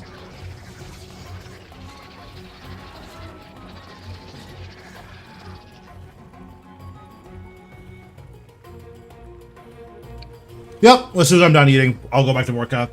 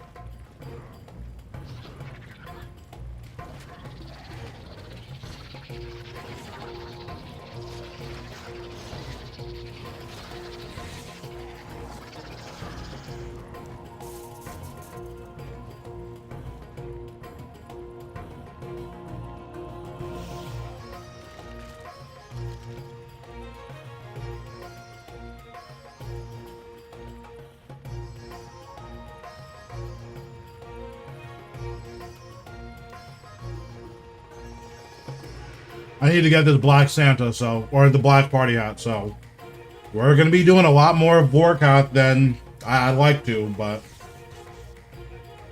I need to get paid. If push comes to shove, like Friday, Saturday, and maybe Sunday, we're probably gonna be doing Raciel. That's gonna be miserable, but at least we're never gonna die. It's gonna be free money.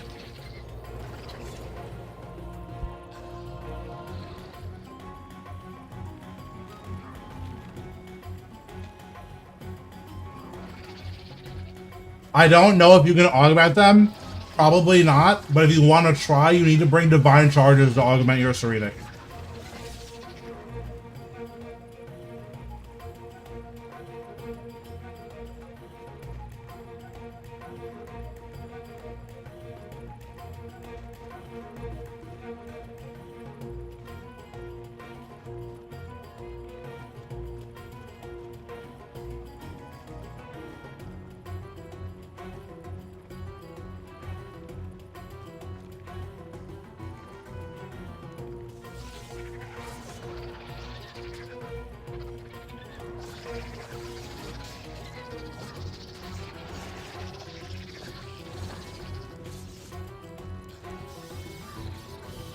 They're so cheap, it's not like just wear them until they degrade to dust and then just buy a new pair.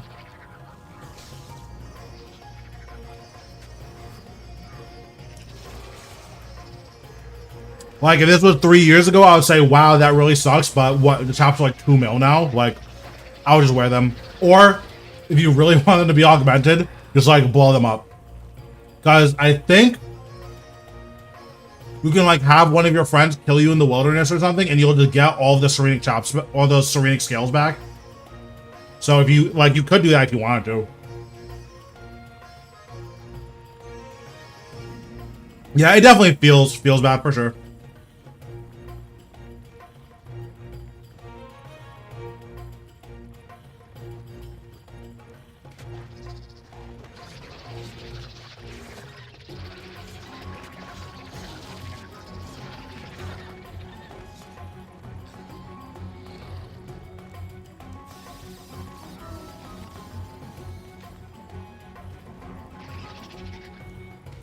Like, it's 2 mil, so I wouldn't do it, but if you wanted to, you could.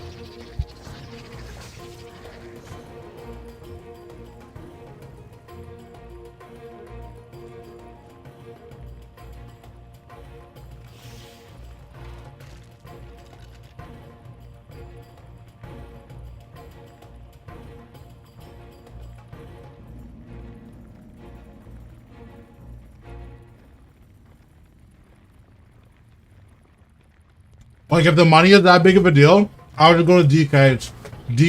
Daganov Kings are like 25 mil an hour. And you need like 3 or 4 mil worth of gear in order to kill DKs.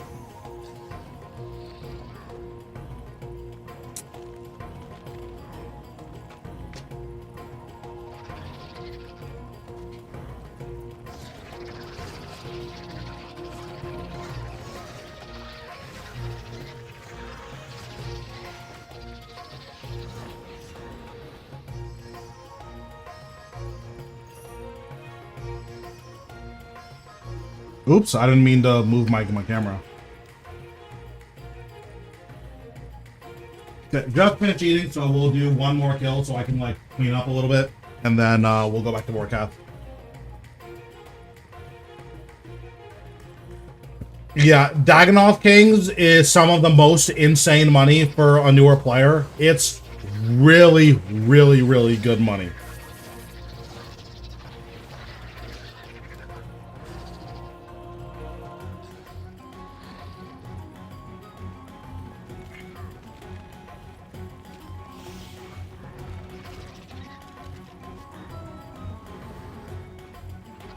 Alright, I'm back. Alright, this is gonna be the pet. I can feel it.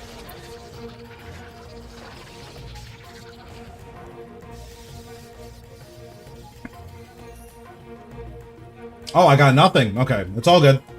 The subreddit will be hearing about this.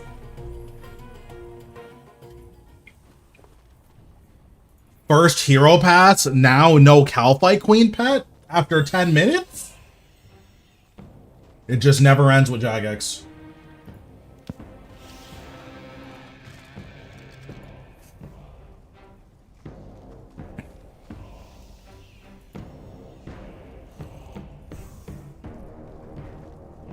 That's fine.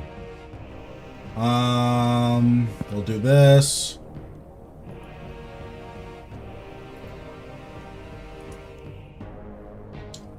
Dude, that's how it feels sometimes, like, looking on the subreddit. It's like, that was my favorite part about the Hero Pass stuff, was like, how many people were just generally unhappy with RuneScape, and then, like, we're blaming Hero Pass for it.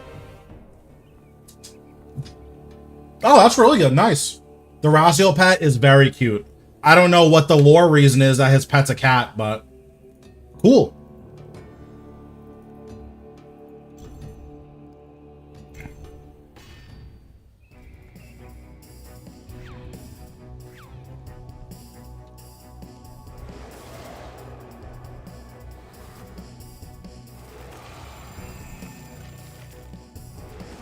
My writhing flames shall engulf the rest of your measly dwelling.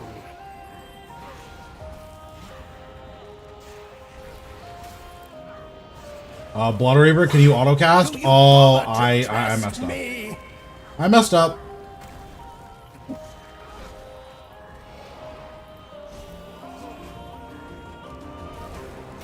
Why do you bother to test me?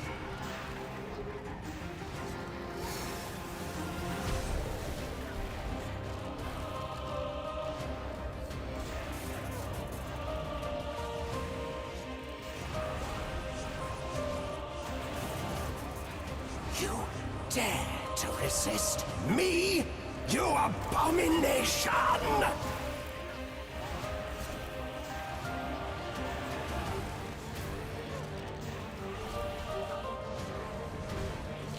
Be gone, gnawing pest! Manually casting a Blood Reaver is just so much more maintenance. I gotta say, this is horrible. You will be one with my undead troops.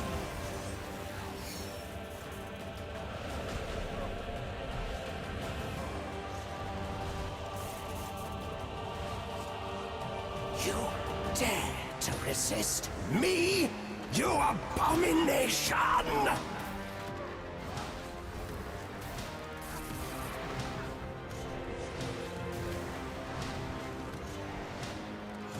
Be gone, gnawing pest!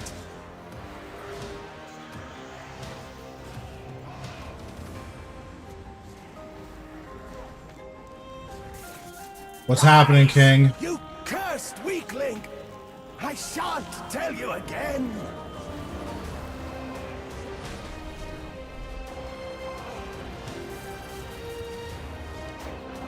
Oops, that was the wrong button. Don't do that.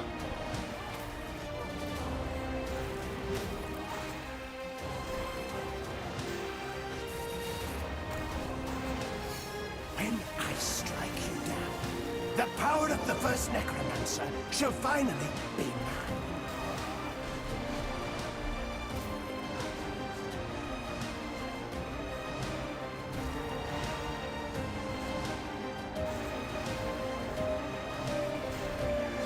Imbue this blasted thing with necrotic energy. Crush its resistance.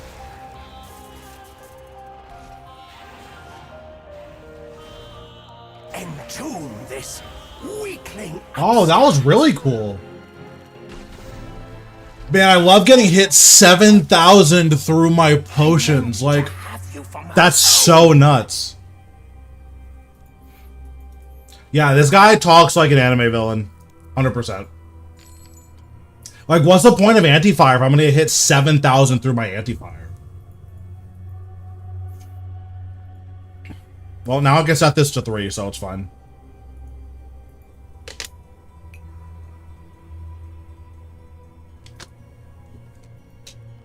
It wouldn't happen as Amrock, but The money here should be very slightly better or around the same. And it should be easier for me to get log here, so... You just refresh this. I also still don't know how to tell whether or not the flame breath is going to hit you, or the dragon breath is going to hit you. I have no idea if there is a tell for it. Oh, let me go get to this penguin. Gimme, gimme.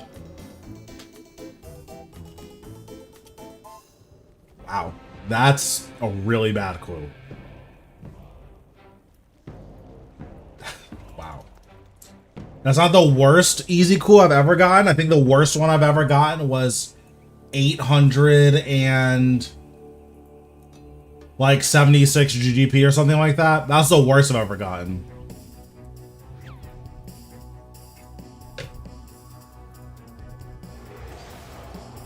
But yeah, like stuff like that is why I don't enjoy this boss. Like, yeah, like that death is 100% my fault for messing up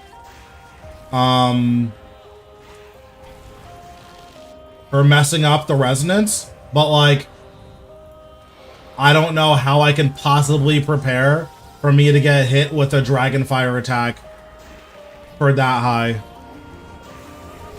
Yeah. No escape, you puny knave!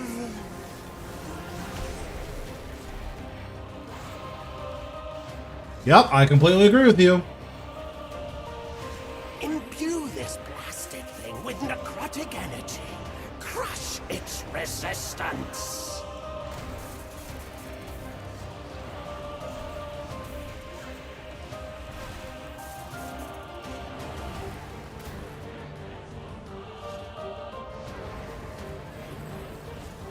Let this wretch suckle on your life force.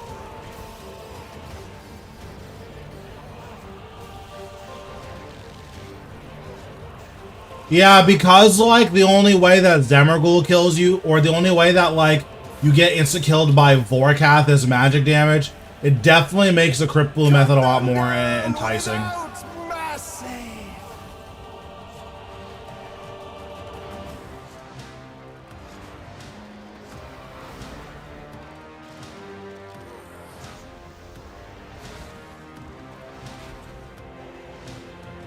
Are you determined to fail?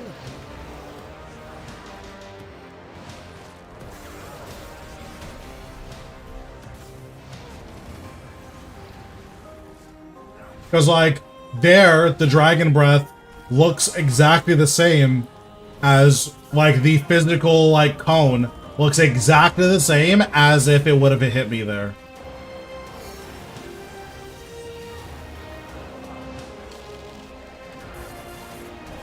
The only thing that's different is it didn't show the visual for me getting hit.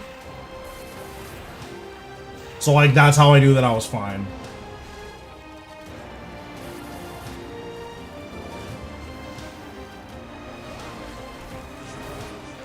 Die! And there he cast Finger of Death, same tick as basically killing me.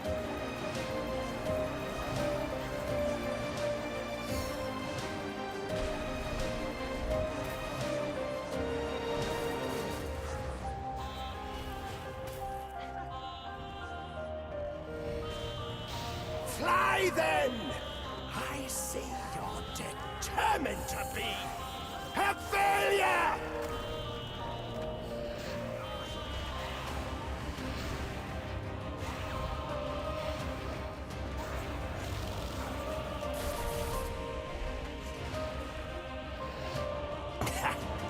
Pitiful.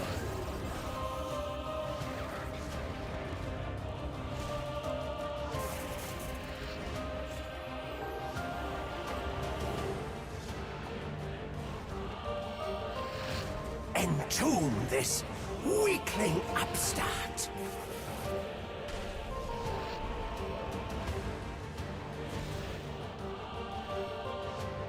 Yep. I don't know what this boss timer is. Like, again, just like weird quality of life stuff that like Jagex usually doesn't drop the ball this hard on quality of life stuff.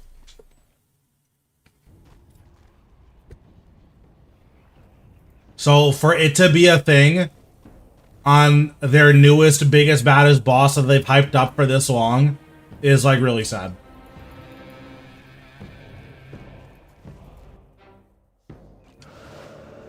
Like between the boss not working and between the boss having basically no telegraphs and the fire breath, you not knowing whether or not it's gonna hit you, you just have to guess. And then you getting hit for 8,000 fire breath through anti-fire. It's just a lot.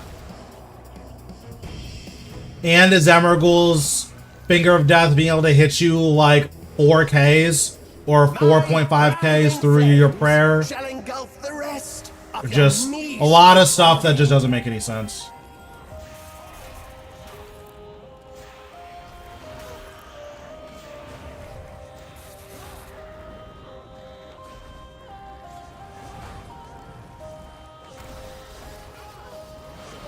I mean, my hope is that we get a lot of bug fixes come New Year's, but we'll see.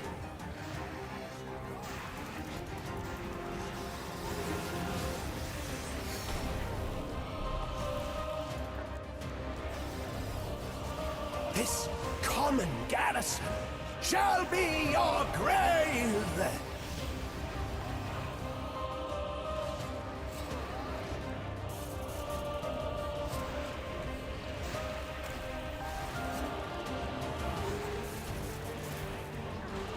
You thought you were a match for my majesty.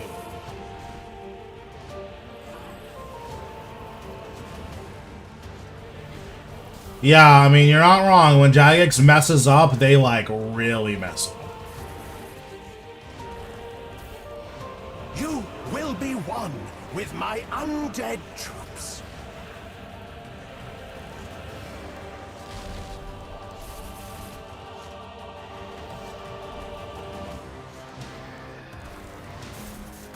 Cut them down without mercy!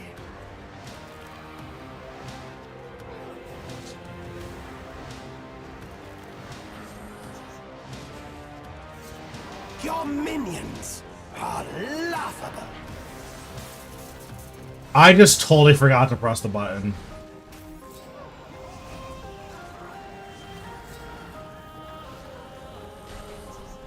Yeah, I mean, there's no excuse for that one. I'm just an idiot.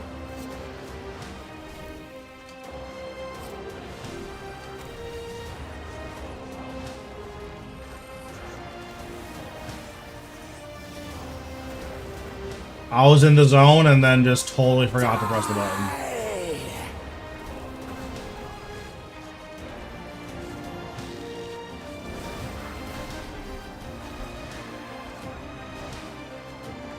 Drown in your own gore.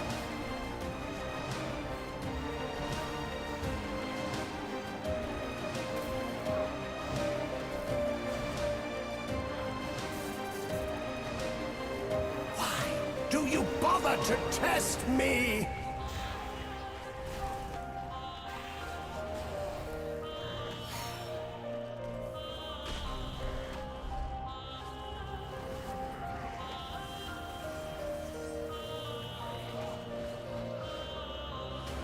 That was interesting. So that mechanic just had a weird delay on it, and I don't know why.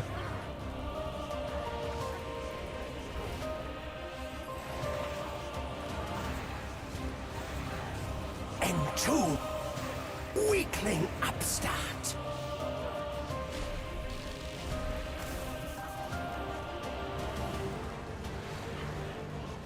Okay, so I didn't actually move. So I was standing on that poison for like a while. And I didn't start taking damage for it until after Vorkath died. Rise, shattered fragments of the undead.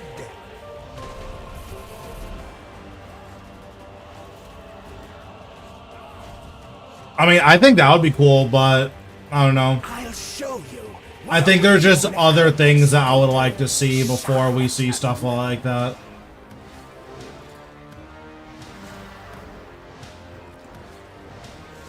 My writhing flames shall engulf the rest of your measly dwelling.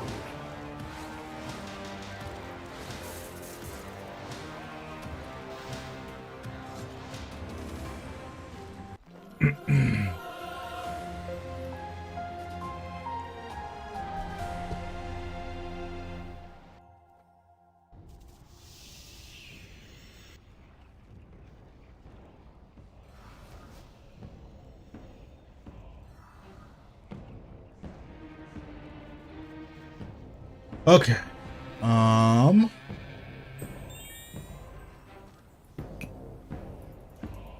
I guess I'll refresh my sign again. I'm almost out of signs. I have 2 left. I need to start like playing serious.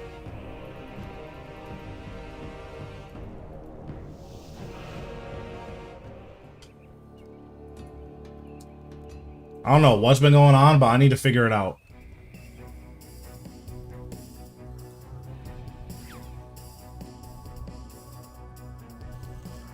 Yeah, I mean, I've said this before with regard to Vorkath, but the issue with this fight is that it has a lot of issues that I would never expect from a modern RuneScape boss. Like, the telegraphs for this boss are Virago's telegraphs, which is like, he kind of has them, but not really. If you do a lot of Virago, you know what you're supposed to look for, but to call those telegraphs is like kind of missing the point. That's how I feel about Vorkath. Well, it's like Vorkath technically does have telegraphs, but they're either very, very subtle or they're not really telegraphs. It's more like, yeah, if you just count autos, then you know when it's coming. Yeah, exactly. Because, like, that's what I'm doing now, is I'm counting all autos. My writhing flames shall engulf the rest of your measly dwelling.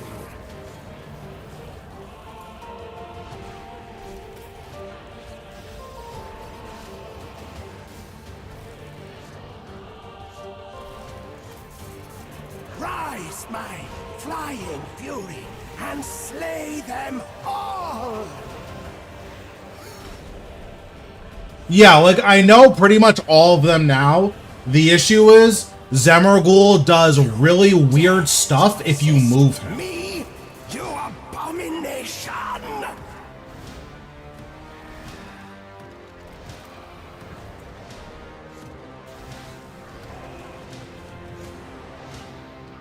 Like, if you move Zemergul, or if you, like, do a mechanic slightly faster or slightly slower, sometimes, but not all the time, he'll just start doing random things. Like, actually random, as in there's no telegraphs for them.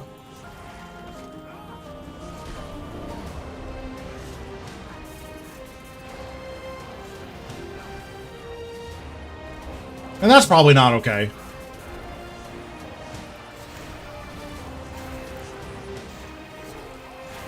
So, like, here he's gonna Finger of Death, so I'm gonna anticipate. Useless!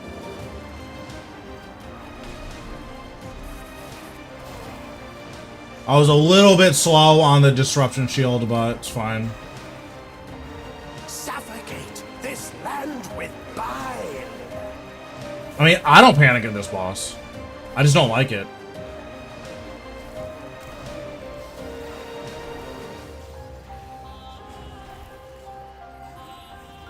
No escape, you puny knave!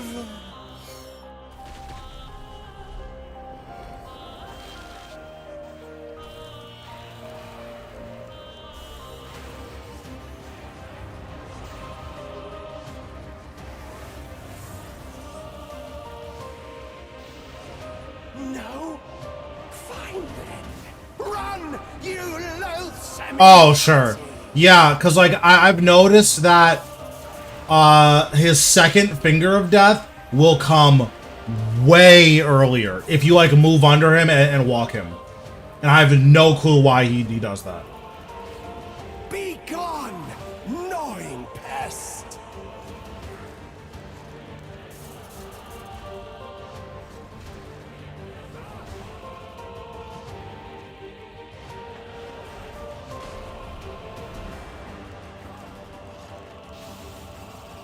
Okay, there we go. That kill was pretty good. A little on the slower end, but it was pretty good.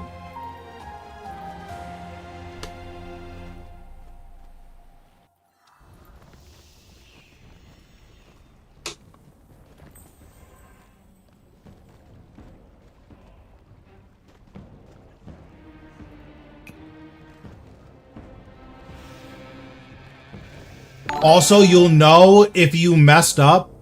Thanks, DJ, for the sub. I appreciate it. You'll know if you, like, messed with Zemergul's rotation if he says die as he's casting Finger of Death. That means you did something to, like, reorder his rotation. Because he won't ever say that unless you like, messed it up. And I don't mean messed it up as in you did something wrong, but if you, like, walk under Zemergul, or if you delay his attacks in some way, or if you forget to shoot down Vorkath, like, it changes basically the entire fight.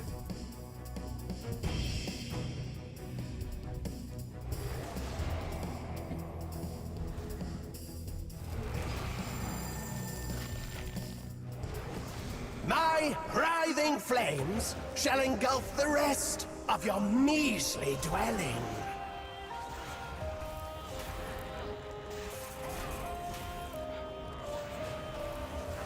Witless and feeble.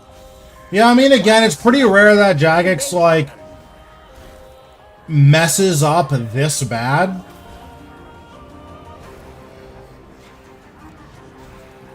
But maybe I'm tripping, who knows. Witless and feeble. Quite the combination.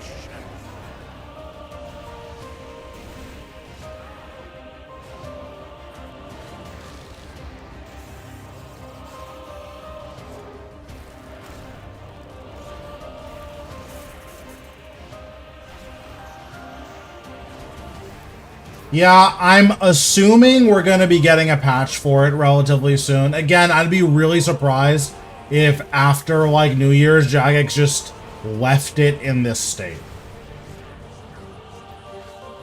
You dare to resist me, you abomination!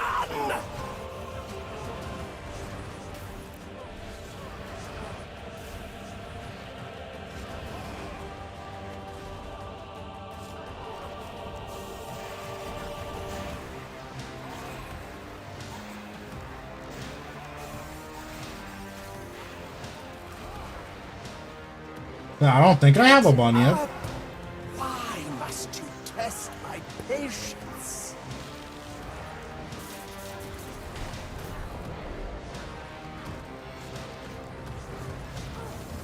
Oh, I had the wrong prayer on. Okay, that one was on me. I had the wrong prayer on.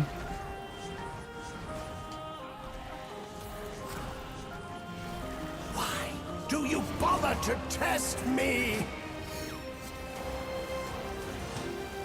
So I messed up, so this Finger of Death is going to get delayed. Why do you bother to test me?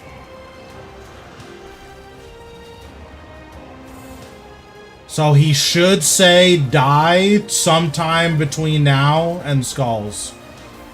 Yep, there. So, because I signed, the Finger of Death got delayed. Why? That doesn't even make sense. Well, what would that have to do with anything?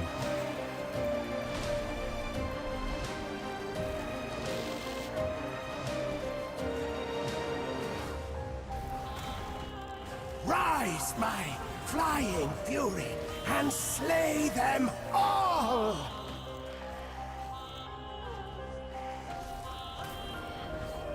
So yeah, that's what I mean by there's, like, true randomness in this fight. And that's just not something that should be in this game.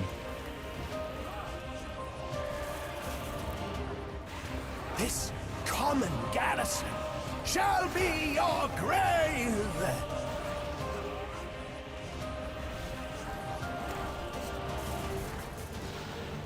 Fly then! I see you're determined to be a failure!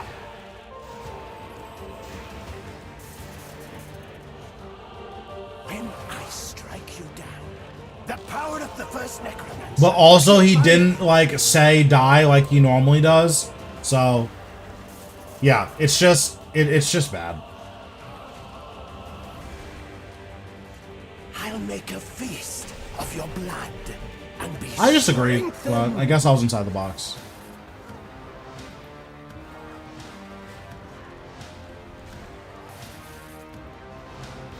But it's okay, because, like, I'm learning all of the ways that the boss is broken, so I'm slowly compiling data.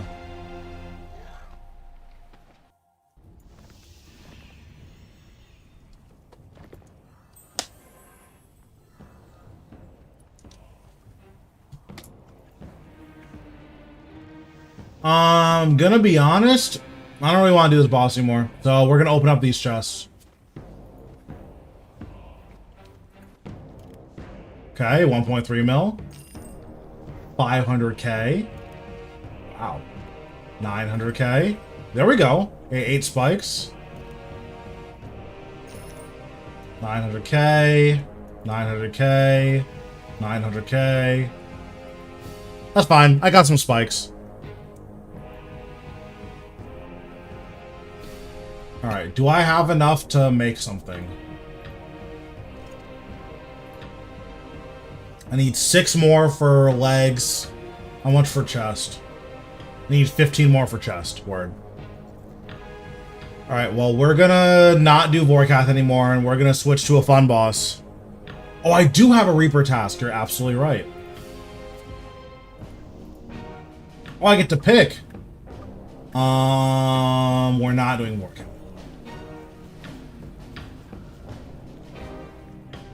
It's gonna give me 4 Zamrock if I do Zamrock. Do I want to? I could do a half hour of Glacier.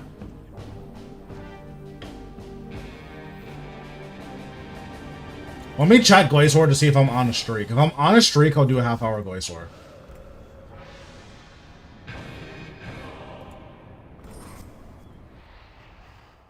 Could do Carapac. Oh, I'm not on a streak. We're not doing Glacier then.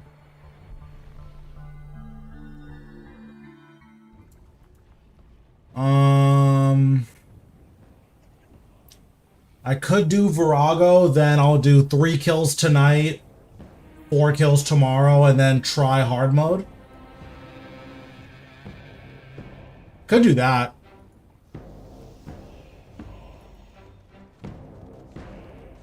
Oh, actually, hold on. How many Grimoire pages do I have?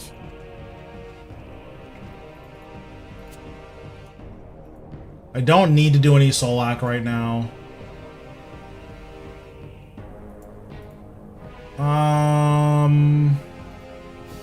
Let's do Virago. Always down for more Virago.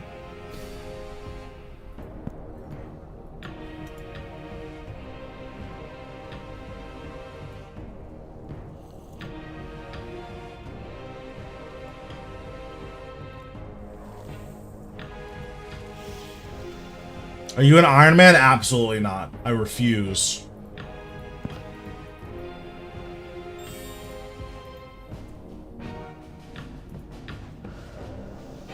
I do not have the psychosis required to make an iron. It's just, I don't have it in me.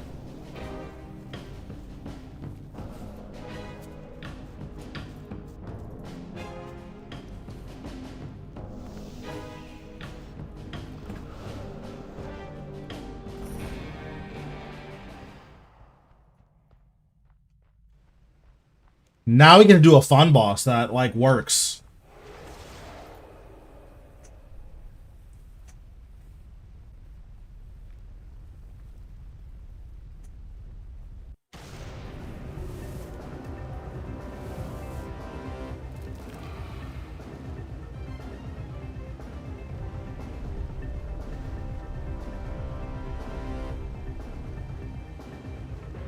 Virago just, it looks so ridiculous with these Christmas lights. Every time I see it, it's just funny to me.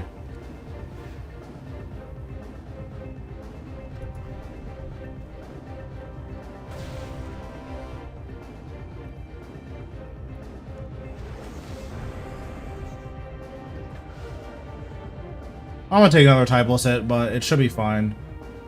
As long as he doesn't red bomb me here, it'll be fine.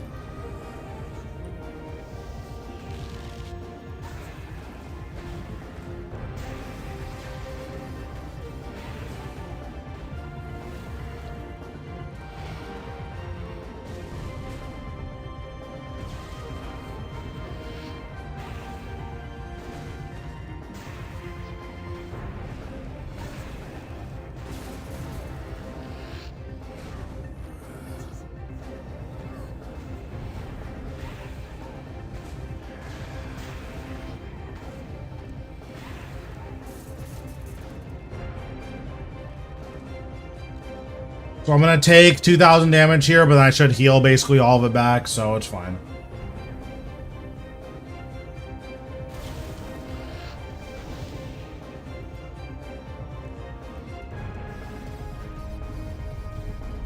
I disagree. I don't think I was in range of that one.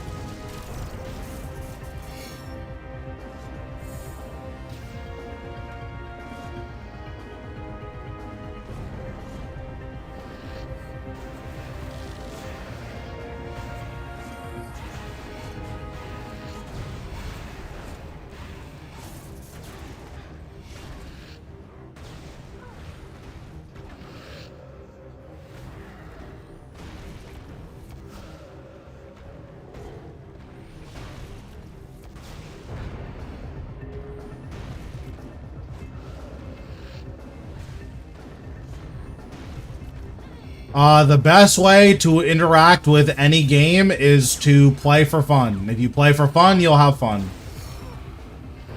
Vorkath is not conducive to fun, so if you feel you're not having fun and it's because of Vorkath, one, you're right, so, you know, that checks out. But two, just play for fun. It's really important to remember that it is a game and that games are supposed to be fun. If you're not having fun, you should either change what you're doing or adjust how you're looking at the game. Or stop playing. Like, that's a possibility too, right?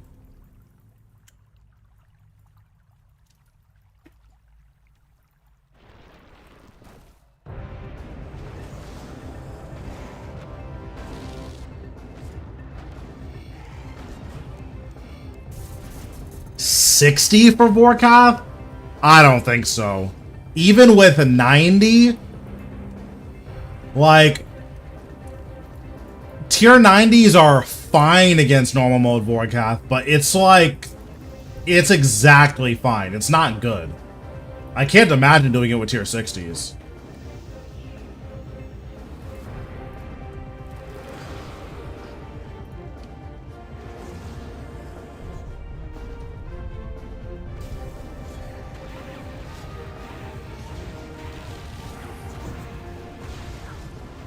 That was so cool, how I almost had fun.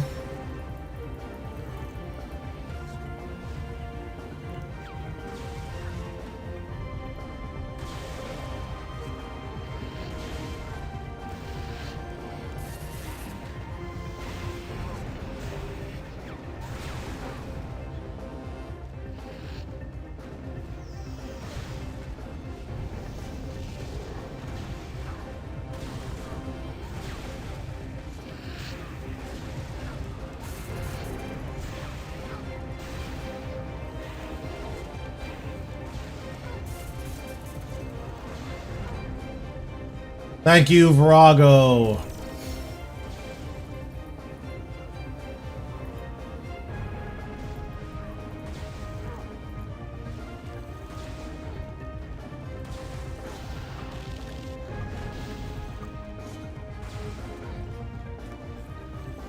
Yeah, I didn't see the middle rock. I don't know if I messed up or if you just can't see it.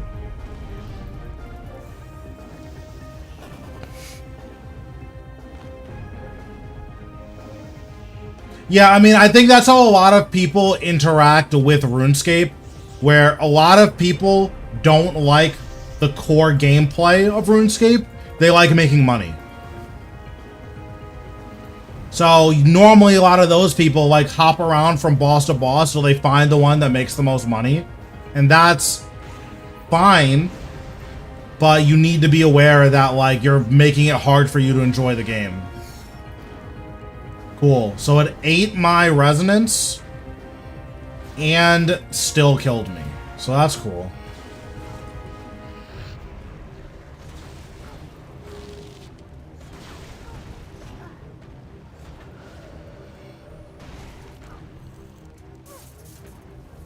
I don't know what causes that.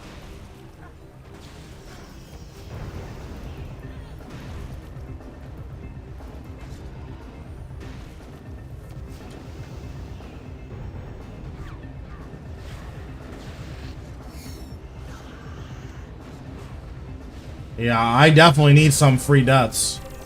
The way that I've been playing, oh yeah.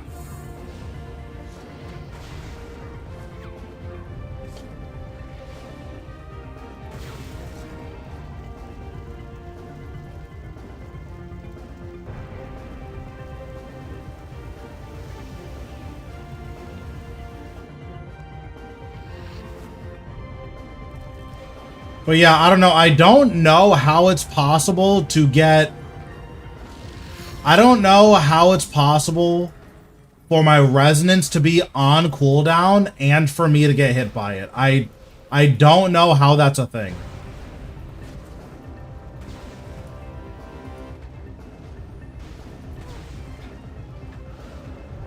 Like, that just sounds wrong.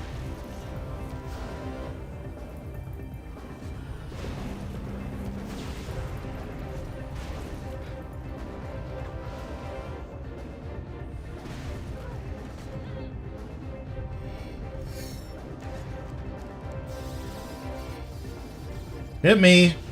Thank you. Completely terrible.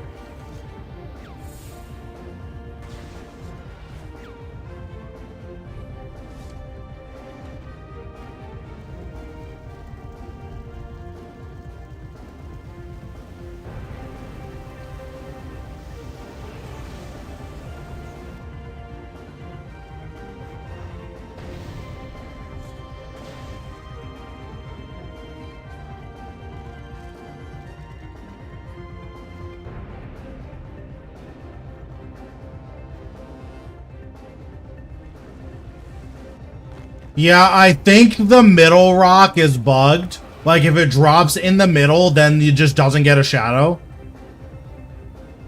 But I'm also relatively new to Virago, so that could just be my inexperience speaking.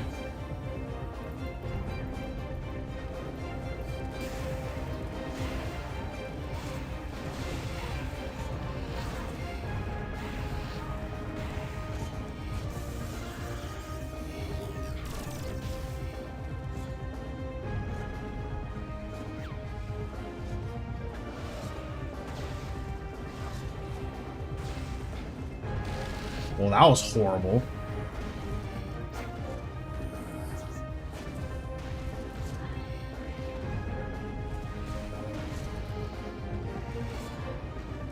Wait, hello? Escape? Well, my escape just didn't work there, so...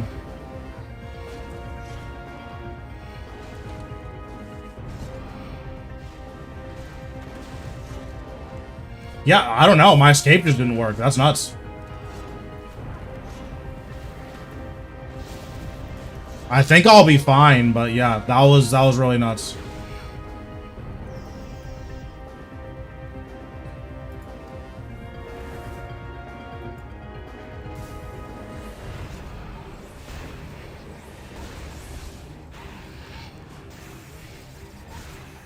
Wait, the fact that I saved that is so crazy, though. No way oh, wait. I'm 100% dead here, right? Because he's too close to the edge.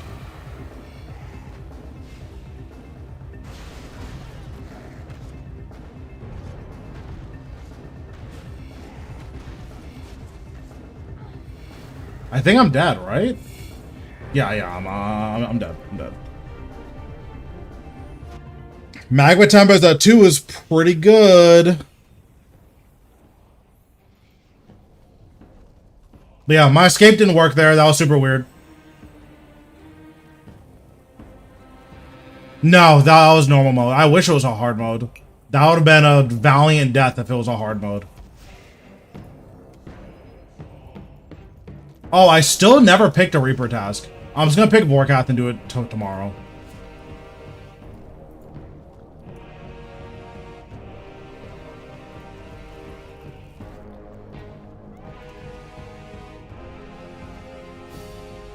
Yeah, that would have been a valiant death if it was hard mode, but it was not.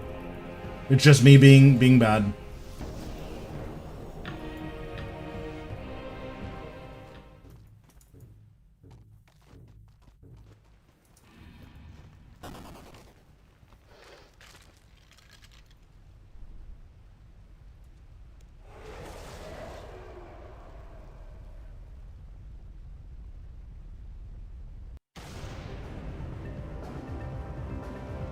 Yeah, I'll play rank next season, for sure.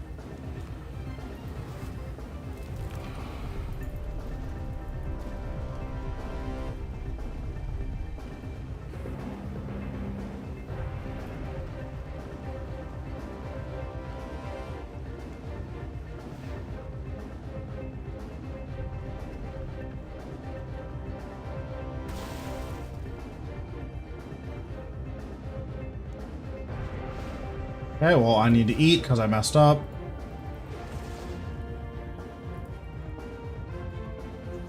I mean, I'm gonna try. I don't know if I'm going to, like, actually hit, but I'm gonna try.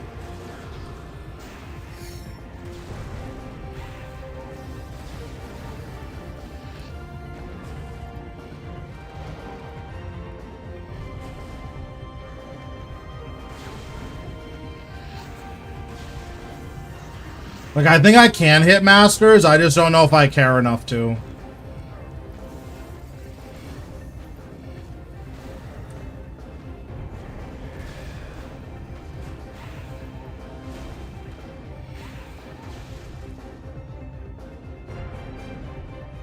Yep, pretty good. We might be Racial only streamers like everyone else, so I can afford to get one. Which is gonna be completely miserable, but don't really have a choice.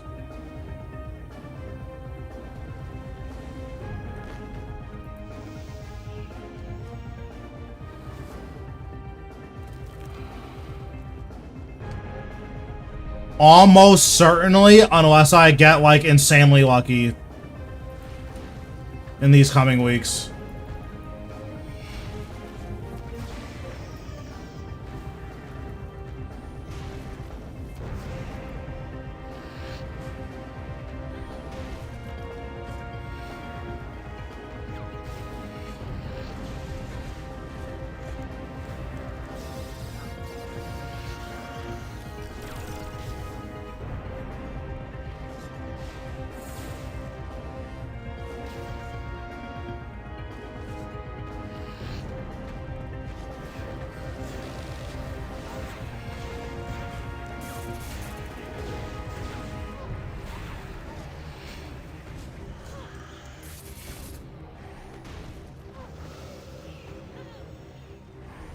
Okay, apparently it wasn't far away enough.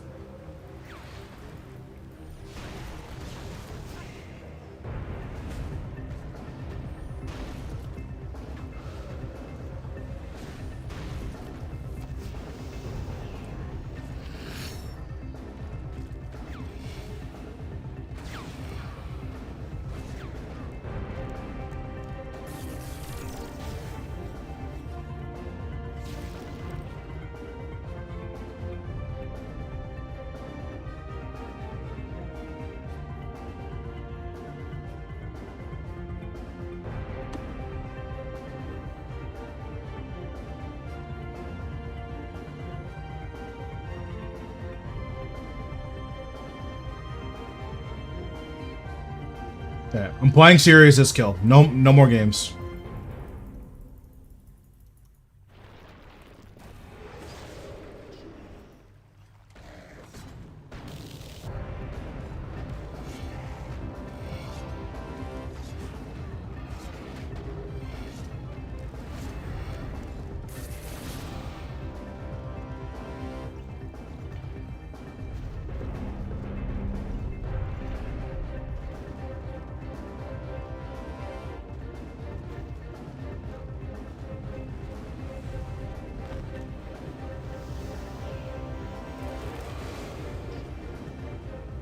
Okay, let's see if Virago cheats again.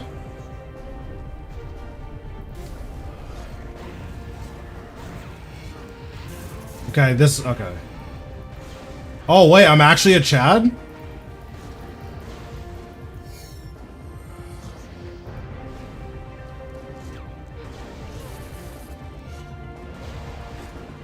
I completely rocked in the wrong direction and got paid off for it?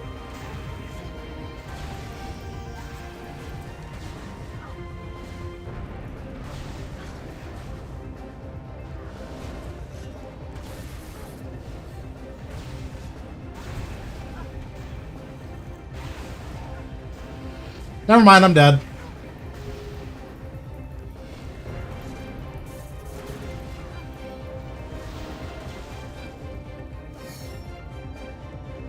Top and Silver, how we doing?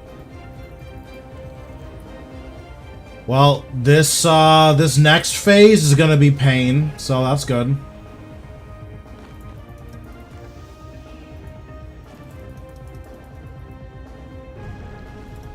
That was cool.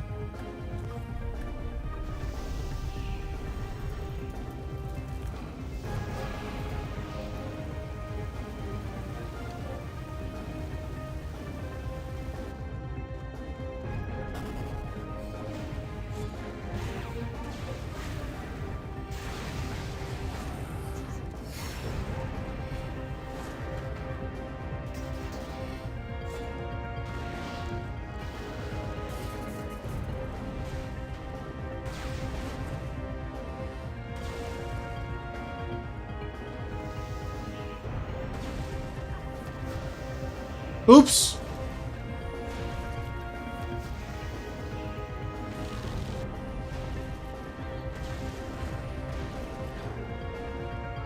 Nope, I disagree.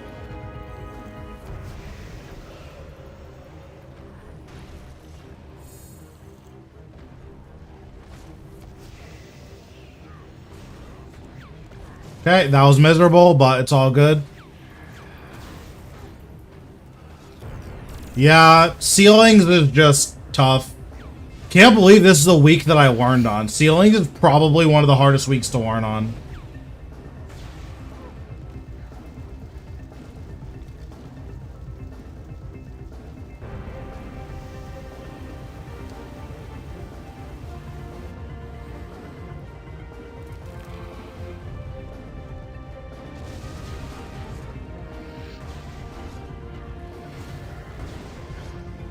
Because ceilings is like the terrible P5.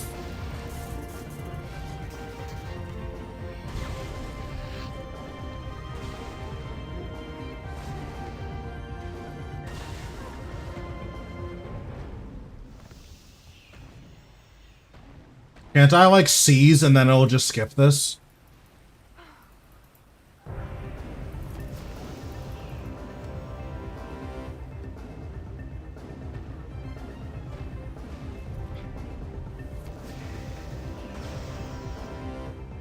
But yeah, so ceilings is the terrible P5 combined with ceilings.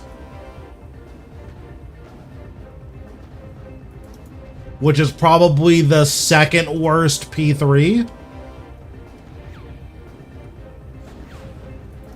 That's unfortunate, I'm sorry to hear that.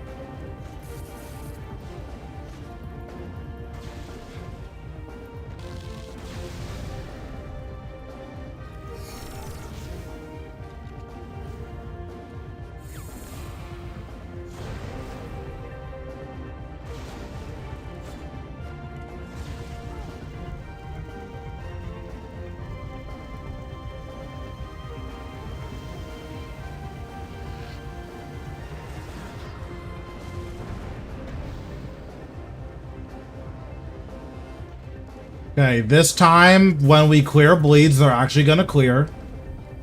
And when I press escape, it'll actually escape.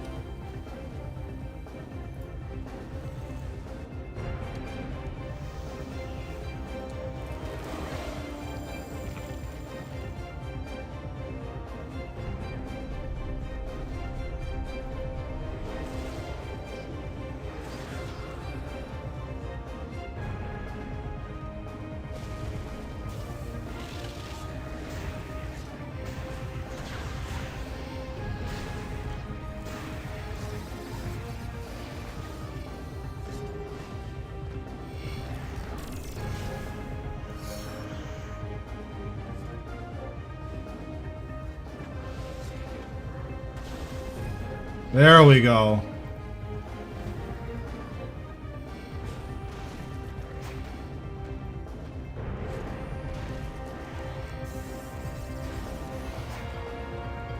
And then the godlike movement.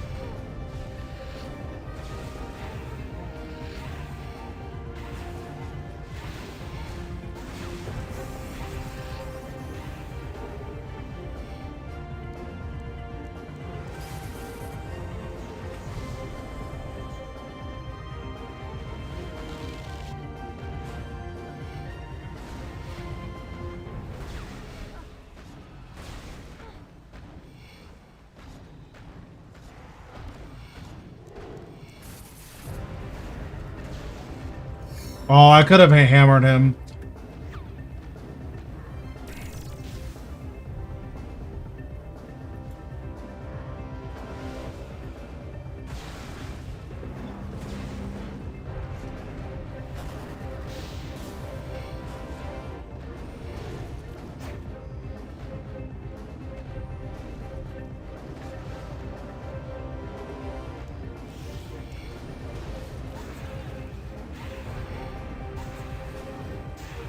So glad that Virago splashed there.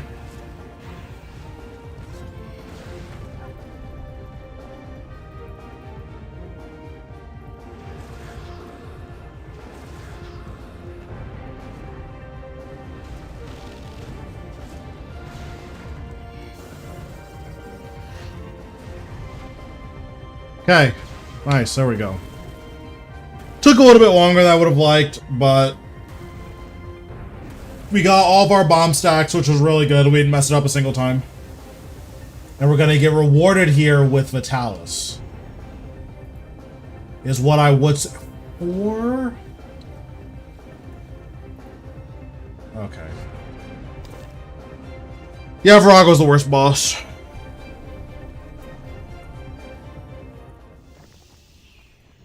Yeah, you're definitely gonna be hearing about this on Reddit. 4 energies.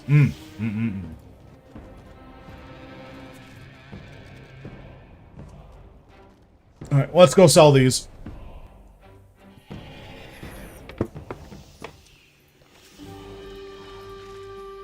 I wonder, are these going up or down? I think these are going down. Oh, these are way down. Jeez. I guess it's 10 o'clock, so I'm probably gonna just finish up now.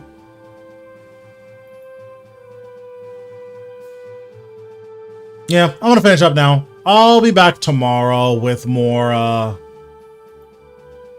probably Zamorak and Raciel, but we'll see. I don't want to do Raciel, but it's the lowest effort, biggest money that I can get, so it's probably what's going to happen tomorrow. But, yeah. That's going to be it. I'm going to raid out.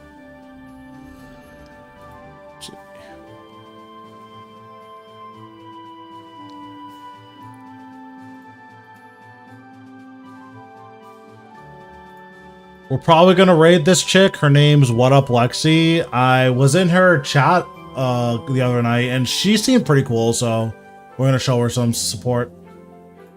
But yeah, that's it. I'll catch you guys next time.